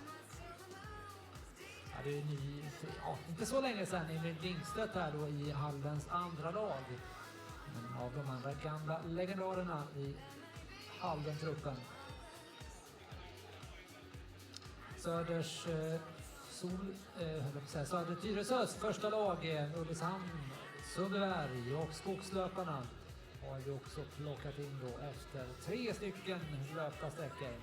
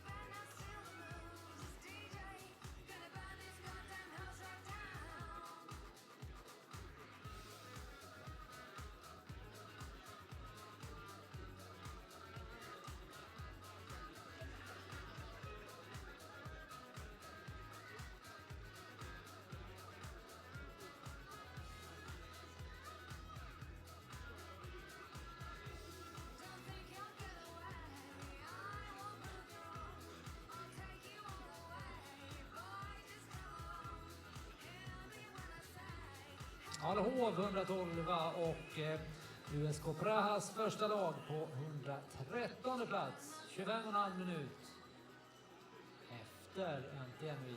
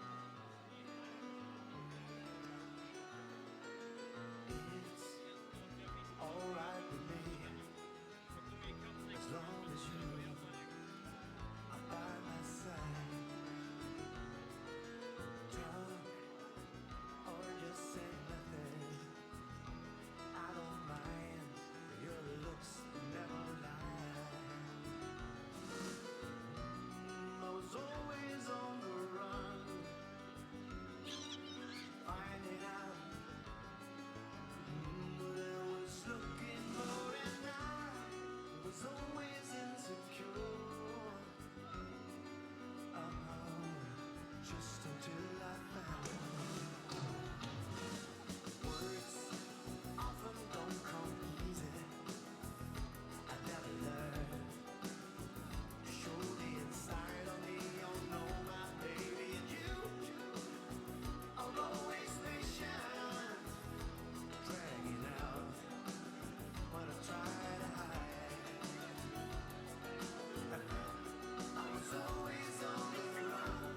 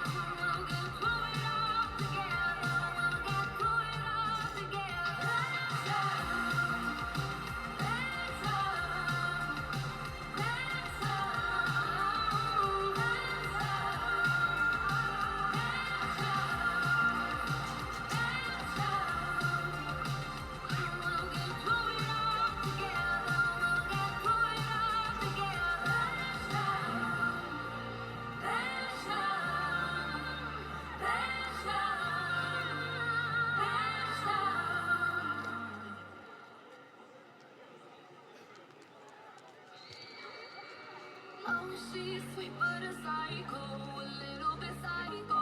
At night she's screaming, I'm on my mind. Oh, she's hot but a psycho, so left but she's right though. At night she's screaming, I'm on my mind. She'll make you curse, say your blessing. She'll rip your shirt, within a second you'll be coming back for seconds. With your play, you just can't help it. No, you'll play along, let her lead you on. You'll be saying no, then saying yes, 'cause you're messing with your head. Oh, she's sweet but a psycho, a little bit psycho.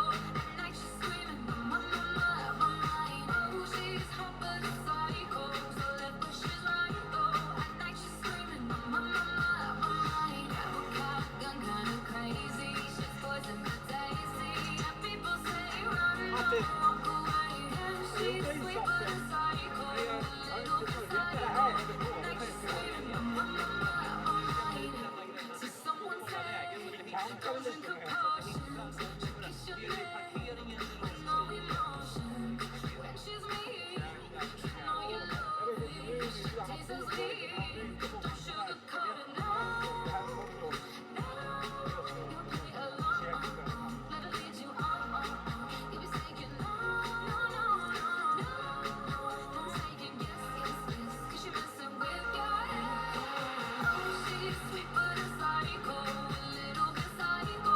At night she's screaming, I'm on my mind. Oh, she's hot but a psycho, so left but she's right though. At night she's screaming, I'm on my mind. Have a shotgun, kinda crazy. She's poison but tasty. And people say run, don't walk away. Yeah, she's sweet but a psycho, a little bit psycho. At night she's screaming, I'm on my mind.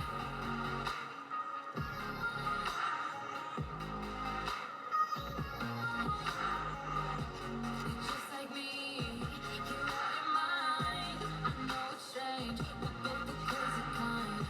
You're telling me that I'm insane, but don't pretend that you don't love the pain. Oh, she's sweet but a psycho, a little bit psycho.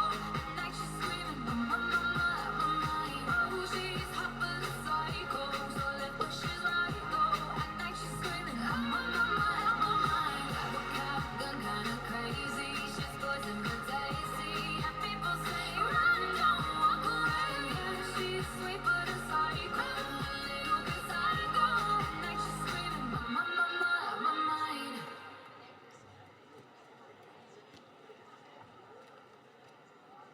Some nights I stay up, cashing in my bad luck. Some nights I call it a draw. Some nights I wish that my lips could build a castle. Some nights I wish they just fall off.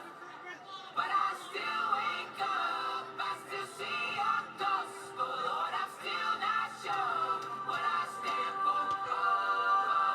What do I stand for?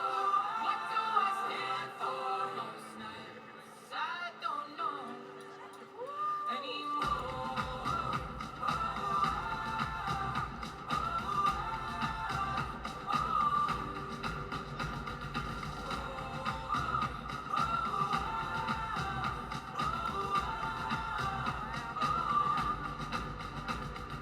This is it, boys. This is war. What are we waiting for? Why don't we break the rules already? I was never one to believe the hype. See that for the black and white. Try twice as hard in a map is like, but here they come again to jack my stride. That's alright. I found a martyr in my bed tonight. Stops my bones from wandering. Just why am I? Who am I?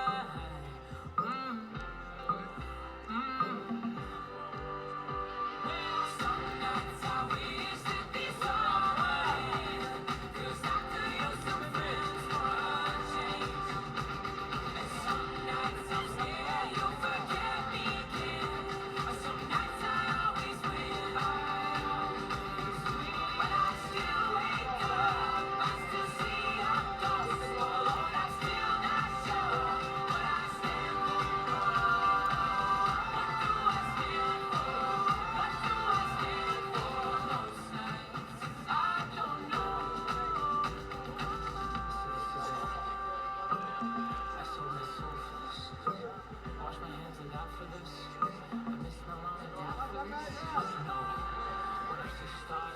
Precious stars, that's all they are. When I hear songs, they sound like this one, so come on.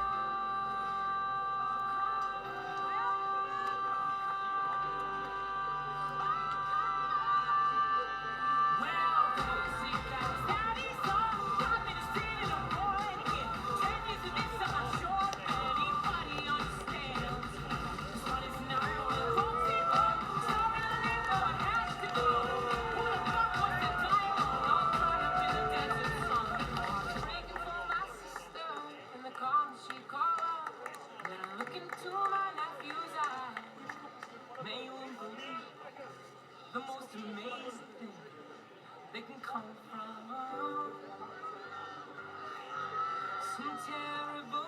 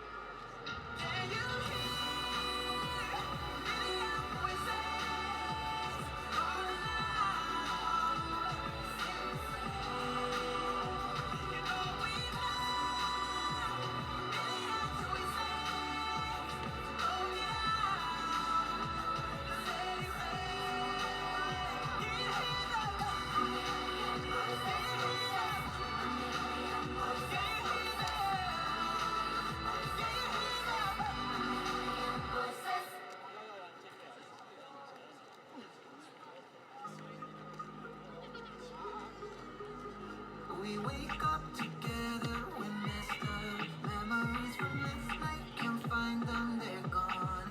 Laughing at our problems like crazy, we can't stop. You don't wanna leave, wanna leave. Oh baby, we couldn't sleep, so we were up all night, making each other blush, and that's alright. I got a feeling, you got a feeling, yeah, yeah. I love it in the morning, oh na na na na na. I love it in the evening, oh na na na na na. I love it every weekend, oh na na na na na. I want it all, every minute. I love it in the morning, oh na na na na na. I love it in the evening, oh na na na na na. I love it every weekend, oh na na na na na. I want it all, every minute.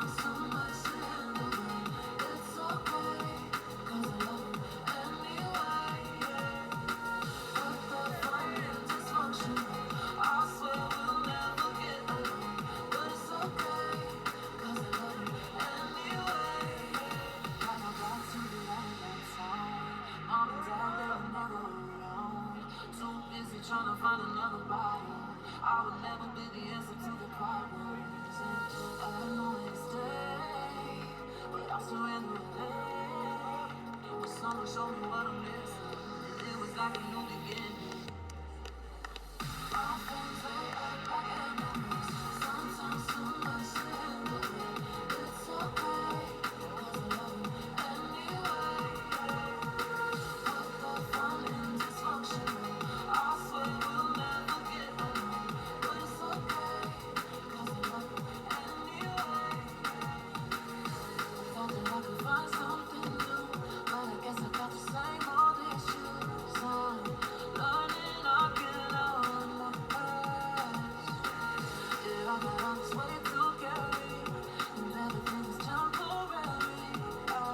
It's good things for me are meant to last. My friends, they act like enemies, sometimes too much to handle.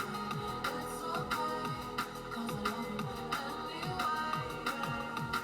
Put the fun in dysfunctional. I swear we'll never get along, but it's okay, 'cause I love you anyway.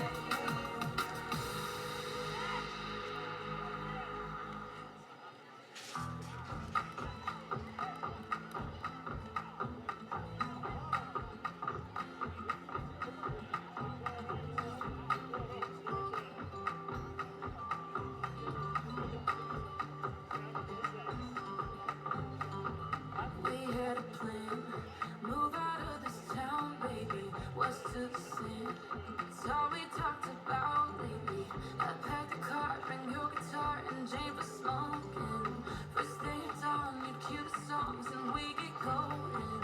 Got you at home, waited on the porch for you, sat there alone. All throughout the morning till I got a hunch down in my gut and snuck around the back. Empty cans and I'll be damned, your shit was never packed. Did your boobs stop working? Did your truck break down? Did you burn through money? Did your ex find out? Where there's a will and there's a way, and I'm damn sure you lost it. Didn't even say goodbye, just wish I knew what caused it. Was the whiskey flowing? Were you in a fight? Did the nurse come get you? What's your alibi? I'm in my way back to LA, and that's where you'll be forgotten. In 40 years, you'll still be here, drunk, washed up in Austin.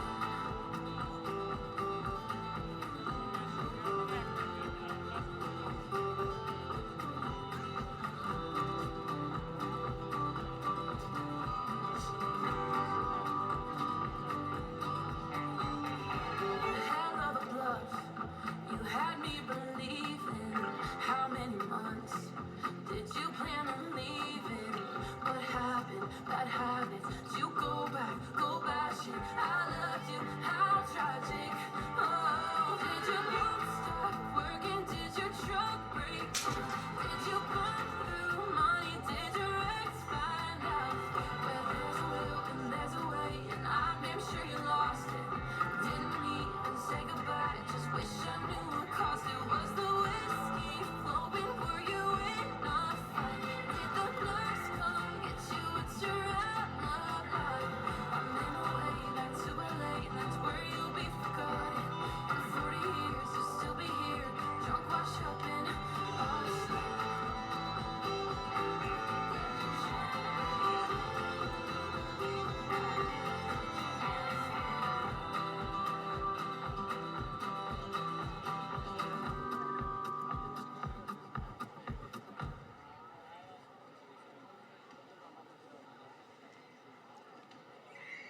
There's space in my heart